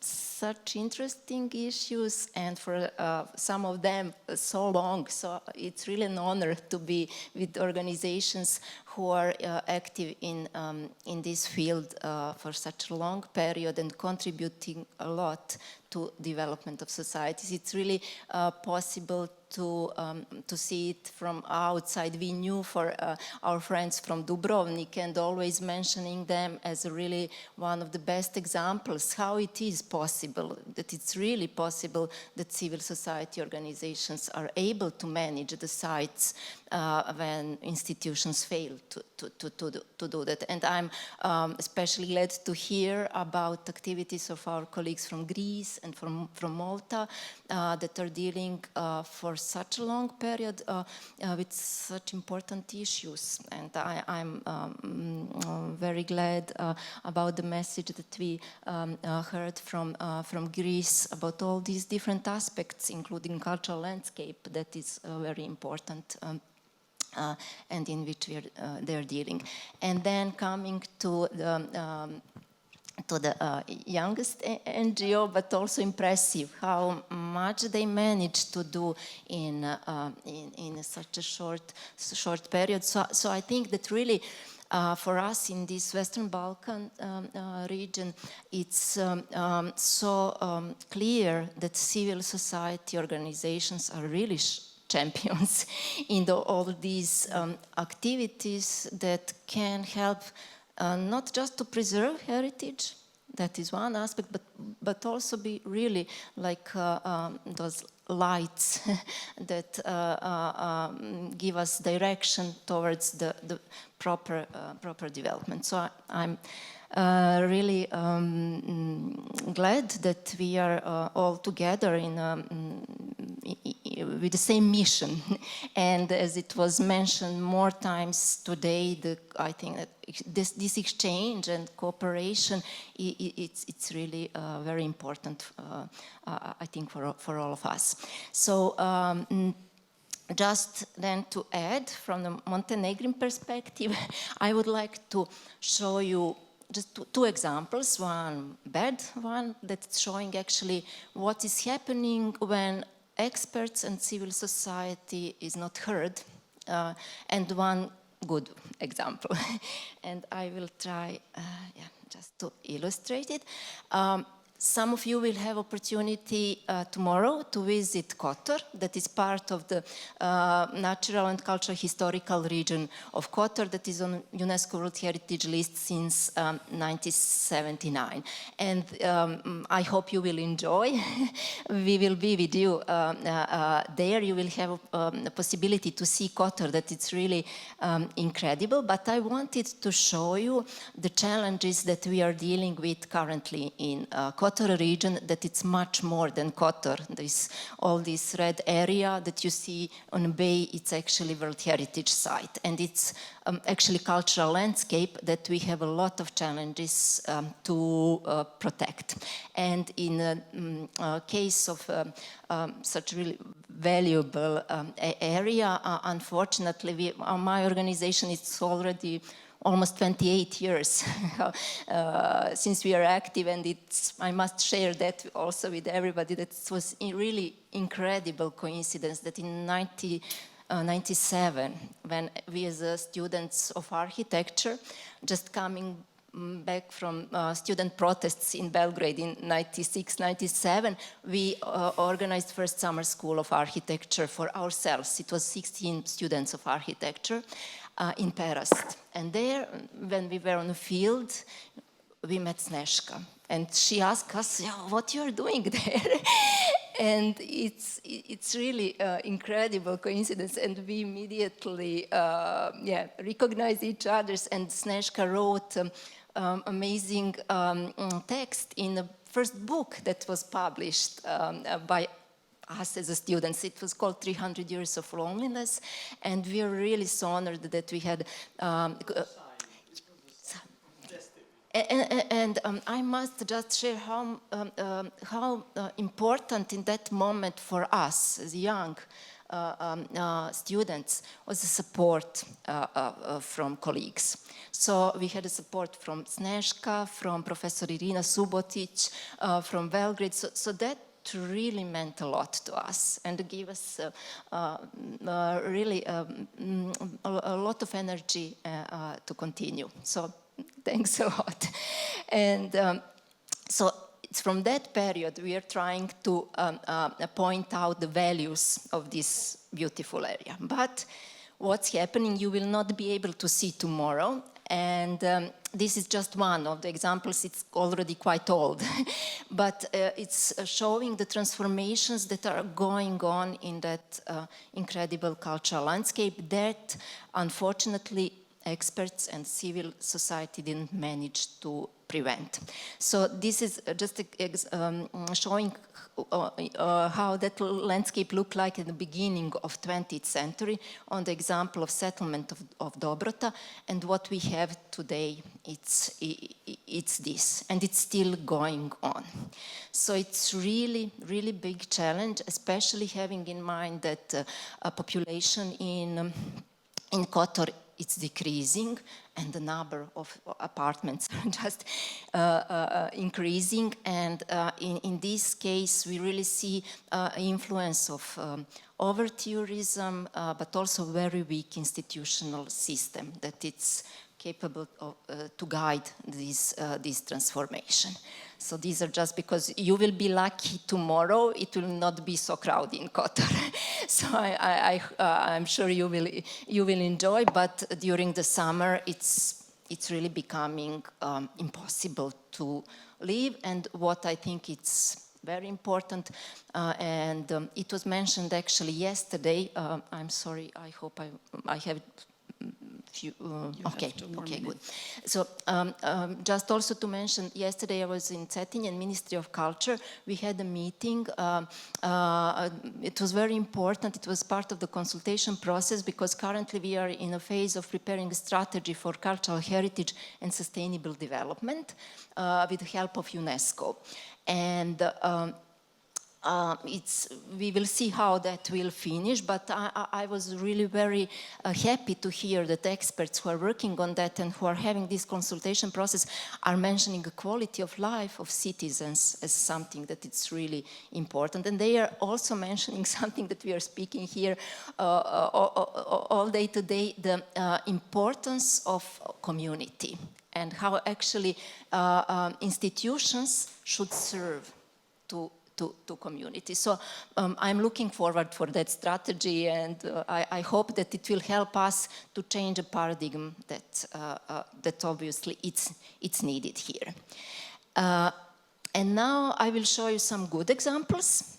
It's actually currently in the last 10 years, here in Montenegro, we are dealing quite a lot with katuns. Those are seasonal settlements usually in the mountains, where actually communities that were living in villages in lowland were using during the summer for the summer pasture. So it's like part of that transhumance way of life. So in Montenegro, that is predominantly mountains country, we had those katuns all over the country, including the area here, as Blažo mentioned, in Paštrovići. We will analyze torovi that are on the top of Paštrovska Gora, and that we can see from here. As I said, those katuns we find from coastal area up to Prokletije, Bješkete Nemuna, to 2,010 meters, and there are different types, like those that are in areas with the forests, wooden complexes, or with the dry stone in some other parts. So really, even though very simple heritage comparing to what we have currently as a most important and protected heritage, but very significant and spread all over the country. And what is the most important, that type of life is still preserved. So it's not the case in all countries, but luckily in Montenegro, we have still people and communities that live in that way. And there is really a big effort from different sides, from the university, researchers, NGOs, and local community to try to help to preserve those areas and that way of life. So especially colleagues from NGO that is based in Berane, a regional development agency for Bjelasica, Komovi and Prokletije, from 2015 they work with those communities, trying to help them to develop sustainable ways of tourism as additional activity to primary agriculture. And they developed very interesting cartoon roads, some of them in collaboration with neighboring countries through cross-border projects. So it's really very, very successful examples. And currently, I think what's important that also we nominated cartoon way of life to be protected as intangible heritage at the national list, and that is accepted by the Administration for Heritage Protection, and it will be hopefully soon protected. So we hope that we will join also UNESCO intangible heritage list of transhumans that exist. There are already 7 countries there. And what is I think very important for us, and currently I'm also involved in that project, working with colleagues, we are preparing application for United Nations Food and Agriculture Organization for inscribing cartoons at this globally important agricultural heritage systems list. So it's a kind of World Heritage list, but for the agricultural systems. It's much younger than UNESCO World Heritage, but it is important, and because it's linking all these issues and really putting focus on the life and on community. So just to conclude, I would like to use this opportunity to pass the message that really I think it's so important that all of us in the future focus more on the cultural landscapes that we have, that use the great examples that we have from protection of monuments, also on that wider scale, because I think that is, at least in Montenegro, currently the most threatened heritage.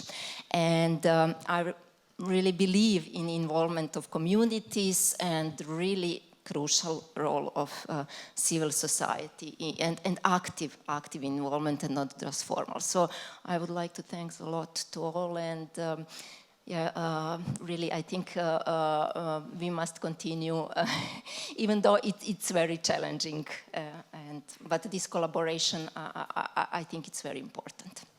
Thank you.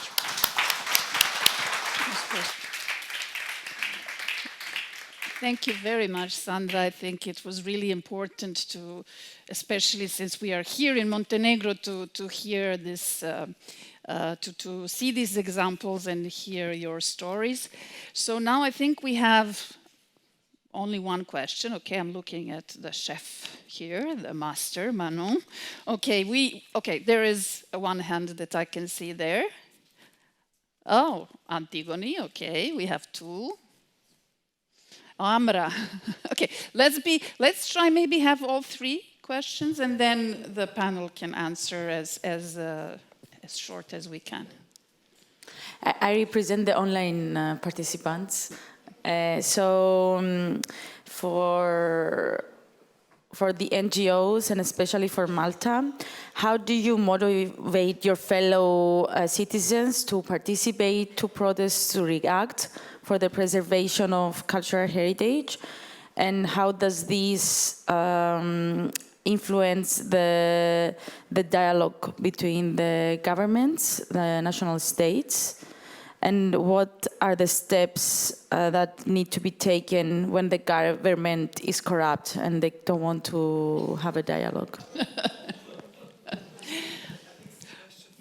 Yeah, you can answer because we need to pass the mic. Yeah, you can answer. Okay.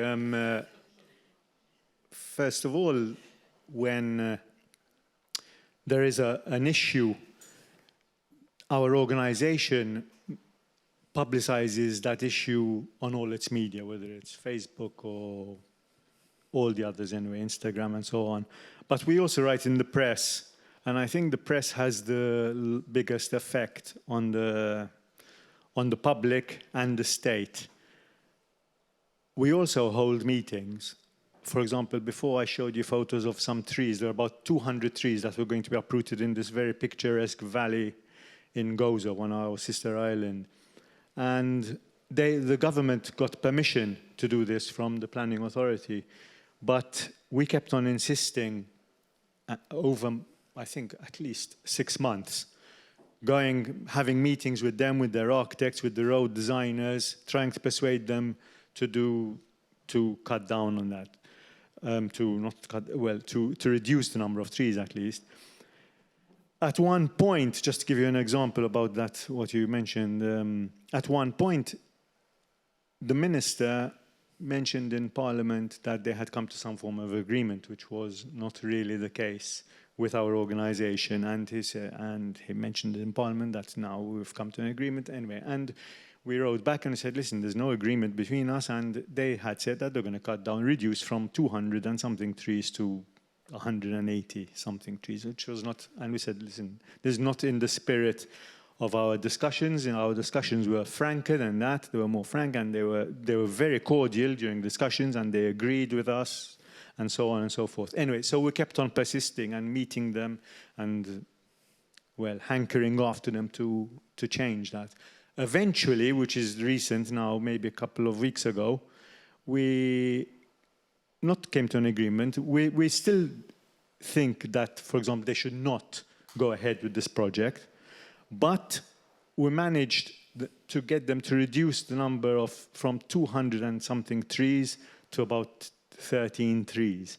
But it was only after constant, I mean, you have to persevere. There's no magic formula for anything, I think. You just have to persevere. We're a voluntary organization, so it's not easy. We're all volunteers, and it takes a lot of time, energy, and a passion, I think, to be able to do that. And obviously, I think we're lucky we can do it, but that's the only way to do it. Thank you. So we had Amra, and there was a young lady in the back, so I don't know if you can pass the microphone there. Of course. Thank you for this young lady.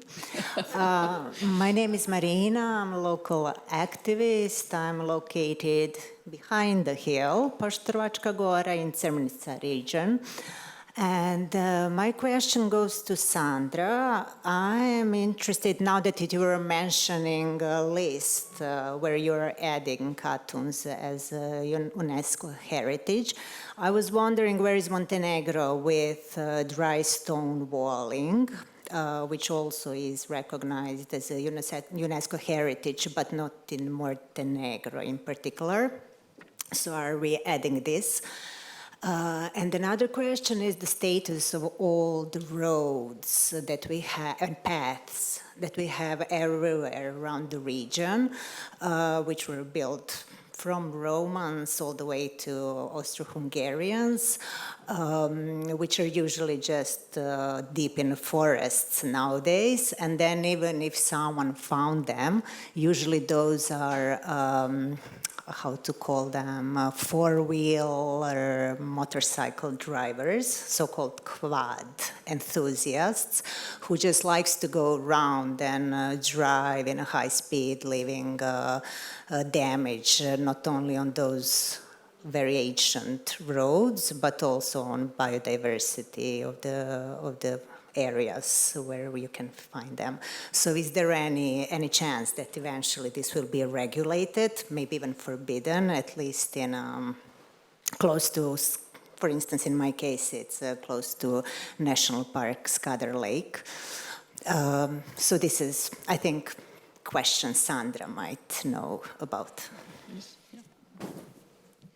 Thank you very much. Yes, for the dry stone walls, it's true, like we had two initiatives coming from local level. One was from Bar municipality, and the other one was 3 organizations from Boka Kotorska Bay that came a few years after.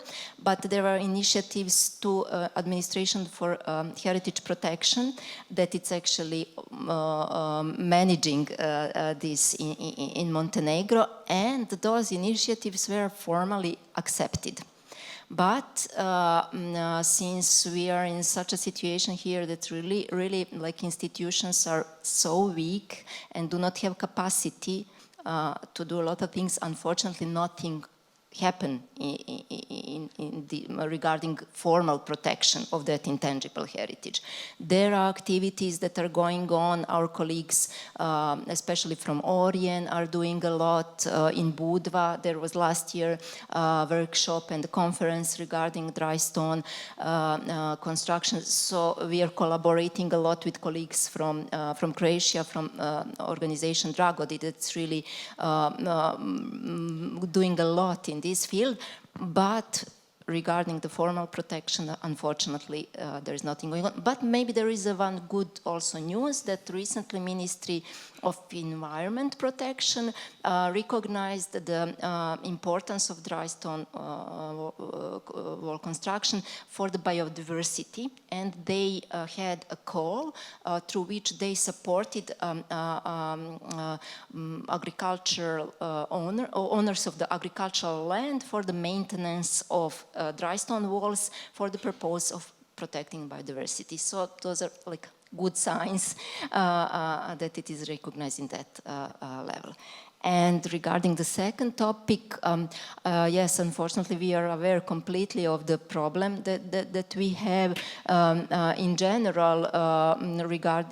We do not have a map of all traditional roads. That's the first and most important issue. We are really lacking that. And then from the other side, like those activities that are really destroying those traditional paths are so problematic. And I know that for the national parks, it is forbidden to use this type of transportation, but not in other areas, as I know. So we need to work in that area for sure. Thank you very much. So Amra, can we have the microphone here in the third row, I believe? And try to be as short as possible, because we also have our Secretary General wants to say something as well. So we have just a couple of minutes. So. Thank you very much, Vesna. I'm very famous because of being short. In fact, that was a joke. I just would like to have one comment, if you allow me, and then a question. The comment is, through listening all the day long, while I have been listening to these panels, and especially to this one that is extremely inspirational, I was looking at this title of this European Heritage Hub Forum, Cultural Heritage as a Key Resource for Cities and Civil Societies. What is a step forward from cultural heritage as an object of preservation and conservation, now something that we use, that we harness for the cities and civil society. But what has come to my mind is that it is much more than resource and object, that it is an agency of the processes, something that in fact works for society, that works for the change, that works for our adaptation to that change. So I suggest this word agent or agency to be something that is the key word in our, what does heritage do for us? Instead, how do we use heritage, or how do we protect heritage? So that's just a comment, and sorry for not being so short. I have a question for each of the participants, but I will obey to the time limits, and then I have Ententini choosing. Vernon, I have been privileged to work in Kosovo with colleagues since 2008, and I was in prison that is called Small Sarajevo for many reasons. I'm interested in a lot of things, but one that I'm very much interested because you said, you talked about the management plans, etc., participatory approach, value-based approach, objective-based approach. Have you been using the OSCE guidelines while working on these management plans, and how much they are alive? Because I worked on them, and this participatory approach, in fact, was introduced through this collaboration with the people there. And linked with that, I ask, for example, in Prizren, we have this beautiful Prizren Ljeviška church. This dramatic history of its being burnt, etc., and then closed and protected from the people that live in its shadow, that imbibe its beauty through their lives. Do you bring children to the church? Because without the people who love the heritage that they see every day, the heritage atrophies. It does not. Do you bring children there to tell them the story? To tell them even the dark story that has not to be repeated, how heritage is important agent for their lives and their future. And also, do you invite children from the parts of Kosovo, I don't know how it's politically possible, to come to see in Prizren the Catholic temples, the mosques and the Muslim sites. So that's the question for me always. Do you face them with something that is probably different from what they hear in their families? About the first question, about the guidelines of OSCE, the moment that we got the email that we won the grant scheme, we immediately wrote an email to the Ministry of Culture because we need an approval from the Ministry of Culture to start the management plan, because they send you some guidelines, you have to meet with this. And the first thing was the guidelines of OSCE for the drafting the management plan of of a monument or a site. So we totally complied all the steps that the guideline, even the national or international charters that tells you how to deal with community to draft the management plan. So we used, I think, about 9 or 10 charters, international charters, to finish the management plan. So yes, we definitely use, because it's a tick if you need approval from the Ministry of Culture to approve the management plan. So yeah, for sure. And yeah, and especially, I don't know if you know Nora Arope, she particularly says that you have to use these guidelines, so yes.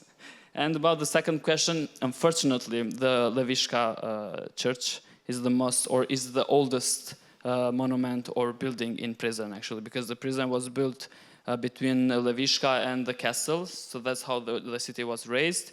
Fortunately, what was happened in 2004, now we have a law that protects all the Orthodox churches inside the Kosovo, but in Prizren we have a lot. Only the Ljeviška church is closed permanently, we cannot go inside.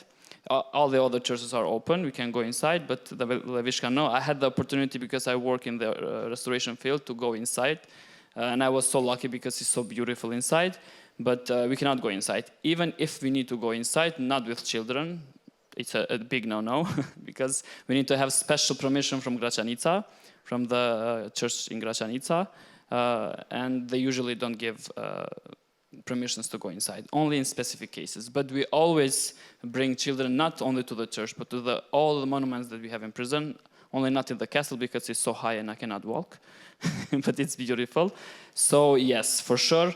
Now we are building even a synagogue in Prizren, so we have Orthodox churches, a lot of mosques, Catholic Church, and now we are building a synagogue because we have 52 Jewish families in Kosovo, and only 3 of them lives in Prizren. So we are building only for 3 people a synagogue. So that's amazing. But it's amazing because it's an old monument, and we are doing a readaptation to do it as a synagogue. So that's the beauty of it. But we do send children to everywhere it's possible inside the city. And just because our NGO works in Prizren and the region of Prizren, it's so hard taking children from the outside the city. We usually take it from the countrysides that are a bit like not known with the cultural heritage. Usually with the communities, so we have a lot of Bosnian, Turkish and Romani communities outside the city, so we do bring those children, or not children, we do bring from primary school and high school to visit the prison, because as you said, it's like a small Sarajevo. It's very beautiful. Thank you. Thank you very much. So, Snezhka, you would like to come have a... Of course I do. How can I say no to you? That is impossible. Thank you so much, because it was so interesting to listen to all this presentation that I can't help not make I want to make a short comment for each of them, but rather as a homework for all of us. So like a roadmap for what can we do in the future. First of all, Patrick, now it's amazing the fight that you're doing in Malta, and now we have a Maltese commissioner a European commissioner who happens to be Maltese and who is in charge of culture.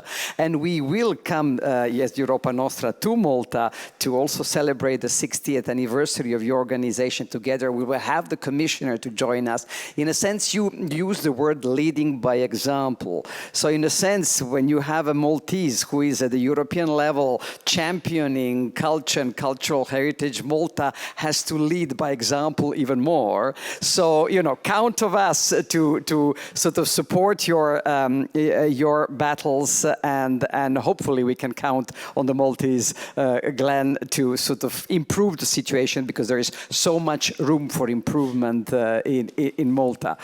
Concerning Dubrovnik, Vedran, every time I'm listening to the story, it's a sort of too good to be true, in a sense, that such an organization was created in the time of former Yugoslavia, and that you kept up on sort of doing all this work that you have done, probably because it's Dubrovnik. There is one Dubrovnik. There is it's such a unique city, unique people, and you manage that. But I'm constantly thinking, is there any way that this model can be a little bit transferable, and that it can serve as a sort of lighthouse to in the wider region, in other beautiful cities, whether it is Prizren, whether it is Kotor, whether it is Budva. I think that I would like to continue that conversation with you, and to see whether within Europa Nostra's work and sort of our hub in European Heritage Hub work, whether, I don't know, perhaps it's mission impossible, perhaps it was possible only in Dubrovnik, but, who knows, perhaps we could do something. With regard to, indeed, again, another NGO which is related specifically to a city, like Vedran's society, so Educo is very much linked to Prizren. And so, you mentioned that in your structure of the board, you have also representatives of the various religious communities.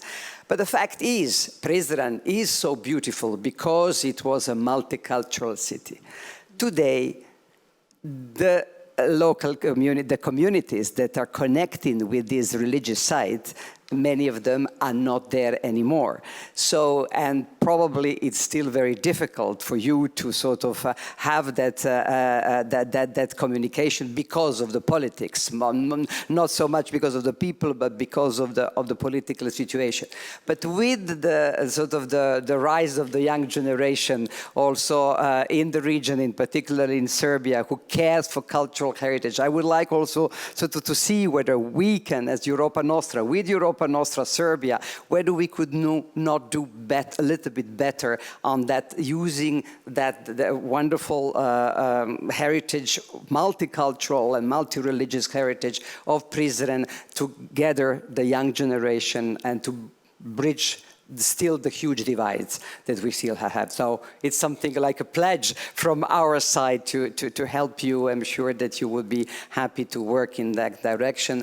And last but not least, Montenegro. I will never forget our encounter in '97. We are now 2025.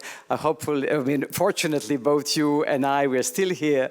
But I would like to see sort of all these extraordinary initiatives here in Montenegro, Expeditio, Bancada, and we have more people here. Perhaps, somehow, if we can help with our European Heritage Hub also, but that somehow you create a platform where you all come together to have an even stronger voice for civil society and cultural heritage in Montenegro. You need it. We hear how many challenges you have. So again, it's something that's rather offering our help and encouraging you to l'union fait la force, toujours.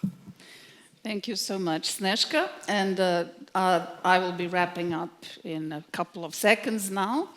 I just wanted to emphasize or to conclude in just a few sentences. I think that our conversation was a proof that especially where the systems or the legal system or official systems fall short, the civil society is becoming more and more important, and it's filling this gap, so to speak, in a very, very important and influential way. It is, all these stories are a proof of that. You have mentioned residents' associations, and it happens everywhere. I mean, on the one side, we have these negative examples, but also what happens to heritage when it is attacked in a way or in danger, it also ignites the forming of associations and citizens joining forces. So I think it's really important to emphasize that. Of course, we have also learned, as we always do, that cooperation is extremely important and collaboration between all our organizations, and that is why a principle of a hub is really crucial for that kind of collaboration. And finally, we heard a lot of shared our heritage is shared. We have a lot of shared stories. We are intertwined, and that is something that is a fact as well. So to end, and of course we mentioned the young people a lot, which is also very important for this moment. Sandra mentioned student protests in the 90s, so now we have student protests again. Maybe this is an intangible heritage that we need to protect. Today we have I think about 50 students from Novi Sad in Vojvodina in Serbia who started a long bicycle trail. They are riding all the way to Strasbourg because they want to show that they are fighting for European values, for human rights, for democracy. So I think this is a good sign for all of us.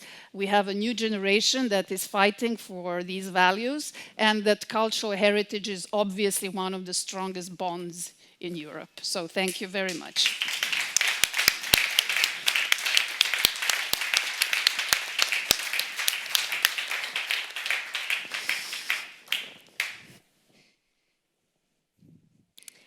Thank you, Vesna, for the moderation and for the excellent wrap-up as well. Now it is time to conclude today's exchanges. And we will hear closing remarks from two esteemed speakers. The first is representing the European Commission, a long-standing partner and supporter of our mission. The European Heritage Hub pilot project would have not been possible without the support of both the European Commission and the European Parliament. It's a great pleasure to develop this initiative together, hand in hand, and make it as relevant as possible to the heritage community, but also to policymakers. Please let me invite to the stage Angela Azzori, Team Leader for Cultural Heritage at the European Commission.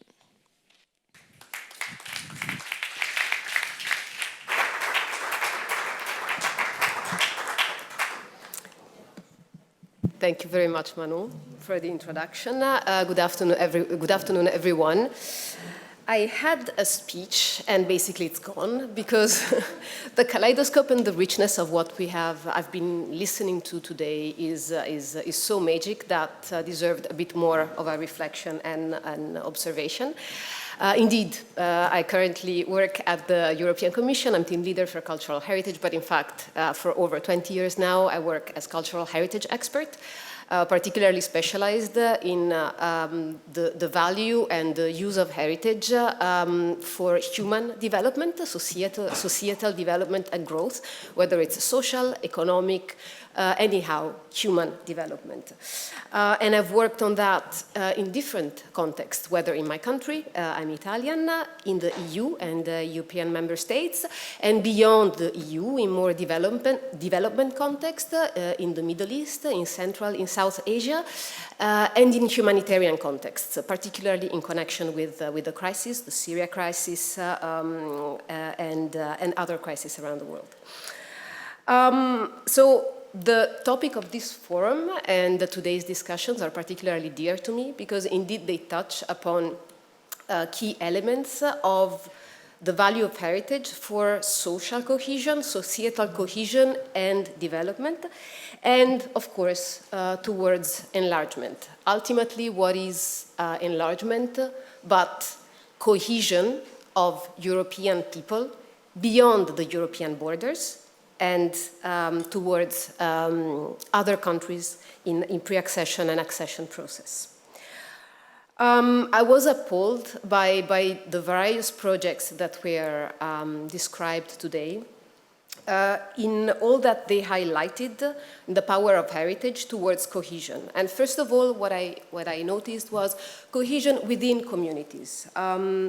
I was struck by the project of La Paranza, how they managed to get youth on board to defend, protect, promote cultural heritage and foster economic development within a Rione Sanità, which is well known in Italy for not being on top of let's say, of tourism, TripAdvisor and the like. I was appalled by This is Brussels, and I hope we'll have the chance to chat afterwards, by the idea of an ever-living heritage that is built by people and societies as they develop. Every moment that we live, we build and we develop new heritage. And it's intangible heritage, but the intangible heritage is what shapes afterwards the notion of the tangible heritage which we want to protect in our urban areas, in our cities, in our countries. I was amazed by the ambulance project because getting youth gathered around to intervene on monuments not only gets youth acting and active in civil societies, it teaches them skills, and then it gets people together towards something that is common and that is shared. A common identity and heritage. And I was appalled by Educo, for instance, and I'm just quoting some because that's what remained in my mind and in some of my notes. And this all social cohesion, all projects that highlight how heritage can really play a role in fostering cohesion and inclusion within our communities, the smaller communities that we live in. And then beyond the small communities within the EU, and we had the Europeana with all the digital bridges that we build across countries through heritage, whether it's digital heritage or physical heritage. We had ENCACT and the cartoon project of Sandra, which was really interesting as well. Again, we get people on board on what is important for us. We tell them, come over and see, because my culture is beautiful, share it with me. And all the more as Europeans, it is important to build on this common narrative and knowledge and perception and building of a shared identity and common heritage, because ultimately it's not only our individual, it all belongs to our European identity. And this is also why I'm so proud of the European Heritage Hub, because ultimately, I mean, it's a project that comes indeed from the engagement of the civil society that came up to the EU, and the EU, the Parliament, got the political buy-in, and then it came to the Commission, got the financial buy-in, and then got to the agency, and everyone got together. Why? Because we want to get people, as the EU, speaking together, connecting bridges, cross-fertilizing. And for me, today and tomorrow, what I bring most important and most of a dream is all the cross-fertilization and the richness of all the ideas that have been popping up and shared by everyone as food for thought, exactly in the spirit that was being highlighted in the first panel this morning, of communities shaping and giving the directions to the governments, and then we play all in a team together, and we move forward. So what I bring is the cross-fertilization, and I hope that every one of us will retain that. And you know, the EU is behind plenty of actions. The European Heritage Hub is one, but we have our Creative Europe program. And what I'm really proud, we were checking out dates, but Eastern Europe, Western Balkans, they all fall under the Creative Europe umbrella. Why? Because indeed, as the EU, we believe, let's talk together. I mean, beyond a political project, we are a people-to-people in contact project. And that is what is important, that if we want to retain and really stay together, especially in the geopolitical context of today. So what next? As you are aware, Commissioner Mikalev has been tasked with the mandate, the visionary mandate of developing a culture compass. Work is in the making. And of course, heritage will feature as part of it. Again, the approach remains consistent. We want to hear from community and from the people what is important, what needs to be given as the north and the direction that we have to take. We had, and some of you, or I know, were already there back in March. We had the consultations in presence. There's a Eurobarometer survey that was circulated to gather impressions and opinions. And the process is in the making, hopefully by the end of this year or the beginning of next year to come as a reality. And I just want to close with a quotation of our commissioner, who is an inspiring political leader, I must admit. A quote from what he said on 20th of March. Culture must be seen as a strategic asset embodying collective identity, heritage, and a future potential for the continent. Indeed, culture should be positioned at the center of this European dream and project, and this goes through pulling together European heritage and identities and identity in the present. Thank you very much.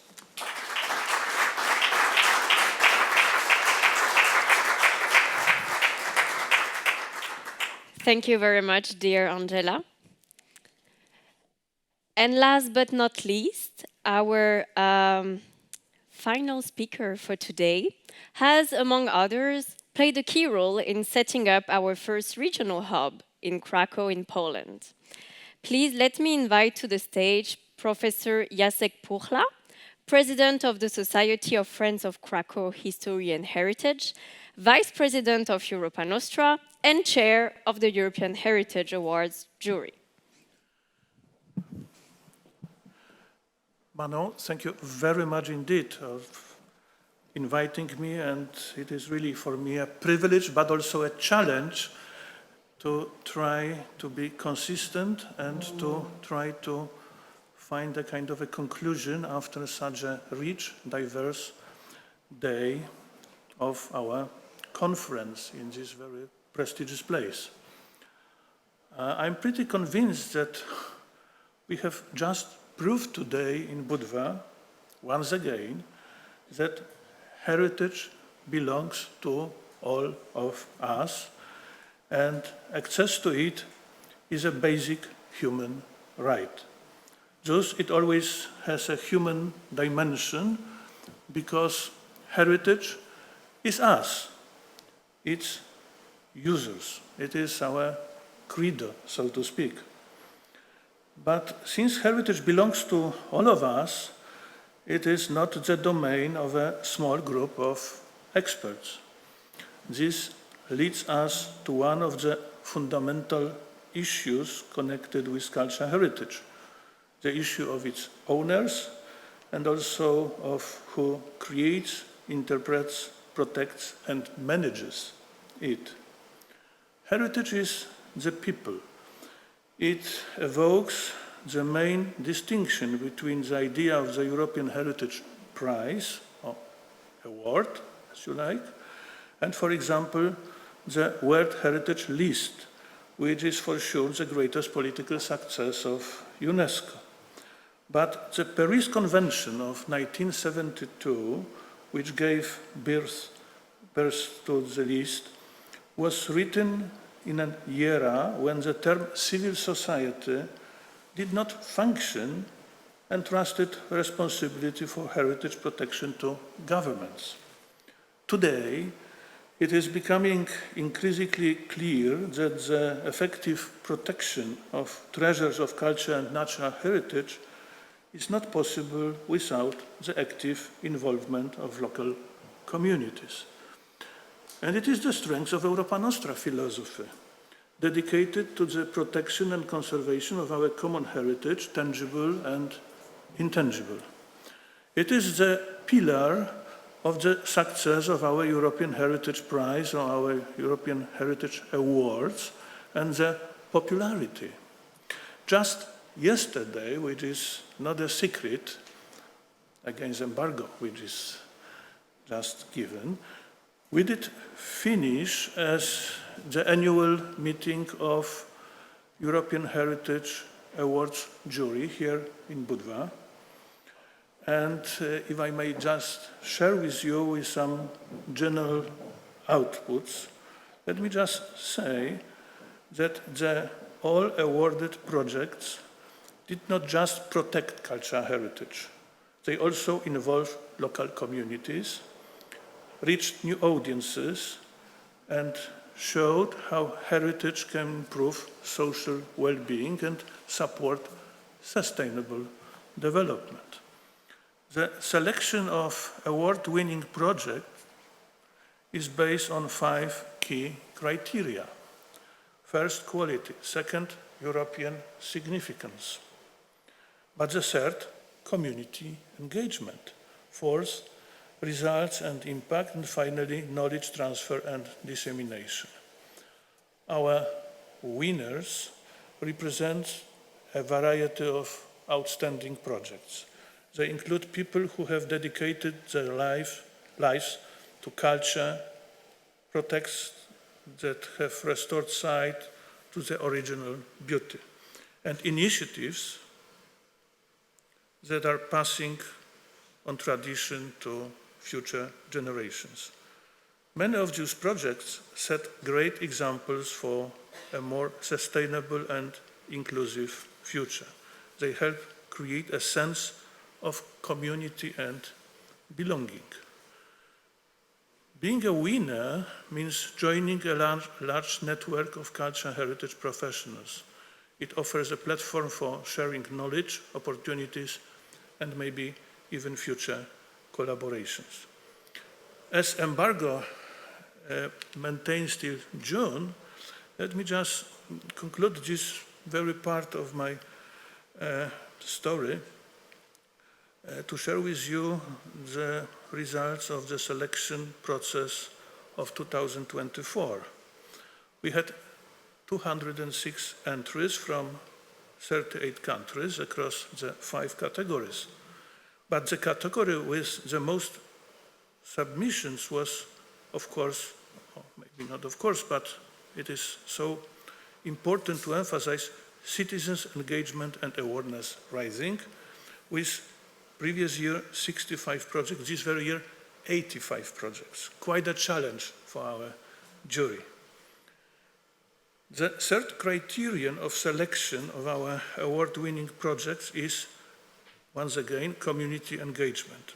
Projects should actively involve local communities, enhancing social inclusion and residents' well-being through heritage. What is no doubt, in my opinion, that in recent years our thinking about the preservation of important sites has changed considerably. The inclusion of local communities in this very process has become very significant. Heritage simply belongs to all of us, and to a large extent, its fate depends on the attitudes of citizens. So today, the relationship between community and heritage takes central place in the debate about humanity's legacy and how to protect it. As today we are at the European Heritage Hub Forum, let me please just give you a few words how the work of the Europa Nostra Heritage Hub in Kraków contributes to civil society and community involvement, both in Poland and in the surrounding countries, such as Ukraine. The Kraków Heritage Hub is now finishing the report, finalizing the almost 2-year-long project investigating the NGO heritage sector in 10 countries. 10 countries of Central and Eastern Europe. Just me, please emphasize that Central Europe exists as well. Czechia, Bielorussia, Estonia, Hungary, Latvia, Lithuania, Poland, Slovakia, Ukraine, and Romania. It is the innovative pilot mapping the civil society sector of heritage. Europa Nostra motto is the European voice of civil society committed to culture heritage. Our project presents evidence-based data on this voice. What is the civil society saying on the sector? What are its challenges, needs, prospects? How big is it? What types of heritage are mostly represented? The report answers these questions and many more. Special attention was given to the sector's attitudes towards the triple transformation, digital, social, and environmental, which is shaping broader civil society and culture policy context across Europe. Can you believe that we have conducted in-depth statistical research which demonstrates that we have 33,500 NGOs in those 10 respected countries. 33,500 NGOs. A huge potential. The report will be ready in mid-May in English, freely accessible. I was also suggested, as I do come from Poland, to say a few words about Polish presidency. A bit louder, as you wish, madam.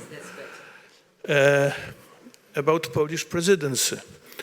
The motto of Polish presidency is Security Europe. It is, I understand, not a surprise, but what should be emphasized that it is first time since many years the motto of presidency within European Union touches the problem of security. And it is really quite significant coincidence just today in the morning in my home city in Kraków at the International Cultural Center, which I have the pleasure to represent, the Minister of Culture and Heritage of Poland opened the international conference titled Safe Culture Heritage, European Challenges in the Times of War and Crisis, with the participation of experts from 31 countries, more than European Union. I'm not going to bother you longer with the problem of Polish presidency and security Europe, but in spite of this main motto, let me just emphasize that the priorities of the culture program of the Polish presidency, they are also young creators, the future of European culture, and modern regulations for the audiovisual sector. And finally, to conclude the conclusion, sharing responsibilities means stressing the growing engagement of local communities in the global discussion on heritage. Cultural heritage is not simply the collective stock of a given culture's material assets. It also includes our memory and identity, making it vitally important for society. While cultural heritage still requires ongoing protection today, it also represents a great potential for future development. Heritage is people, its creators, interpreters, and users.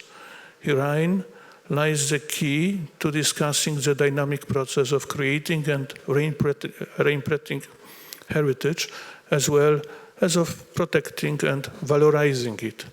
People are the owners of cultural heritage, and it is up to us and not to a narrowly defined group of experts to define its meaning and value. Simply, European challenges for heritage are acceleration, needs for heritage, and social demands. Today in Budva, we are all, as I can see, convinced about that. So my final question is, what next? Or rather, who next? Simply, whom shall we try to convince or to convert? It is, I think, a real challenge. Thank you.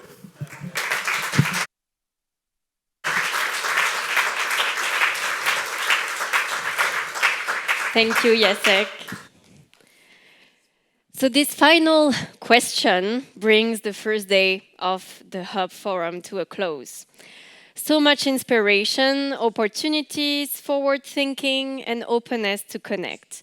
Thank you to all those who contributed to make this first day so rich. Those who were on stage, online, but also the whole team that worked really hard in the background. Colleagues from ICLEI, from Europa Nostra, the technicians, the photographers, the volunteers, the venue, the catering company. We will now take a little rest to continue with our second day tomorrow. It will start again at 9 with registration and coffee. But what better way now to relax than with some music? I would like to invite you all to join us this evening at the Citadel of Budva, which you can see just behind you, for a musical performance by the Meraki String Quartet from Serbia, organized in the frame of the EU-funded Merita platform. This will be followed by a networking reception. You can go there by foot, it's just a couple of minutes. Please note that the doors will open at 6:15 and the concert will start at 7. And we kindly ask you to be on time. Thank you very much for your attention and reaction, and see you later at the Citadel. Thank you,